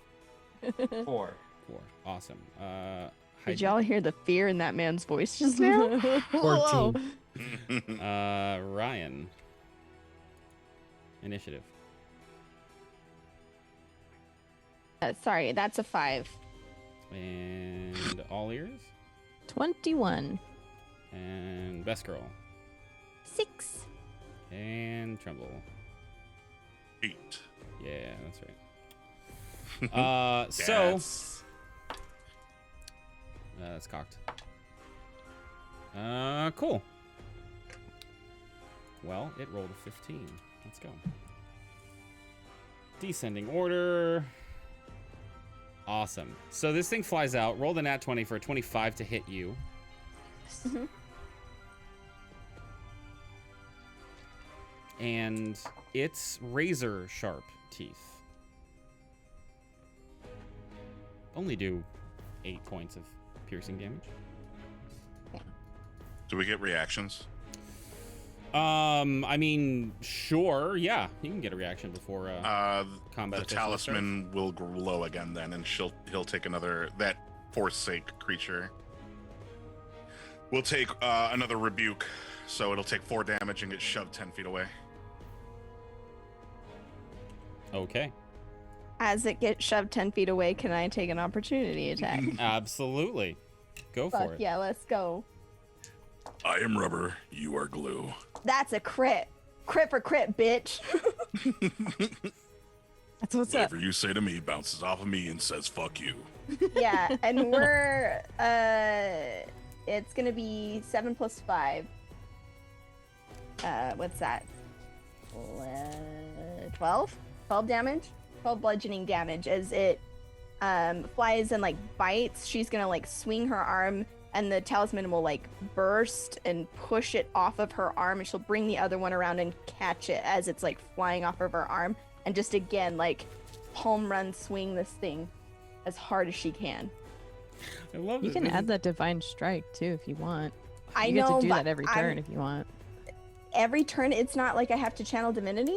I thought I had No. to channel divinity to do this. Mhm. No, it's a Tasha's fuck thing. yeah. You just add it No. to every attack. Then What? yeah, Just I'm once divine per turn. striking. Then yeah, divine strike. I haven't played like a real like cleric in so long. Yeah, then that's gonna be another 7 radiant, right? It should be. Yeah. Yeah. I'm sorry, Santa. Didn't mean to interrupt you. It's Thank looking you. it's looking bloody as fuck. A damage. Oh shit. It's a kid. It's a baby. Not no more. It ain't. Lamprey. Lamp. Oh my god. I would like to see the baby. Wow, wow, wow, wow. What is wrong with you people? I need. We're all on TikTok too much. Too much TikTok. Yeah. Do you want the full list or just what the psychiatrist tells us? Tremble. All of Yep. The bassinet next to you is bleeding. Do you have any response to that? Yeah. I fill my pants with piss and shit. Am I allowed to do something more than that at this time? No, I was just curious how you react when a baby starts to crawl out of the bassinet. Oh yeah, the pressure from my shit trajects me into the sky like a poop rocket. Well, before that happens, it's gonna take a swipe at you Oh my god. and try to bite your feet as it crawls closer to you. Okay. At a preternatural speed of crawl, I might add. Much faster than a baby should be able to crawl. Does a 19 hit you?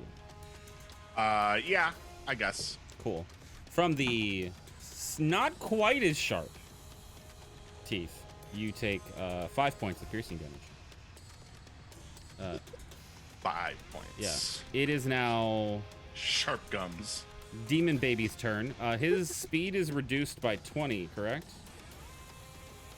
No, this is from just the rebuke, so it's not my okay. Eldritch Blast that's doing it. Cool. Ryan, are you still flying? Yes. Wait, Cool. I didn't get to go. Oh, wait. Did I miss you?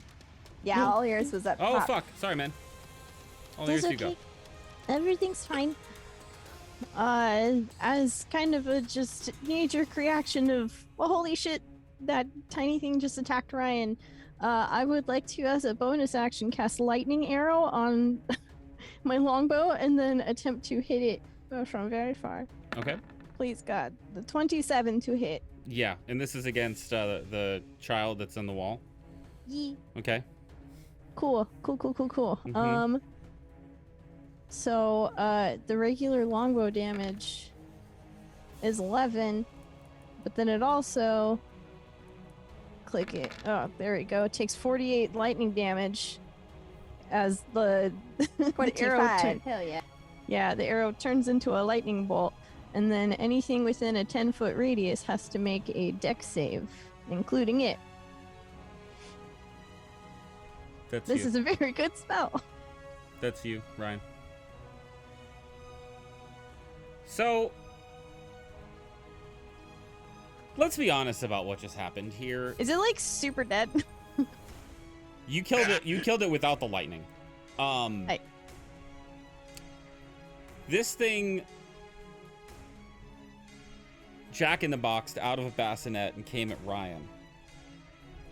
It then got force pushed up, home runned into the wall, and then pinned there with an arrow. Yup. There is a lifeless body of a razor-toothed child, half rotting, pinned to the wall as Cool. lightning starts to erupt from it. Oh no. I mean, yeah, that just happened. It's still happening. What happens to Ryan with the dex save? He's got 17. I believe you save. You're still gonna take half damage on this. So 4 lightning damage. And the arrow that is now pinning the baby to the wall looked like crackling Boy. lightning, and now it's just an arrow. That's it. For those of you at home who are audible learners, what just happened was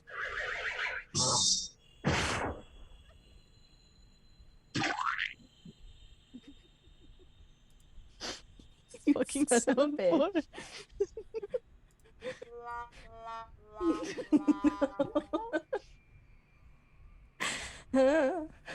Audible hopes you enjoyed this program. uh, Oh god, every time. Ryan's going to fly past this bed. I'm assuming, are there any sheets, like even dirty, still on the Mhm. bed or in the bassinet? Yeah. As she flies by, she'll just grab it and rip it off of the mattress, not caring if it pulls it off. And she will then like put it in her arms underneath this creature, pull the arrow out so the body slumps into the sheet, Mm-hmm. and like twist it up into like a bundle, Mm-hmm. which she will then carry like it were actually a baby. And she's gonna fly right back over before her flying runs out. Hey, how long does that lightning effect last? Oh, it's done. Was it done as soon as combat was over? Yeah. Okay. It's done as soon as the initial hit happens. Well, that's sad. I wanted something to get hurt in that combat. I did get hurt. I mean, it's a spell that I have to concentrate on if I want to keep using it, but that There's- initial lightning bolt is just done. I still have another one. It's still biting me. No, it's not. It's oh, Is there anything still there? Or is it it was a just... quick bite. It was just like a Yeah. you know. Perfect. Okay. Ouch. It's gone. Ouch. It's It- gone. It okay. seems like the baby pinned to the wall was the one that had manifested all of the effects in the room.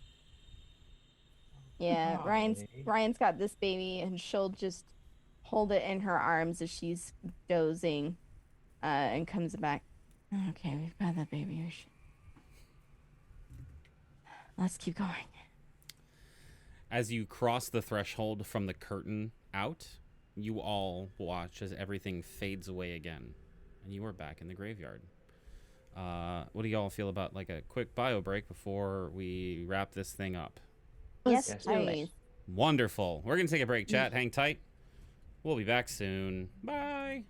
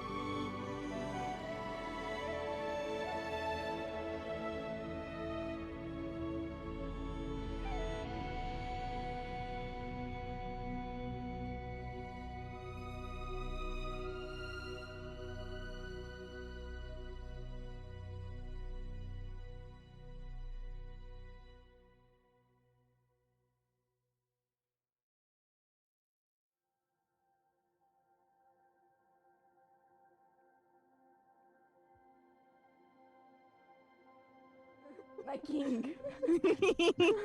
I aspire to be good Atama. He's best. He It's hangs this out with boy. my screen cleaner. 'Cause that's Amazing. just out of the way. But he's cute. I love him. Amazing. I love him.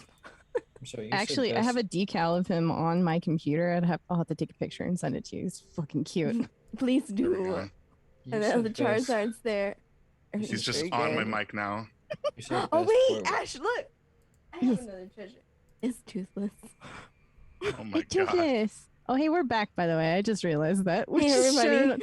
showing a Sorry, little really friend. quick, Show you and said, tell. you said best boy without Oops. mentioning Jean-Pierre Polnareff, and I'm going This is through very my good.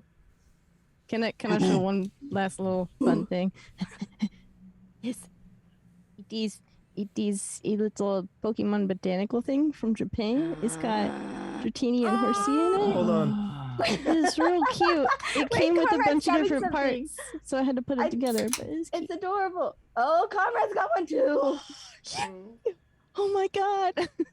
This is amazing. And then I put some little Oh, can you see? Oh, there's some dice in there. Oh, but they're green. Amazing. That makes sense. That's so cute. Amazing. Okay. Thank you for Show and coming to tell our is over. show and tell. Yeah. Just wanted people to see what goes on behind the scenes a little bit. Yeah. Not all just about pooping babies. That's it's good. We have depth. Plushy knickknacks too. We And have squishy friends. range. Just so you know, the stream is only 70% of our personality. The rest is filled with plushies because they fit the most. He takes up the whole screen. I am your new overlord. Obey me. I am God.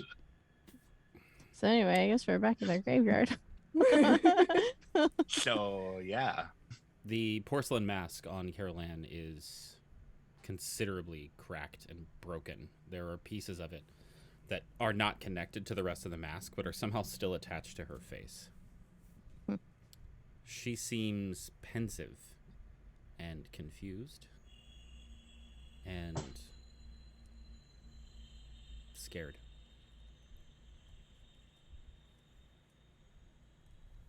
Are you doing all right, Caroline? Yeah. Yeah. How long Why has s- it been since you've been you? I've lost track of time. Probably hundreds of years. Oh, that's too long. Yes. Yes, it is.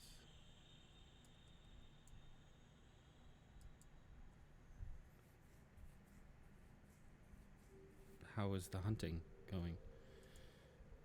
Hunting.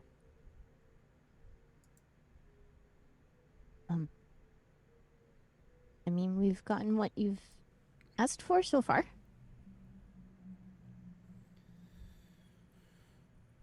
Right. There are still 2 more pieces. Is one of them some lotion? You're looking a little ashy on the side there. No. One of them's food. I am so What, hungry. what, would you like some unleavened bread or some jerky? I'm sure we've got some rations you could sort of nibble on. Lemonous bread. Sure. No. Of course not. What are you hungry for?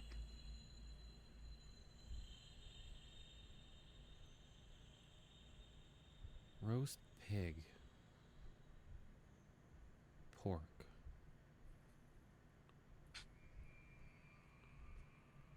I would kill for some pork right now. Regular pork or long pork? No. Well, let's not introduce that dichotomy. That's I had to dark. ask.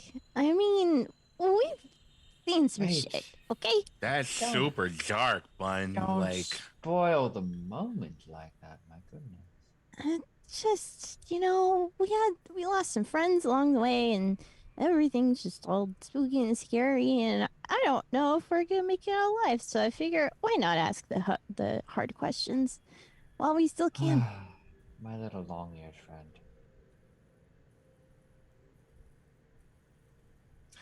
What kind of pork are you hungry for? Roast hog. There you go. Okay. The dinner party. We should Any go to the dinner ideas? party. oh shit. The dinner Yeah, party. sure. Just send us to the dinner party so we can get out of here, please. Yes, let's do that. Well, we could get you some juice while we're down there, huh, Ryan? I don't think they're gonna have my kind of juice. We should go. And you'll see that Ryan's eyes are starting to open wider as she seems to be less sleep-like, And like she has her flask as she's like sipping at it is dangerously low. She's very nervous, and like it seems like she's starting to kind of come to. I can't do this awake. I can't do this awake. What you mean? What's the matter? We gotta go. Let's go. Cue up the next one, Carol Ann. We're on our way. She looks and points toward Helf's gravestone. Oh. I'm sad now. I'll go let's first. Yeah, let's go. Let's help our stuff. I mean, help ourselves. Let's go. Yep. And I think we all head over and do the thing. You all circle around this gravestone, and one by one pop out of existence. And you find yourselves in a room that I don't know if any of you remember. Tremble remembers. You were back in the manor. Your first experience in this place, in the sunken little tea area. All comfortably seated at one of the little chairs and tables. Tremble looks up.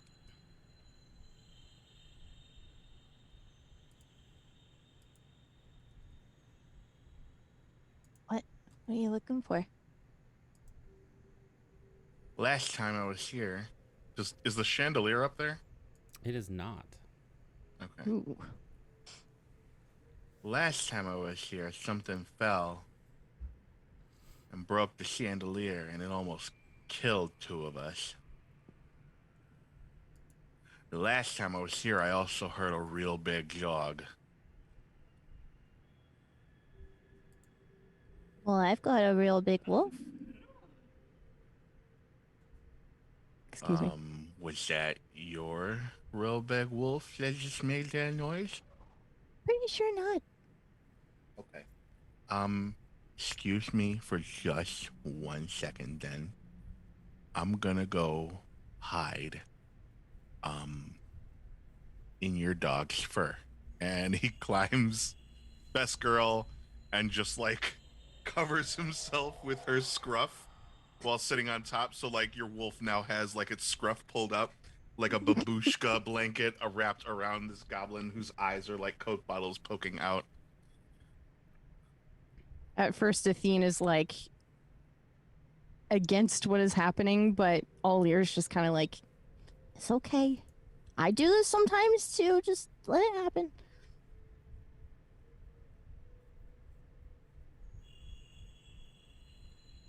I don't.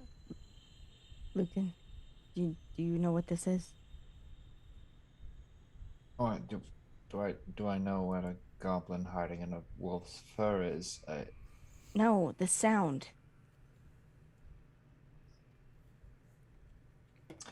DM, could I make any sort of informational check to identify what this sound might be?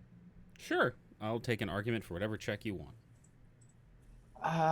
Why don't we go with a traditional history check? Just kind of Sure. searching through his memory of athletics. Just kidding. Oh, I rolled a 3 for an 11. I mean, sounds like disconnected laughing or cackling. Maybe it's like a hyena. You're not sure. It sounds, as far as I know, as what some others in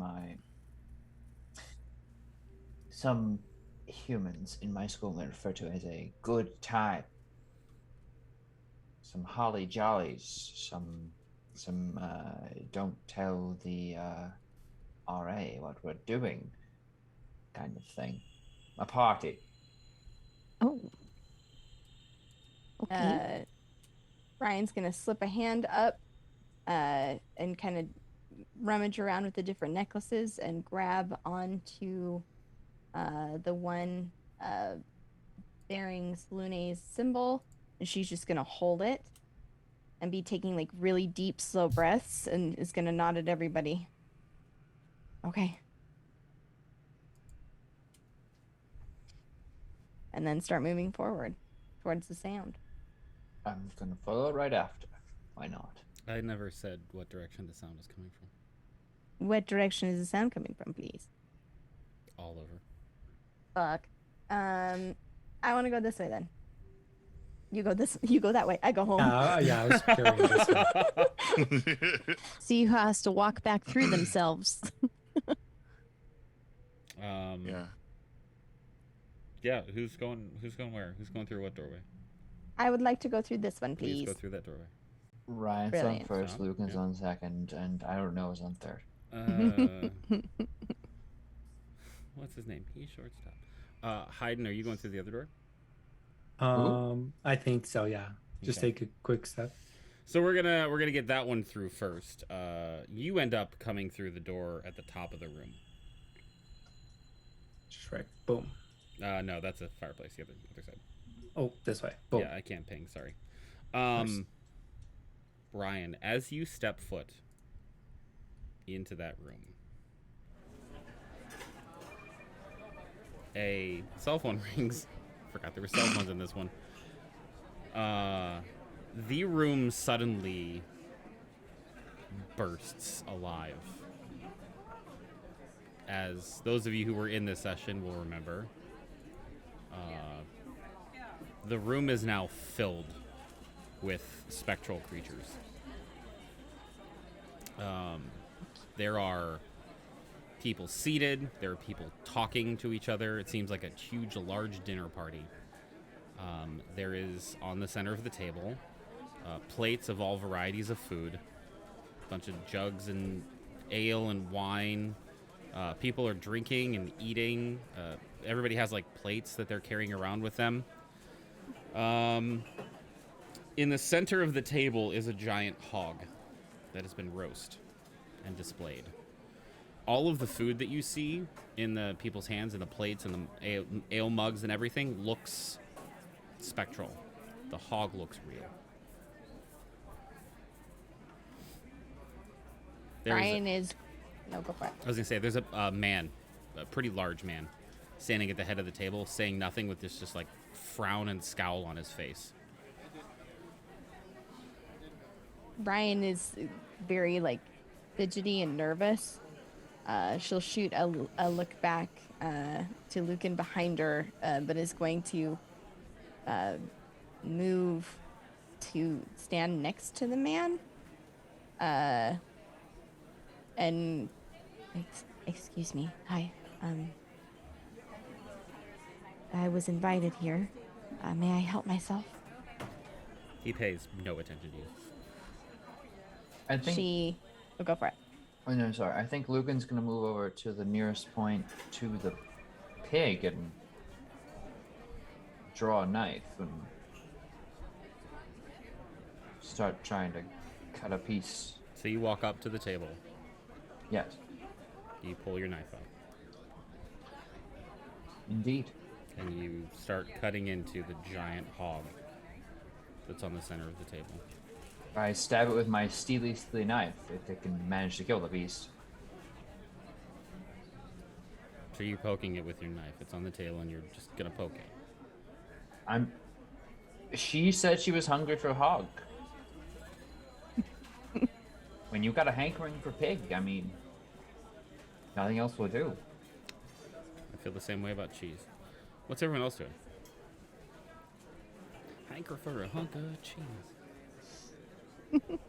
Me and the boys at 3 a.m. looking for beans. What's going on, all ears? It looks like there's a party, and there's a big dead pig on the table. That's what you wanted, right? We should just grab it and let's go. It looks like that's what Lucan's doing. I'm gonna move up to the doorway, but just outside of it. What am I doing here? What am I doing? Yep.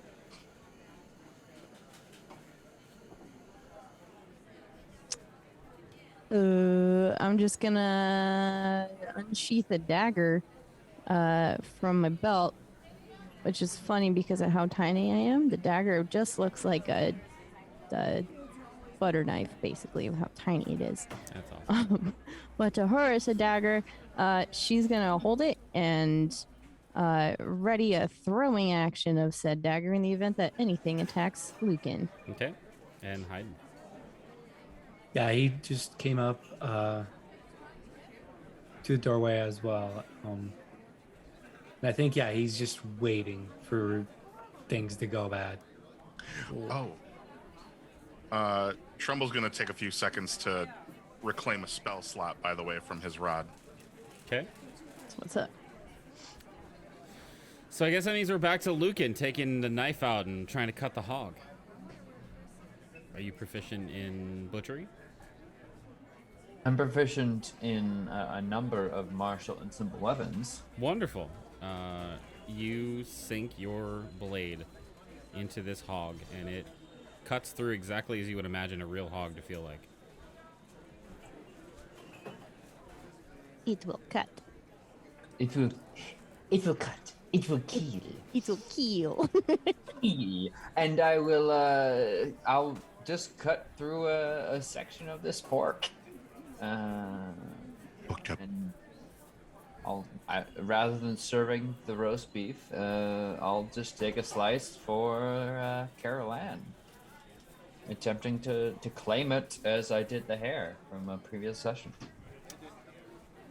As soon as you finish the last little, like, string of meat, severing it from the hog, the party around you fades, and you now have meat on the end of a knife.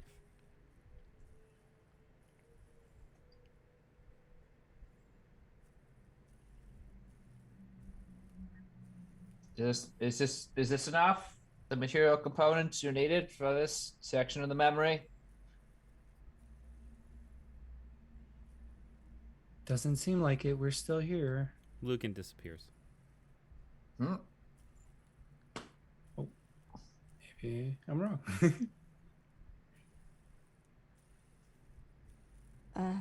Okay. Maybe there's some more under the table. And Ryan's going to like start scouring this room for more. Ryan checks under the table, and the next time that you all look towards the table, Ryan is gone. Okay. And then I think, yeah, Hayden comes up and looks around and I guess gets close to the table. I don't know, touches it and see if that's the conduit or something. You touch the table, nothing seems to really happen.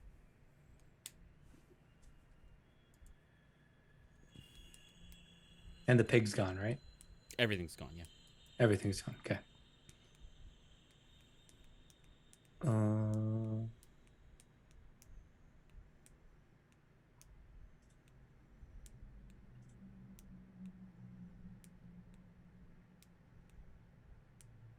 I don't know.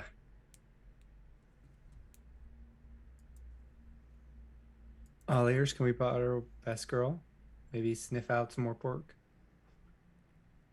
All ears, you watch as Hayden just disappears in front of you after asking.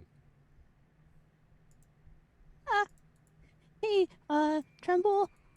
Everyone's disappearing again. Let's go together on this one, okay?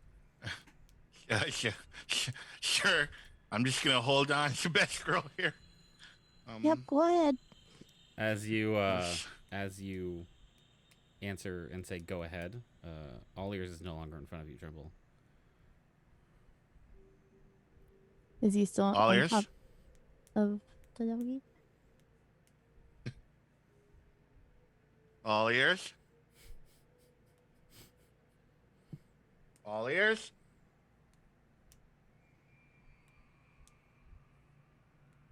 All ears?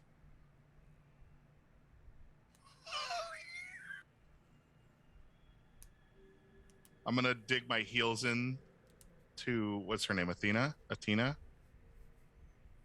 Athene or Athena, if you. Athene. All right. I will like give a one heel kick to like giddy up her along like a horse so that she walks into the room.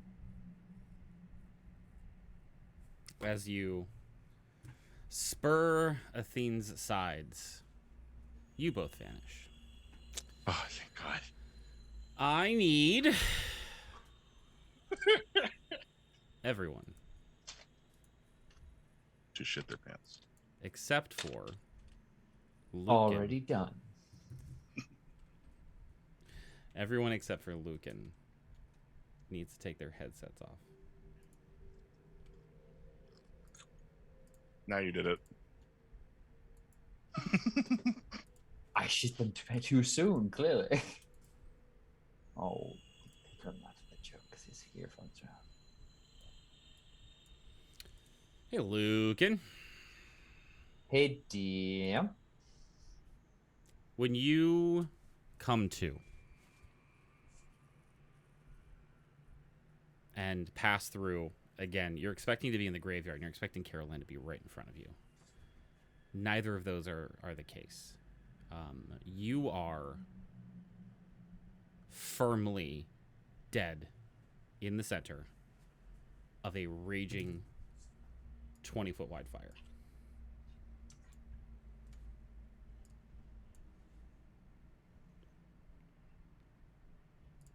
What would you like to do?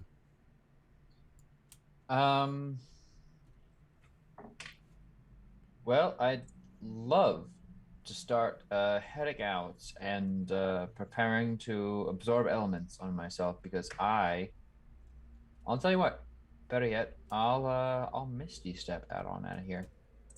Okay. There is, if you're looking for an exit to this fiery area, there is a room that this gigantic, what seems to be fireplace, opens up into.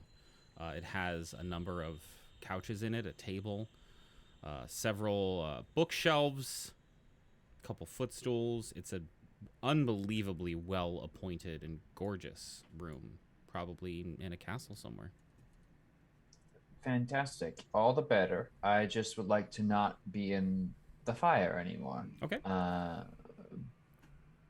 Because that sounds terrible. So where do you Misty Step to? Into the room. Can you please put your token where you would go into that room?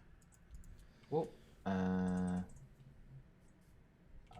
I have vision on myself, I will gladly do so.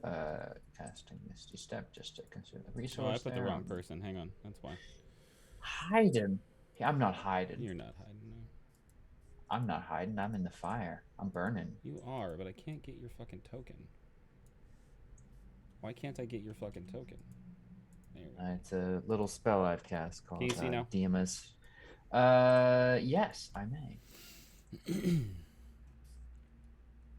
Fantastic. And I mean, like, I'm not like overreact. I mean, like, I can't just like step inside. This is kind of suggesting. Yeah, you can. You can just step. Oh, if yeah, sorry, you said it was like a 30 feet. It is around me. Oh, okay. Well, I have 30 feet. You were in a 20-foot wide fireplace that is currently raging with a fire. I'll just walk 30 feet out of that. Okay. In that case, and prepare myself for any fire. I'll absorb elements to gain resistance to that. Hey, Ryan. Yeah, boss. You step through and think you are in the graveyard, but instead find yourself in a 20-foot wide fire.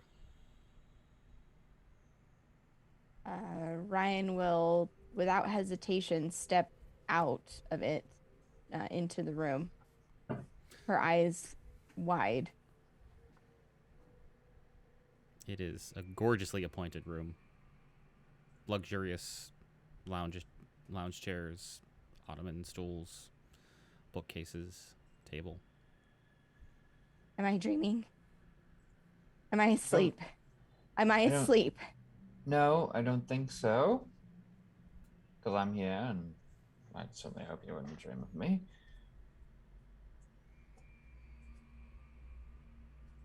You know, it's funny. This isn't right. If you were awake, that fire should have hurt.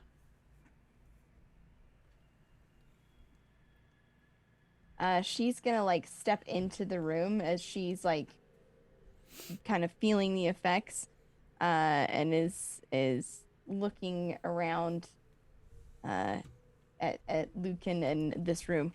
Where are we? What is this place? Where are we? Fantastic questions. That's the base part of our research right now. We're going to see if the rest of us pop in, and then we can work from there. As if on cue, and actually this time.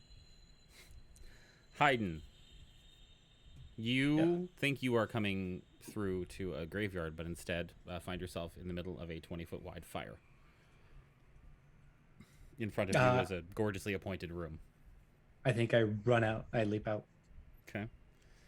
Where would you go in the room? There's bookcases along the walls. There's a couple chairs right in front of the fireplace. There are lounges. I think he keeps standing, glances at the bookcases longingly, but just keeps his keeps himself on high alert. Okay. Anyone else have anything they want to say? Very good to see you out here, Mr. Ember Watcher. Yes. You're staying true to your surname, of course. Of course. You sound a bit hesitant or reluctant to do so. You all right? I mean, yeah, we don't know where we are. Myself and Miss Ryan here are still working on it, but you know, yeah, one foot into the fire, and That's why I'm a watcher. exactly. Oh, never thought of that. All ears, you suddenly find yourself in the middle of a 20-foot wide fire. Oh gosh. Oh boy. Oh, okay. Oh, Saint. God damn it.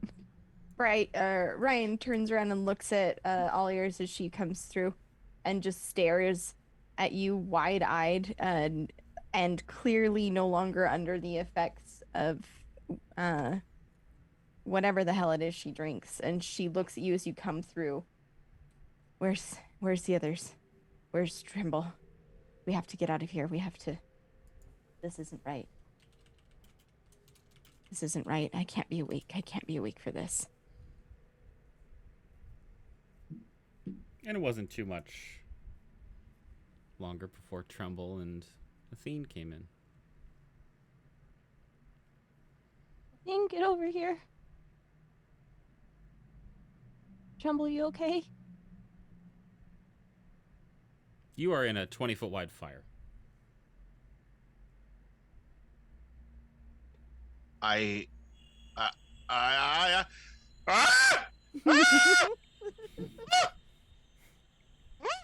am I with yeah, I'll sprint out. I'm like, am I on the dog?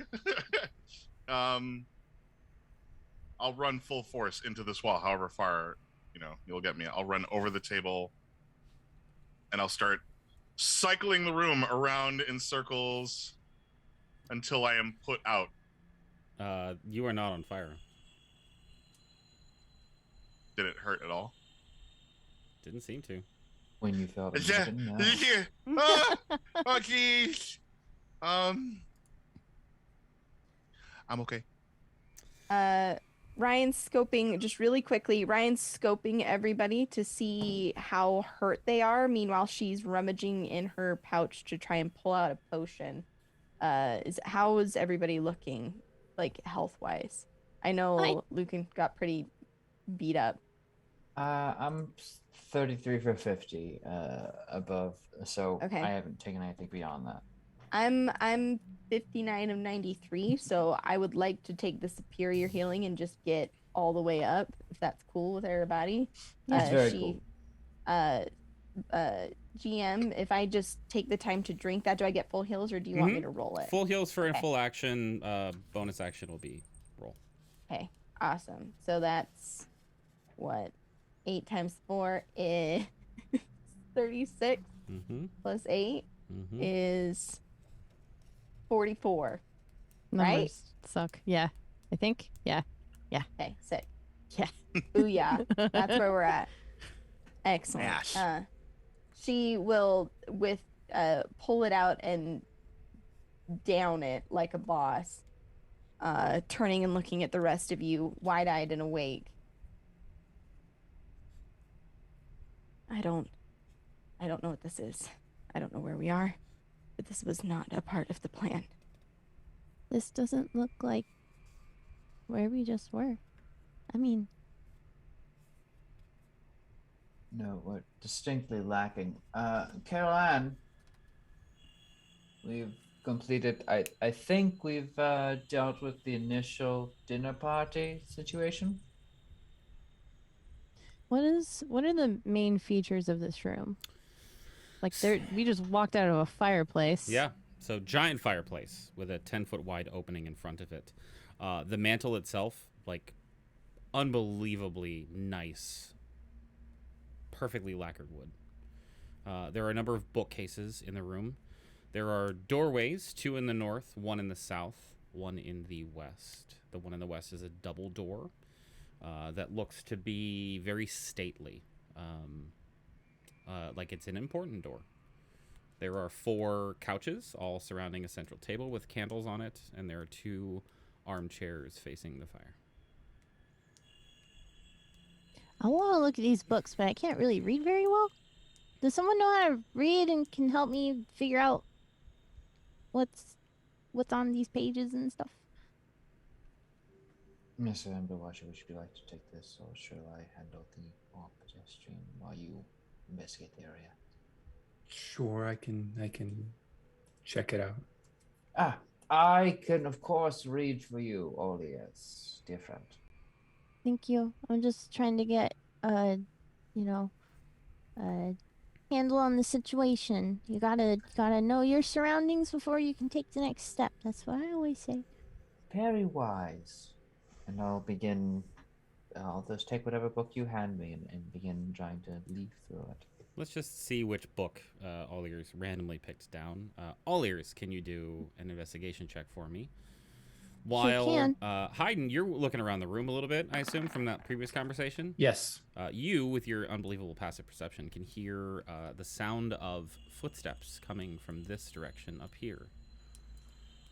Through the door. Sounds like someone walking down a hallway. Walking's a weird word. Kind of shuffling. Maybe walk stepping and then shuffling. You're not sure. What was the investigation roll? 23. 23, yeah. The book that All Ears hands you is a book about advanced military tactics. Fascinating. This is a lot of historical diagrams and modern interpretations. Bit of an art book in the kinetic grand scale art. There are a multitude of passages and lines that are crossed off, scribbled out, arrows pointed, diagrams that are adjusted, notes in the margins, all correcting the tactics. Well, clearly someone didn't agree with old knowledge, heavily annotated. I mean, I tried to translate for you, but honestly, I'm still trying to decipher what exactly they're trying to say, just simply on one page. We'll take some time. You can look through it if you want. Yeah, I will legitimately attempt to translate what this book is trying to say about the quality of military tactic. Sure. It'll take some time. So what's everyone else doing? Tremble's gonna walk up to Ryan and like tap on his elbow because I see that Ryan's got their hands like up and clenched and they're muttering. Yeah, Ryan's full sitting there muttering to herself, and as you get closer, you'll realize that she is praying to Salune. Ryan, is everything okay? No. I just yeah. I just really don't. I just can't. I just don't really. I can't be awake right now. I can't. I can't. I can't. I'm out. I don't have any more, and I can't. I You're just need. I just need out of more, and what? What do you need more of? I could help you find some. it's not here. It won't be here. I need to get back. We did what they asked. We did what they asked, and they were gonna let us go, and then we'd be done, and then we'd be done. I need, and she'll kind of pull in and hold up her flask, which is now empty. I need more. Tremble's gonna I take can't it be from awake. her. Tremble's I gonna can't be grab the awake. flask and like sniff it. What's in it? It's not like it's going to smell strong, like very herbal. It's going to it's not alcoholic, but it's going to smell like it is some kind of potion, like some kind of substance that is very strong. I don't know where I can head. Oh God, Selene, please let your light shine. What's gonna happen if we don't find more? Then I'm awake, and I can't be awake. And as she looks at you, the darkness of under her eyes, it looks like someone who is she looks like she is in pain. She looks like she is in some kind of turmoil, haunted by something, and it's just insistent that we carry on, as she is just kind of coming apart at the seams a little bit, because she's no longer sedated. The sound of footsteps has gotten closer to the door, and you hear what sounds like a lock being unlocked on the other side. And this door right here opens for a brief moment. Sorry, I'm on the wrong layer, aren't I? This door up here opens for a brief moment, and you see a small, short creature step into the room. Probably no more than 3 or 4 feet tall. So about height with all ears, I'd say. And Tremble. Countering the ear height, and yeah, it's about the same height. He's wearing a very long, very heavy woolen cloak. It's nice, but it's seen some time and some age. The hood is pulled all the way up, and in its arms is a tray that it's carrying with just filled with candles. They're unlit. They're fresh candles. And he's kind of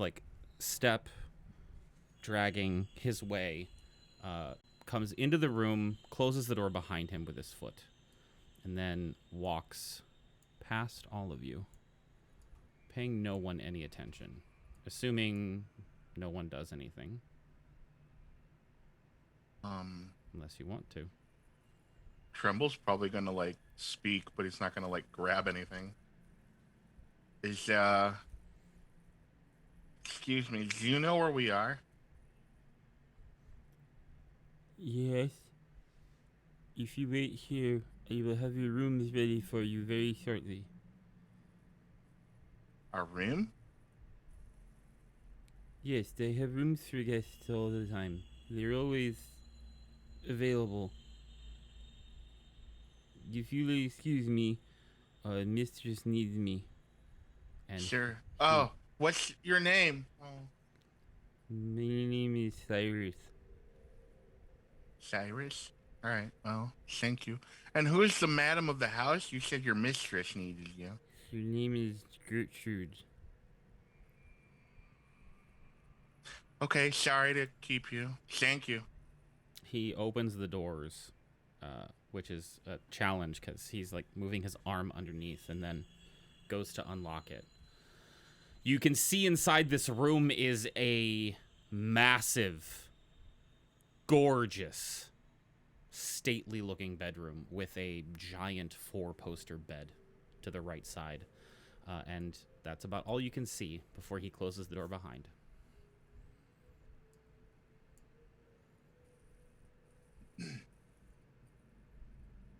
We know the Gertrude name, right? I don't know. Do you know the Gertrude name? It's the hag. It's the hag. It's the one that did the thing to Carol Ann. It's the hag. It's something went wrong. Something's wrong. We shouldn't be here. Something's wrong. Yes, we shouldn't be here. Well, perhaps something's very right, and we get the chance to stop any of this before it happens.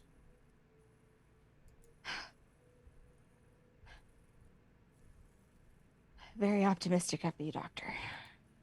I will remind you, I am just a wizard. Damn it. Damn it, Ryan. I'm a wizard, not a doctor. You've got the cool glasses that say otherwise there, sir. They're mostly for the aesthetic, but thank you.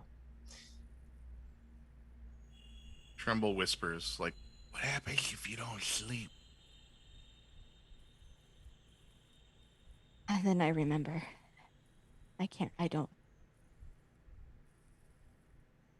We need to go. And Ryan will stand up and try to move towards the door where the creature came from. Yeah, I mean, nothing's stopping you from doing that. Yeah, she's going to do that and try to open the door. The door is not locked as you open it. However, standing on the other side of the door, you see a very tall man with elven features,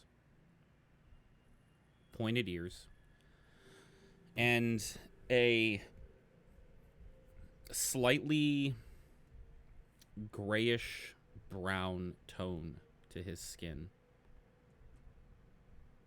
etched and cracked with age, and quite dry.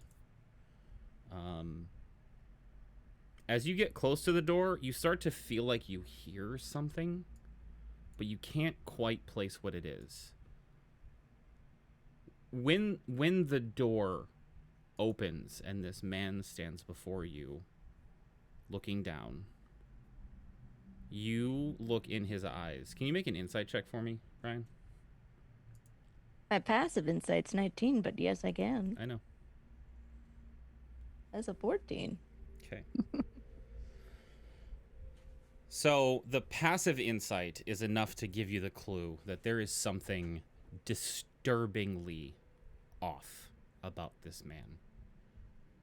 You get, just from looking at him, the idea that he is cruel. Cruel to the point of possibly enjoying torture level of cruel. And you see him smirk as he looks down on you. And the sound that you had heard before suddenly intensifies to a piercing howl. And suddenly, you and, let me see here, you and Haydn both start to hear overlapping cries of pain, yells, yelps of what sound like children. You hear people crying out in fear. You hear what you could only describe as the sound a person would make if their flesh were ripped off while they were alive. And all of these different sounds just layer over into one cacophonous, deafening sound in your head. And it pulses and becomes stronger for even another second. and it is almost too much. I need a wisdom saving throw from both of you, please.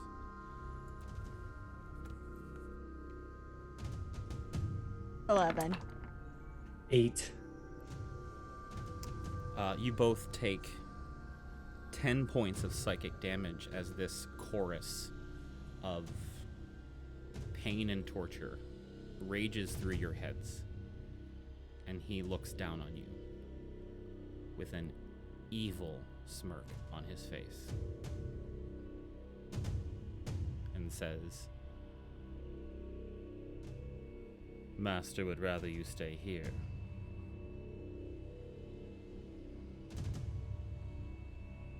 Run along.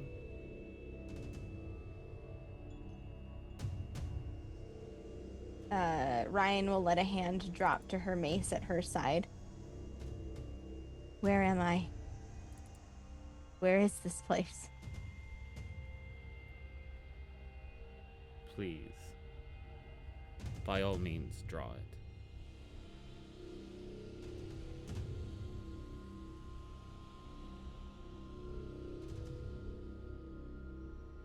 Where am I? What is this place? And he slowly closes the door in your face.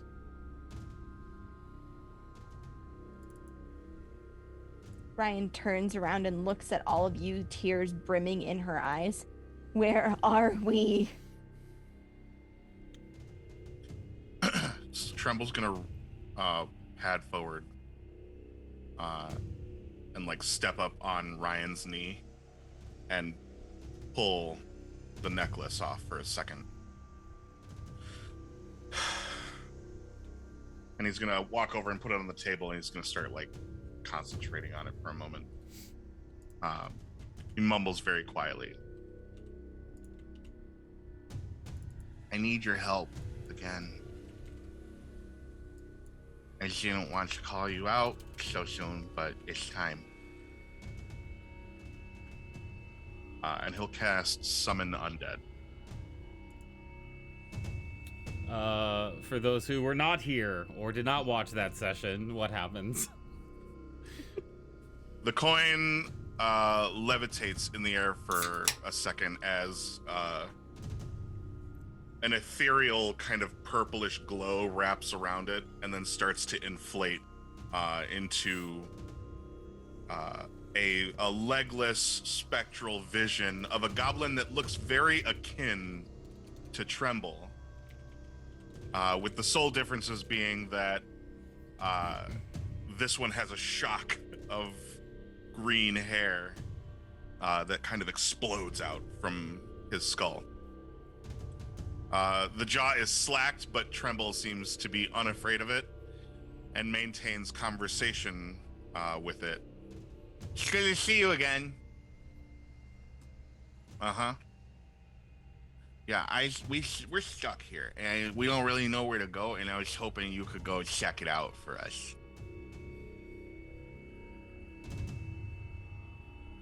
I'm not doing the voice of fear. No one else can hear fear, and I was gonna see if anyone else was close enough. So like Hayden and Ryan, Fear starts to head through this door if he can. Is he able to go through it? Like he puts his hand through the door. Is he able to pass? No. As he passes by you and returns to Tremble, you can hear almost like really faintly. It's almost like it's not coming from next to you, but almost from like a block away, and someone's screaming. I cannot believe the decor in this place. It's atrocious. Where's that pig? Where is he? Come on, round boy. We got a couple of games to play. Where are you? And he goes up to the door. Motherfucker. One more time. Every time we come to a weirdo place like this, it's all your fault, Tribble. I didn't, it's not my fault. I didn't bring us here. It's okay, buddy. I'm here to look out for you. I'm your best friend. And as he passes away from you, mirroring him, you stop hearing the voice.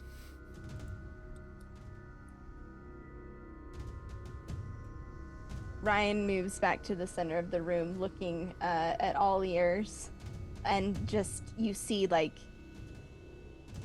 like a desperate fear in her eyes as she looks at this little being, and Athene in her eyes, her dark eyes will dart between the two of them, and she'll just nod and say, "Whatever happens, stay behind me, all right? Whatever happens." You hear a voice call out from behind the double doors.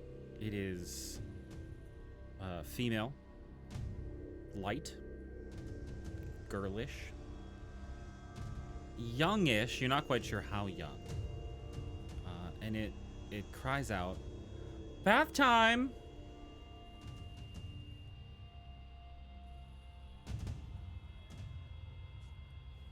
I think Aiden heads for the double doors and tries to open them. They open. Beyond, you see an unbelievably well-appointed bedroom. All of the drapes and curtains are of a very nice material, all a certain blood red color.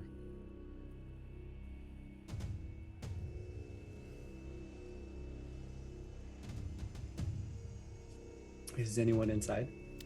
There's no one inside, but there is another set of double doors to the south that you just, with your passive perception of 20, see closing. Okay. I take a step in. Okay. What's everyone else doing?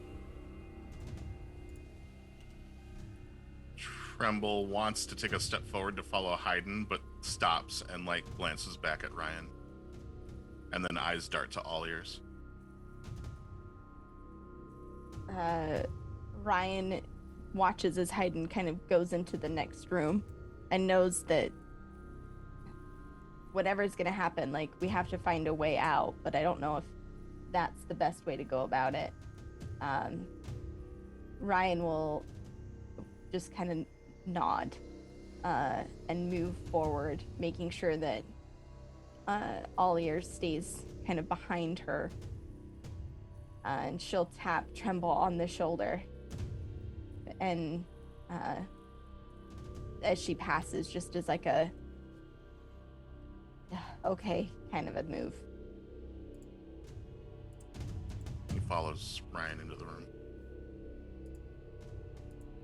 with fear, watching his six. Okay, so we're doing a little bit of this situation here. It's a bedroom.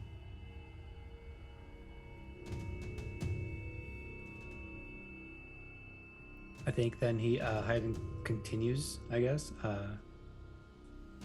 and just tests these doors. I mean, they're unlocked. Okay. They just closed. All ears, Athene, and Lucan. What are you guys doing?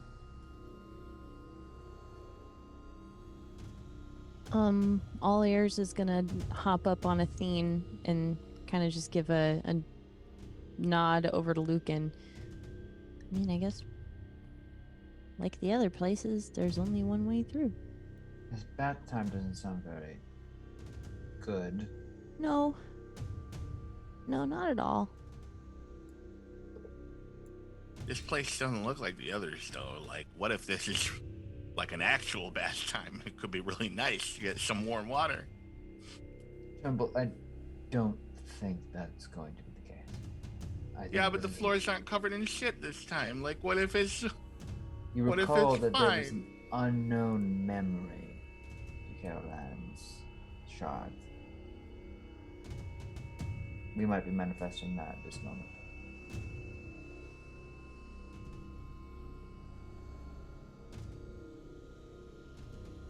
So Hayden, you're opening the door. Yeah? Yeah, I think he's just pursuing it at this point. I mean, the first thought in your heads is probably along the lines of how many bathtubs have we seen and what horrors have we seen in those bathtubs. I won't say this is a different experience. I won't say it's the same either. Beyond this doorway, you see a bathtub. The bathtub is in the center of a round area with candles displayed all over the area on a table here and there. You recognize the candles. They're the candles that the short person had brought in. There are gorgeous curtains hanging on both sides on the wall, right before the recess. And inside the tub, you see the person whose voice you heard before. It's a younger girl, probably 19, maybe 20. She is naked, her clothing beside the bed. And on the clothing, you can see a doll. It is the same doll, but twisted. Like, you saw that the other doll had like patchwork things that had been fixed up about it. This one looks like it was intentionally made to look like it was broken and put back together. In the tub, she is there with her eyes kind of closed, just enjoying. And as you walk in the room, she opens her eyes, looks at you, smiles, and then closes her eyes and starts kind of rubbing her skin, like relaxing in the bath. And you watch as she cups her hand in the liquid in the tub and kind of drips it on herself. And as she does, that's when you realize that it is blood that she's bathing in.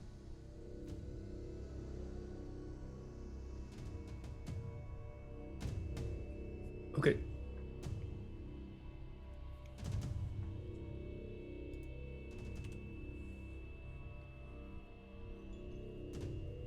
What do you guys like to do?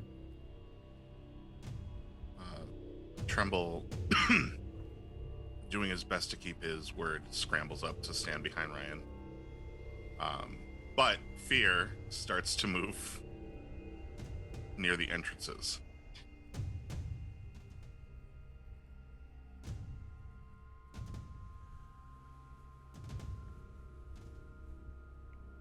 What about everyone else? Ryan is standing her ground. She's watching, like, as she sees this woman in the tub. Can I get a vibe check? I don't imagine that this is a very fun sleepover. I mean, you have a pretty passive insight. She doesn't give a shit about you guys. She's just enjoying her bath. She is not self-conscious at all about the fact that she's naked in front of strangers coming into her bathroom. She smiled at you. She doesn't seem to hold any sort of ill will toward you. Does she look familiar? Make a history check for me. My favorite. I know, right? +1. 11. Not really.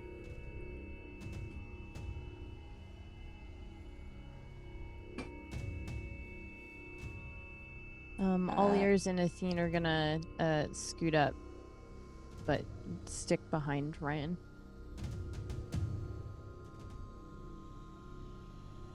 That's fine.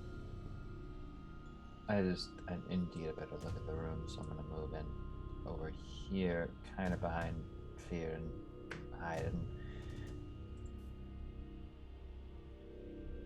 There's nothing about this seems particularly. I mean, she's bathing in blood. Just have some kind of like arcane significance as far as I'm aware.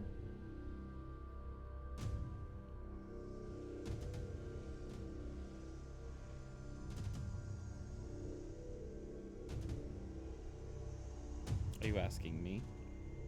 I'm asking the DM, yes, hi. Hi. You can make an Arcana check if you want. Fantastic. Sounded like it was in character, is why I was waiting. Sorry. Well, I mean, yeah, sorry. Yes. I mean, it is kind of also. It's a 25. I mean, sure, there are plenty of rituals that involve bathing in blood. You don't see any sigils, though. You don't see any sort of focus, any sort of components. She's not muttering under her breath. She's not moving her hands in any other way besides in a bathing fashion.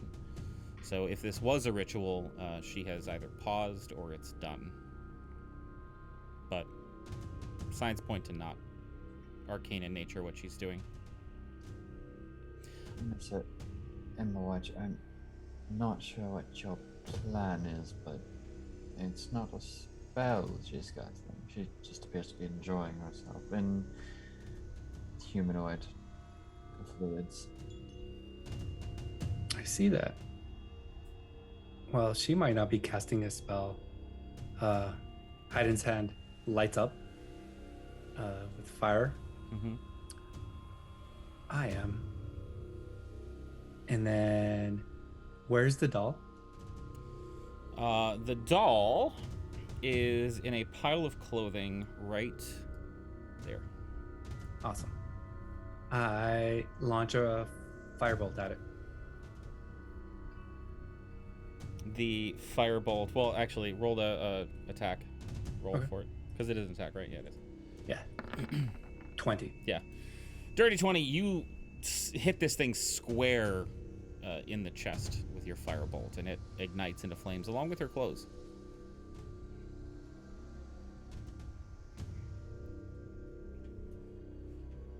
And she doesn't do anything. She just continues. She moans in enjoyment at her bath. Actually, you have a pretty high passive perception. Looking into the room, you notice that there is not that much blood in the tub. It's barely covering her.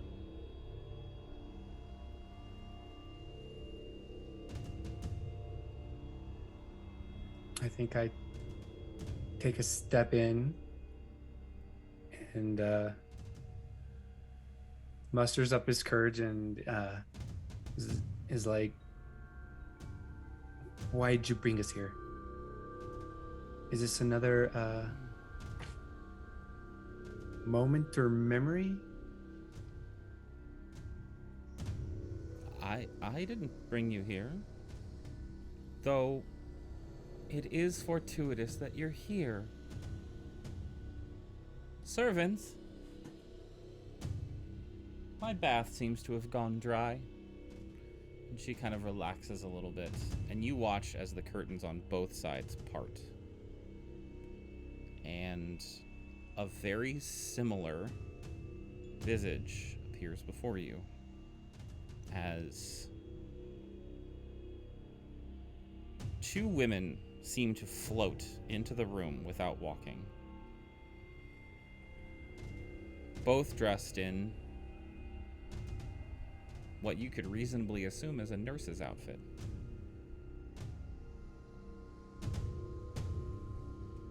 You have seen them before.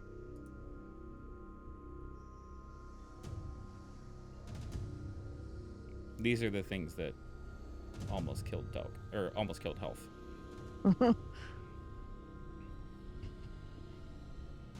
They float in and seem to be coming towards you. What would you like to do? I slowly take a step back. And I kind of whisper to everyone behind it, be careful, they don't like fast movement. They seem to still be coming for him. They're not Right. pausing. Ryan's going to look at Tremble and just say, "Do not let them touch you." And she's going to summon Celestial. You try, and nothing fuck. happens. Oh no. Fuck. Oh no. You feel as if something had stopped you. Her eyes will widen, as she realizes like something's fucked, and she's going to grip her mace tighter. She's going to try. I mean, I'm gonna let everybody do their thing before she does the next thing. Are we kind of like free action right now? Sure. Fantastic. They're both approaching right now. Perfect. Let me just check the range really quick. I just have to see them. Fantastic. Yeah, no. Lucan is going to kind of like pull one glove particularly tight, and then he is going to vanish as I cast Steel Wind Strike. Just as you're about to let go of the spell, the doors slam shut, and you no longer have sightline on them.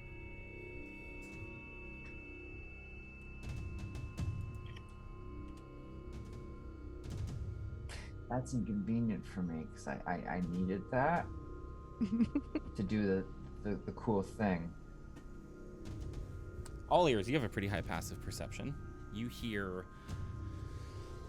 the sound of a man's voice, kind of sighing a little bit, like he's enjoying something. It is behind you in the room you came from. Great. Fantastic. I'll look that way. Sitting in one of the chairs, which he has turned away from the fireplace towards the room that you are in, you see a man with leather boots. They look slightly wrinkled, like they've been worn over time, but perfectly and pristinely cared for, well oiled. Even though there are wrinkles to the material, it's not cracked in any way. He has on these like tights underneath his pants, which come down to like his mid-calf, with a little flourish to the material in the end, like a little lace. The pants themselves are black. The stockings that he wears underneath are this kind of dark grayish color.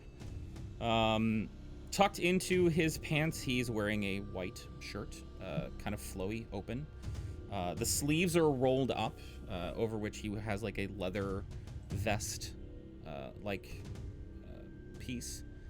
The shirt is open down to the vest. His hair is pulled back in a ponytail. It's not slick, it's not oily or anything like that, but it does look very healthy and luxurious. He has a slight wisp of a mustache and hair on his chin. He is sitting there in the chair with one of his legs thrown over the side, and in his hand is a glass of wine as he's just kind of watching the group of you in the room with a mischievous smirk on his face. I'll just kind of reach backwards towards Ryan to try and get her attention. There's the man in the sitting room with the fire. Ryan will turn, head on a swivel, snapping that direction. He waves jauntily. And she'll look nervously back at the doors that slammed shut and where Hayden is. And she'll, like, grit her teeth, like, clearly threats on multiple fronts and not sure where to prioritize. But we'll turn and look at the man sitting in the chair.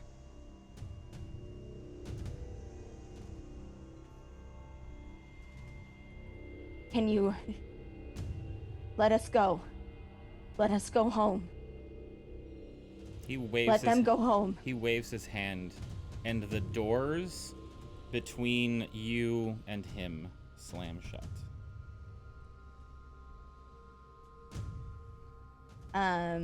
Ryan is going to use her last meta magic, a sorcery point. The doors suddenly open again. To twin spell Shield of Faith onto Tremble and All Ears, giving them a +2 to the AC if it goes off. That's not a bad idea.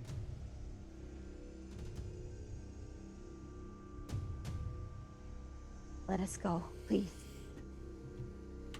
We've done nothing wrong. Come on, you just got to my house. Please, have a seat. Jeez. I want to meet the people who've come and spend some time with me, you know?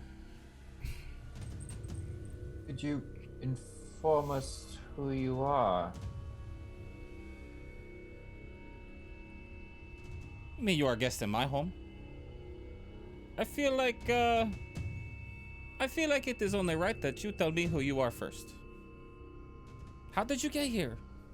Where'd you come from? Through the fireplace. That makes no sense whatsoever. Yeah, I know. It's weird. Lucan von Menel, I came here through some form of ritual to break a spirit free from her possession. Did that work? Unconfirmed at this point. It'd probably work. I mean, we're here, so clearly the initial area of arcane insemination, if you will, is no longer valid, so... I think Kaiden then comes over and kind of points in the bathtub's direction and says, that was Gertrude, correct?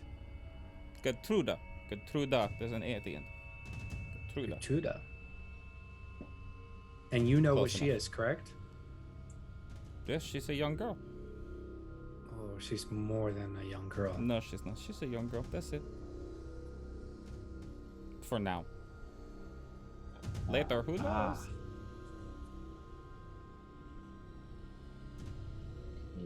A historian. Then. I'm sorry? Please, it's difficult to talk to you in there. Come in, sit down, have a seat. I won't bite, I promise. It's not the biting I'm concerned about, but I'll look at Please. everyone else. Yeah. Please let us go. You are asking me to do things for you and to give things to you. You haven't given me what I want. You're in my home. Just come and sit down. Talk to Fine. me. Introduce yourself. I want to know who you are. That's it. Fine. If anyone needs to cross the threshold, I will gladly do so. Allow me. Please do. And Lucan will step across and bow again. The doors like slightly go to shut and then don't. He's like, I'm just kidding. Go ahead, sit down. All Ears is gonna go in there and occupy a whole couch with Athene and herself. That's a good dog you have there. I mean, she's a wolf, but thank you. What is She's my best friend. What is her name? Should I tell him? I mean, it'd be rude not to. That is exactly the Okay. thing about which I am talking. I mean, I'm asking her permission real quick. Hang on. Okay. Her name is Athene. Athene, it is pleasure to meet you. And the rest of you? You can call me Ollie. Ollie?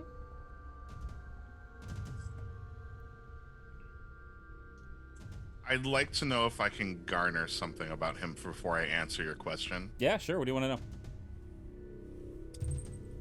know? As a warlock of the Undying, can I tell if he's undead? I am not as familiar with the Warlock of the Undying as I would like to be, so I'm gonna ask you, as a Warlock of the Undying, can you tell if he's undead? I feel like I'd have a better insight. Not specific, but I could tell if he was undead. Specifically because I have a relationship with death that makes me warded against them. Yeah, make an insight check.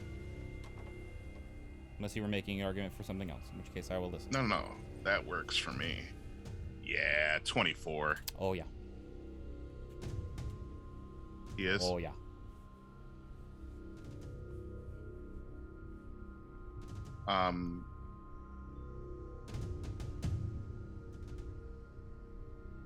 Fear is gonna float and like settle over the ottoman next to him.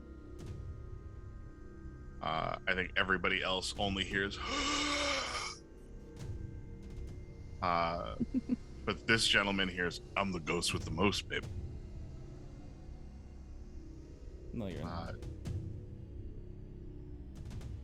The ghost like turns away from him and looks at me across the room and then turns back to him and says nothing. Tremble will take a seat right next to him on the long couch.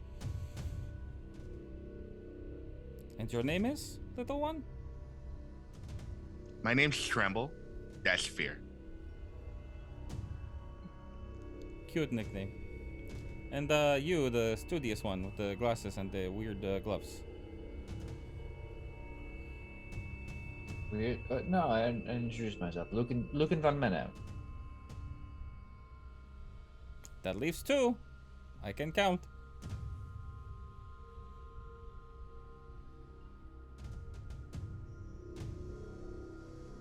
I just want to know your name. I think Hayden does not give him his name. He just like stands there between the couches, just preparing. Ryan will shift her pack on her shoulders and look at the man, dead-eyed. My name is Ryan McPhellis. I am of the Silver Ladies of Selune.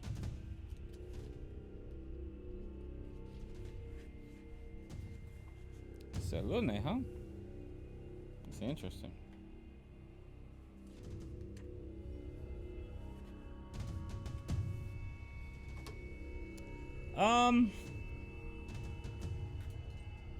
Hayden, you are standing there, staring down into the face of this person. And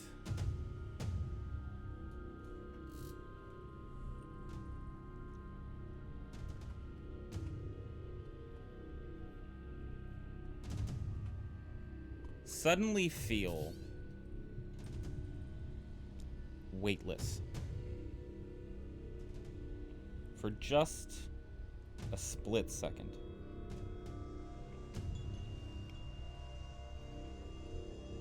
And then you and all of the books on the shelf immediately behind you suddenly start falling toward the ceiling. Can I counterspell? Sure. What is the DC for counterspell? It's 10 plus the spell's level, correct? Correct. Go ahead and roll. 4th level. Go ahead and roll. Did I not roll it? Oh, what level is the spell? Higher than that. Go ahead and roll. Higher than the roll? Okay.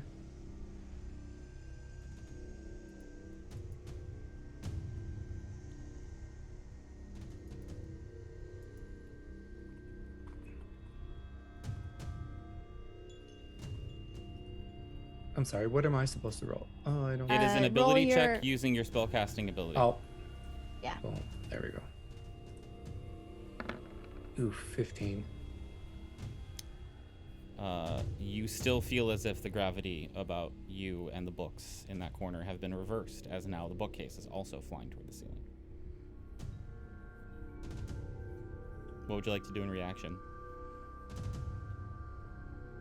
Oh, that was my reaction, counterspell. Just as you're about to hit the ceiling,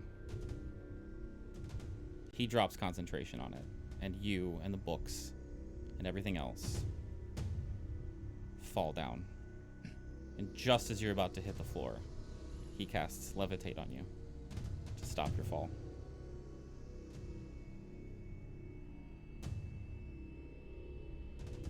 Still don't want to tell me your name?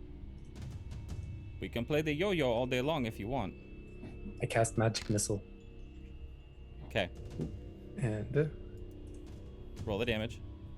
Yeah. 11. For some unknown reason, all of the missiles go towards him and then immediately change direction and go right into Best Girl.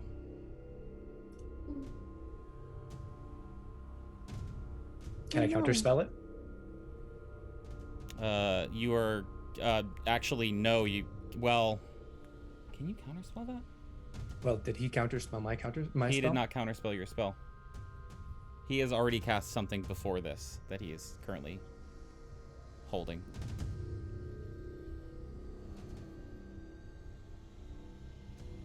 Throw a shield on Best Girl. I shield self only. Shield shelf. Oh, damn. You're right. I promise you I'm better at this than you. You know what? Let's stop. Let's take a moment. Let's take a moment and step back. Let's all calm down for just a second. He let you fall to the ground. Listen. I just want to know who you are and how you come into my home, into my private chambers, unannounced. My Chamberlain doesn't know why you're here. My servants don't know why you're here. Gertruda doesn't know why you're here. I don't know why you're here. You just show up in my house. I have a feeling you would be just as pissed as I am. We don't know why we're here either. And all ears is like clutching Athene after being hit by those magic missiles, just trying to protect her. We were trying to help someone who was in a dire situation after all of our friends tried to help and they weren't successful, and we thought we were done, and we just happened to walk through your fireplace, which was just the weirdest thing. So you don't need to be throwing our friends around and hurting our friends. We didn't mean to come here. Excuse me, I haven't hurt anybody. You were my friend. I did not. Your friend hurt your friend. But I was aiming at you, so you did hurt him. I just protect myself. I'm in my house.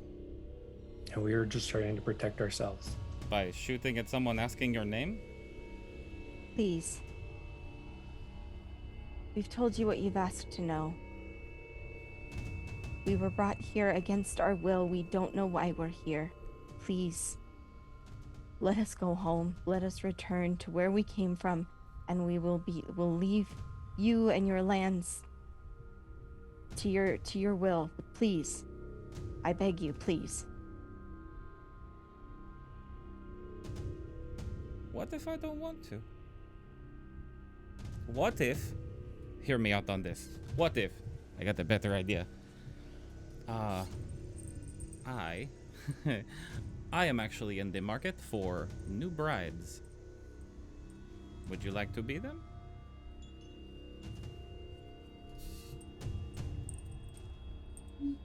I could make it worth your time. That's a really odd request. I could make the dog a very happy dog. If you know what I mean. She's already very happy. And you know what? Goblins? Listen, it's been a while since I had a goblin, but if I understand right, you are quite fiery in the sack. You know what I mean? We eat our partner's genitals afterwards. It's okay, I grow back.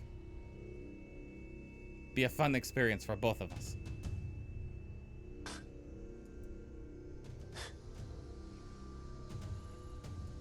That's gross. That's really gross. Mr. Lucan? Mr. Lucan. First of all, Yes. don't worry. I will not find out how many holes you have until later. But for for now, I have a question for you. Yes. Which of your friends is the one who's really, really good at healing? You know, the one that can, like, bring people back from the dead, maybe, like, cauterize a wound. You know, the magic shit. I think I know, but I want to know for sure. That is a subjective question. Define bring back from the dead and cauterize a wound, because I believe there are several methods by which any member of this party. Which one of you can heal someone? I can do that. You can heal? Yes. Brought my friend Fear back from the dead. He's sitting right next to you. But how do you, like... I have a medical degree, or most of it. I could theoretically heal, if that's what you're asking for. It's me. No, please. It's me. If you're looking for a healer, I can help, but please. Let them go. Ryan, I have a question for you. Yep, Does a 28 hit you? it does. The man switches instantly from lounging around and asking questions and getting a little bit more pointed and getting a little bit more sexually questionable, to standing across the room behind your friend, Ryan. The thing is, it's as if the world slowed down and you watched as he sighed, slowly put his hands on the arms of his chair, stood himself up, cracked his neck, and then walked across the room to behind Ryan. The thing is, it looked like that, and he did it with that much ease, but it happened in the literal blink of an eye. And Ryan, he is now standing directly behind you, with his head over your shoulder, and his lips so close to your right ear that you can almost feel how wet they are from the last time he licked his lips. And he whispers in your ear, "So is this true? You are the one that has all the powers to help your friends out?"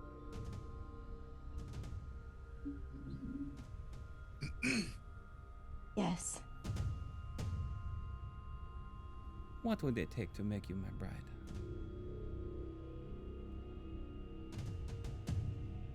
Say it, it is yours. Ryan looks at all of them in the room. Send them home. Let them go. The rest of you watch as his left hand comes off of her shoulder and reaches around and grabs Ryan by the throat. It is not a grapple. It is a claw that doesn't go on the sides. It goes right under the trachea. And Ryan, you can feel that with barely a squeeze, he could just crack your windpipe. And as he stands there holding your throat like that, he says, You would come and be mine if I just let them go? That's it?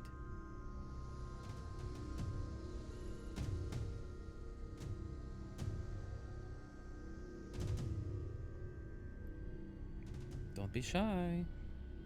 I don't like shy. I would dream again. Let them go. And let me dream again. You would let me have my way with you? You would let me make you my bride? You would let me fuck you and you would let me do all of that? Make you mine forever? If I just let them go.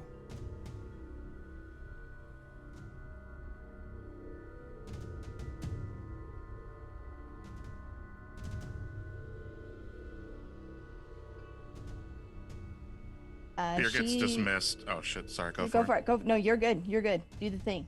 Fear gets dismissed, and Tremble immediately casts Aura of Life. Okay. Break down what Aura of Life does. It's a radiated energy of 30 feet. Non-hostile creatures in the area have resistance to necrotic damage, and their hit point maximum cannot be reduced. Any living creature gains 1 hit point when it starts its turn in the area of effect with 0 hit points.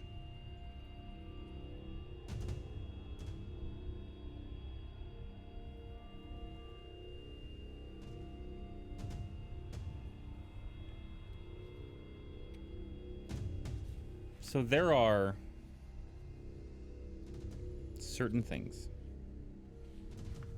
in the world of Dungeons and Dragons that it is hard to reconcile with.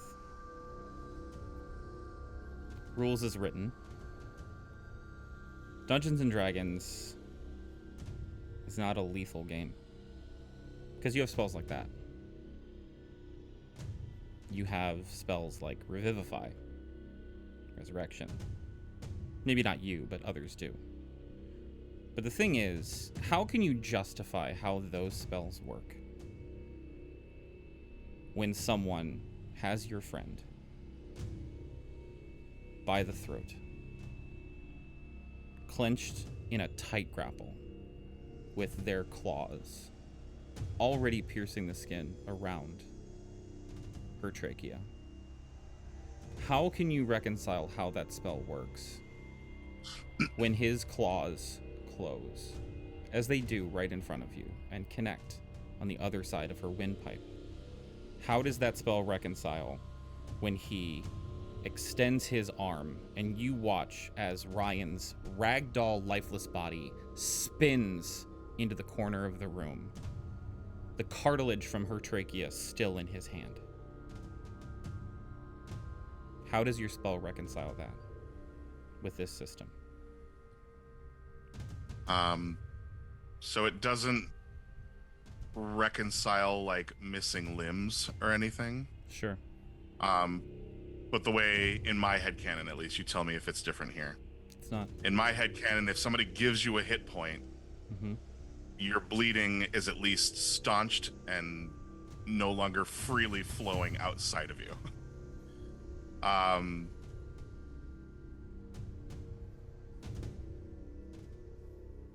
She'll be able to walk, I assume, but the whole point is that since Fear is no longer around, the energy it takes my pact to keep my best friend on this plane is now being used to maintain her. Understood. So, Ryan, you fall to the side. The cartilage from your trachea is in his hand. He drops it and wipes off your blood on his vest. And he looks around the room in a lazy fashion. And it's almost as if he's daring anyone to do something about what he just did. Of course. I cast Sword Burst. You create a momentary circle of spectral blades that sweep around you. Any other creature within 5 feet must succeed a dexterity saving throw. He counter spells at 9th level. 9th level. Cool.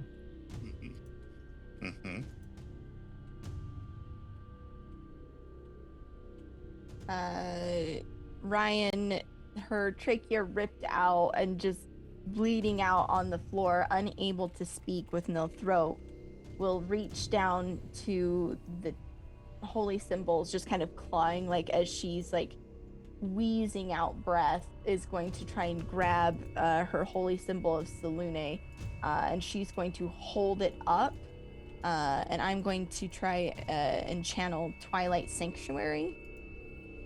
There's a sphere centered on me with a 30-foot radius. It's filled with dim light. It lasts a minute or until I'm incapacitated or die.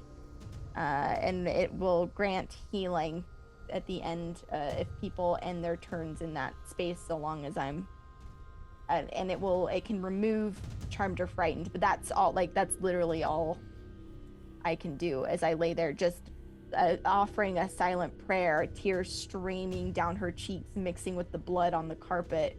She just extends her hand with this symbol, like clenched in it, just kind of like coughing blood through the gaping wound. Here you go, girl. Be quiet, it's okay, I pray with you. And he comes over, and he puts his legs on both sides of you and, like, pulls you in so that you're between his legs, and he's sitting down on the ground and holding you with his hands over your holy symbol, and he starts praying in your ear with you. He just watches her chest, like, shakes, and tears just keep streaming down her eyes and cheeks and just mixing in, and like a ragged, like half of like a wheeze. And he slowly pulls his out. arms closer and closer, and then just sits there behind you, choking you. Is Do it we have a if no clear- one else? Yeah, go No, on. no, no. Go Sorry, ahead. sorry. Do we No. do we have a clear line of sight? He's in the center of the room, fine. like with your friend, holding on. Yeah. Okay. And I've reasonably assumed that this entire time we've been on a demi-plane of some sorts. Yeah, I mean, we had ethereal field trips of kinds back at the academy. I'd love to banish Ryan. I'm going to run up and grab Ryan on the shoulder and say, "You're too good, whatever the fuck this is." And I'm going to try and banish her. If I recall correctly, that is either an intentional fail from Ryan or Ryan has to roll. Am I wrong? It has to. It does have to be an intentional. Yeah. Ryan? Willing target. What's the save on it? Charisma save.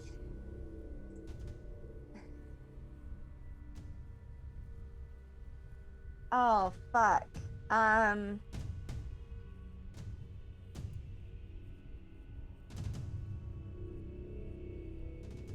I don't know. Shit. We're just gonna roll something to make me.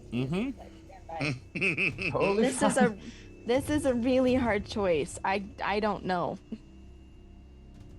Okay. Oh god, where is it? Where is it? Where is it? It's there. Okay. Okay. Man, I got so many fucking high spells. She lets it happen.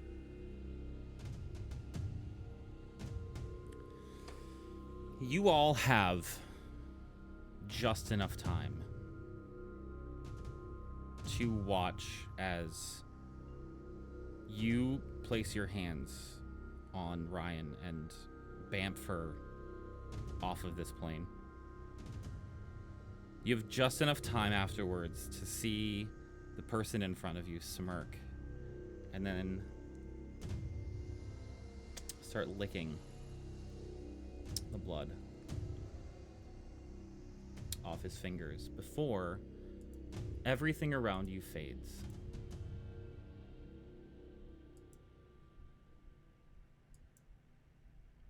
And at this point, you think you're going to come to in the graveyard. But that's not where you are. You find yourself, all of you, in a city.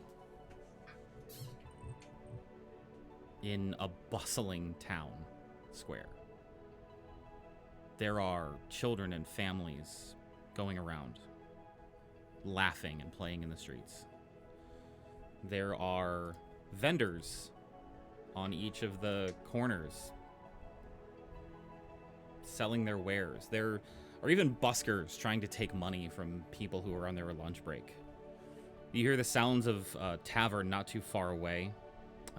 You can see some soldiers walking by too. They don't seem like they're intent on getting anywhere. They seem like they're just on patrol. And they stop and have a brief conversation with the local townsperson, and the little boy kind of comes up to one of them and is like poking at the spear in his hand, and he tells the soldier, like, "I want to be a soldier when I grow up. My daddy's a soldier. touching moment between them. In front of you, as you take in the surroundings, you see a large building. And some of you it happens immediately, some of you it happens takes a little bit longer to sink in. But the building that you see in front of you, it's the hospital. Except it's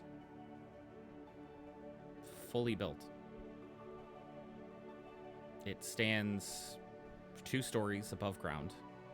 The doors are open, and you can see people coming and going from inside. You see a lot of people in medical outfits and nurses' hats and things like that. And there's a woman in a dark black cloak.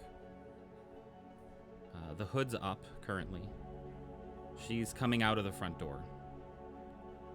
And she takes a step onto the street and looks to the left and looks to the right. And then as she takes her hood down off of her head, looks directly at the group of you, as if she knew you were there the whole time. It is Carol Ann. But she's much older. She's maybe in her 50s or 60s.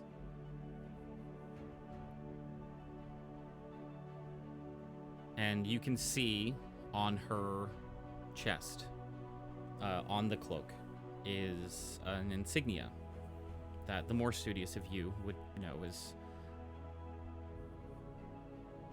referencing Ilmater.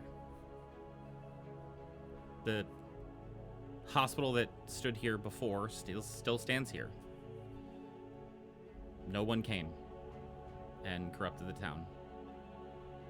No one came and convinced the general to do anything wrong. No one talked the girl into sacrificing her little brother or becoming a doll. She just grew up and did what she knew best, helping others. She looks at you each individually, one at a time, and then smiles and says, "I knew you could do it. Thank you." And then walks away, going about her day. That's the end of the Haunt trilogy, guys. With a little Easter egg of something else thrown in. Let's take a moment and go around the horn and have everyone introduce themselves. Yes, Ryan is there. Everyone is there. The thing is about that particular encounter is when you were in those different places, the lose condition was if anyone dropped to 0 hit points, and it would instantly bring you back. But it brought you back fine. So everyone survived. It was just an experience. Right. I survived. Oh, poor Ryan. Bless her heart. Hi, I'm Osirix Franco. I played Ryan McFellis, the Kalishtar Twilight Domain cleric. If you like my face and the words I say sometimes, you can find me on Twitch and Twitter at Osirix Franco. I'm in a variety of TTRPG content, both here on Nat20 and over at TBK Roleplay. You can find me next on Wednesday here in Against the Tides, where I play Kelby Sparkspinner, which is a very delightful character to play. Just all the opposite of this. And then you can check me out over at TBK Roleplay on Friday for Stargate Basilisk, which is a Stargate themed campaign where I will be playing a baddie, which I'm very excited about. And on Saturday, you can catch me in Dark Echoes, the Curse of Strahd campaign, followed shortly after with Murdering Coffee, a GM talk show host, where I'm joined by the incredible Luca Locke. We'll be talking with Eric Jorgensen from Midnight Tower about narrative threads and the art of foreshadowing, which should be pretty cool. And yeah. Oh, and then on the 24th over at TBK Roleplay, catch me in a murder mystery. Ooh, very spooky. Where I get to be a pirate. Well, a captain? It's not clear. But I'm very excited about it. I just want a huge shout out to all my fellow players. What a freaking phenomenal session. You guys are incredible. I'm inspired by your talent and your skills every time. Saint, ha! Fear is real in my body. What a good game. Okay, and I'm gonna pass it on to Ash. Hey, that's me. I'm Ash. Go bash and Robin here on Twitch and over on Twitter. I'm not okay. For a little bit of the record, that particular character, Ash has experienced before, and Ash's character was the target. Yep. So I've been quiet this whole time because I don't want to say anything. But what the fuck? Yeah. The fuck? Oh no! What? Yeah. Oh, did you just put it together? Anyway. It's okay, buddy. It's gonna be fine. Anyway, hi, I'm Ash. I go by Ashton Rabbit here on Twitch and over on Twitter. You can mostly find me here on Nat 20, doing fun things like one-shots like this. Morningstar, when that comes back next month. I also run Against the Tides, which is coming up this Wednesday. Fun little sneak peek into what's been going on there. They've been thrust through time because they found a beacon from the dynasty in Jorhas in Wildmount. They're now in a giant cavern full of clerics. The fuck is going on there? We'll find out. It's a whole hoot and holler. It's a bunch of fun. Yeah, that's pretty much it for me. I do stream on my own channel occasionally, mostly D&D prep. That'll probably be tomorrow and Tuesday as I prepare for Wednesday. It's gonna be fun. I love Turks just like... just... God, and I thought it was so heavy-handed, too. Okay. I was screaming in Discord, like, do you get it? Do you get it? Do you get it? I'm putting the two and two together now. It's gonna be great. Anyway, that's it for me. I'm gonna pass it on over to Bright Dystopia. No. Hi everybody. I'm Bright Dystopia. I'm very drained. You can find me on all forms of social media at Bright Dystopia, but leave me alone for a week. I'm very tender. Promise. I've been hurt very deep tonight. This was awesome. I want to do more of these, and I probably will. Follow Saint. He'll be the one to notify you. I won't. But you can find me on all forms of social media at Bright Dystopia. I'm a Jasper's Game Day representative and a voiceover actor and a pro DM for Magpie Games. So if you enjoy this, this isn't the kind of DMing I do for Magpie Games. My games are a lot more lighthearted, but if you like Tremble, come on by. magpiegames.com/bright. I have nothing left. Saint owns everything I am. I'm gonna go lay down and weep and then make a character for his next game. So in the meantime, I'm gonna pass it on over to Comrade. Real fast, listen, we all have our niche, okay? Of things we can do. And you found your niche firmly between my cheeks. Wait. And rammed this story up me. Wait. No, I'm okay with this narrative. Let's go. Take it away, Comrade. Hey, Comrade Crash on Twitter and stuff. I was about to say tomorrow. It is tomorrow. Tuesday. I'll be on TPK doing the Oathsworn. We'll be doing a little one-shot prequel, which is gonna be fun with Turk over here.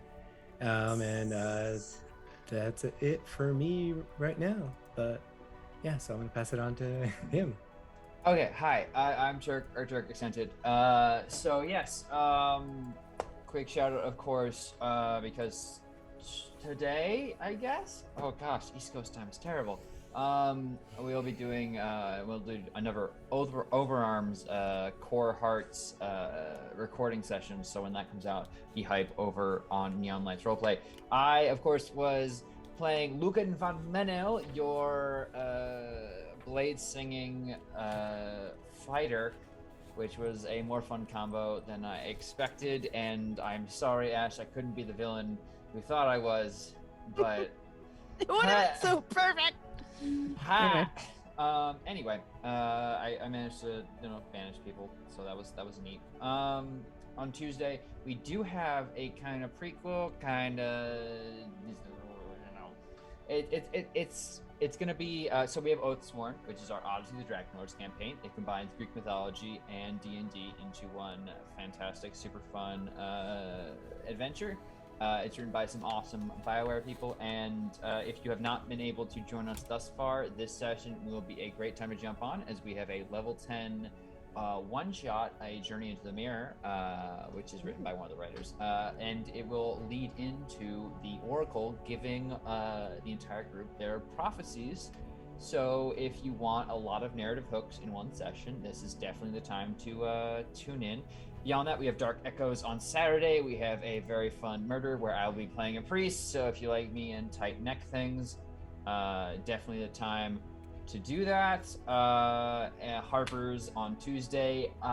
Definitely a big shout out to Hubris of Man on the 27th. It's our Aliens campaign led by Meg Mysteria.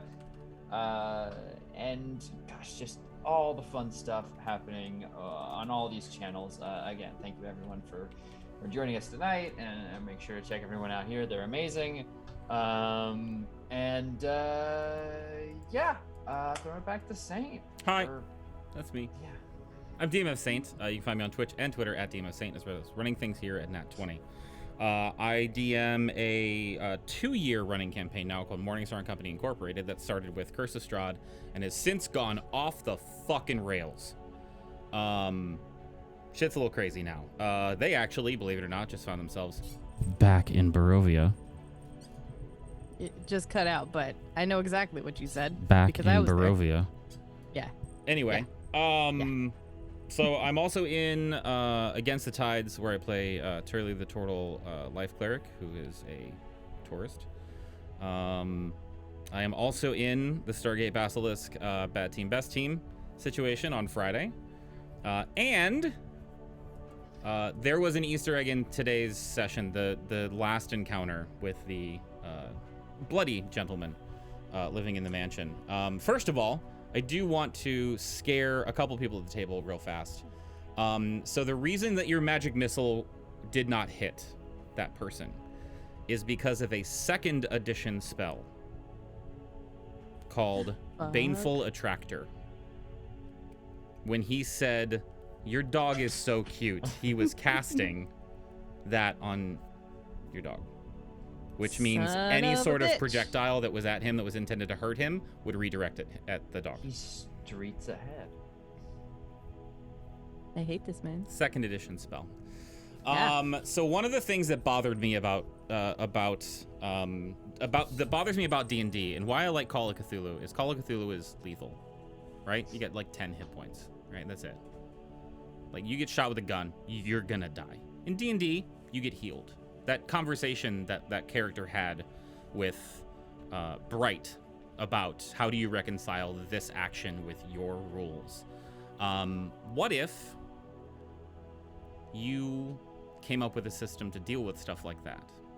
There are already kind of hardcore rules in Dungeons and Dragons. What if you did those and then you added your own twists on it? You added your own little things. And I've been planning a hardcore campaign for a long time. Planning's almost over.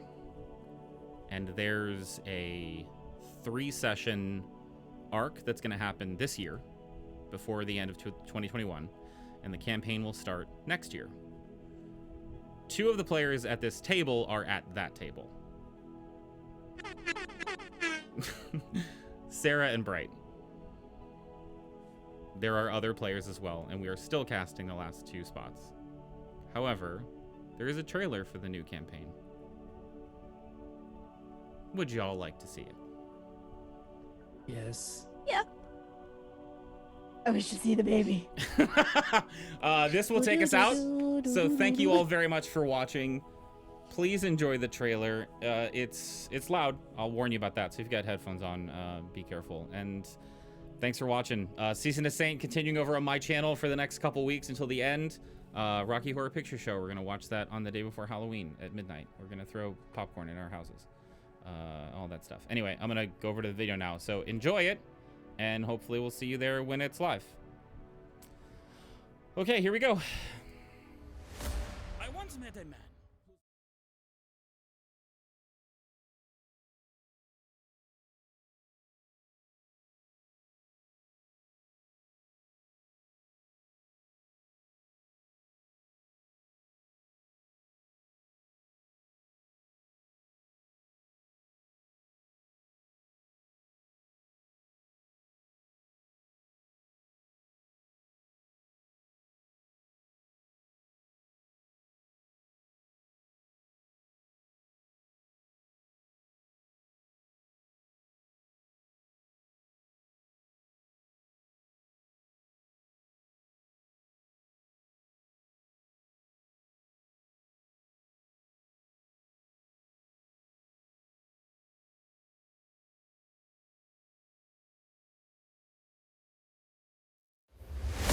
I once met a man whose name, to this day, I do not know.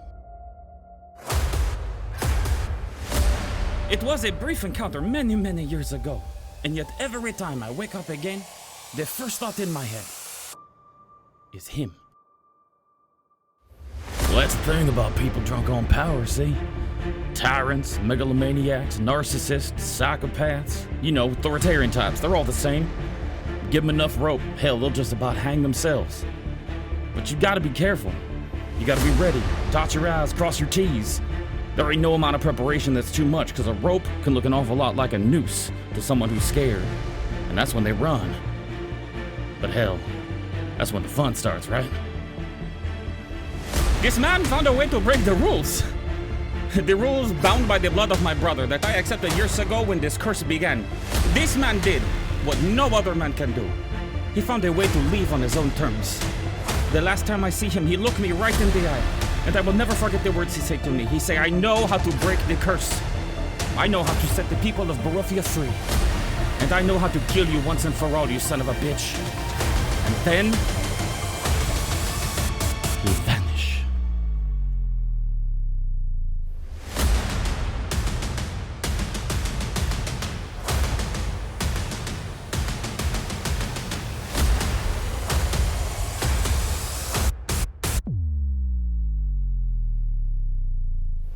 We took our time.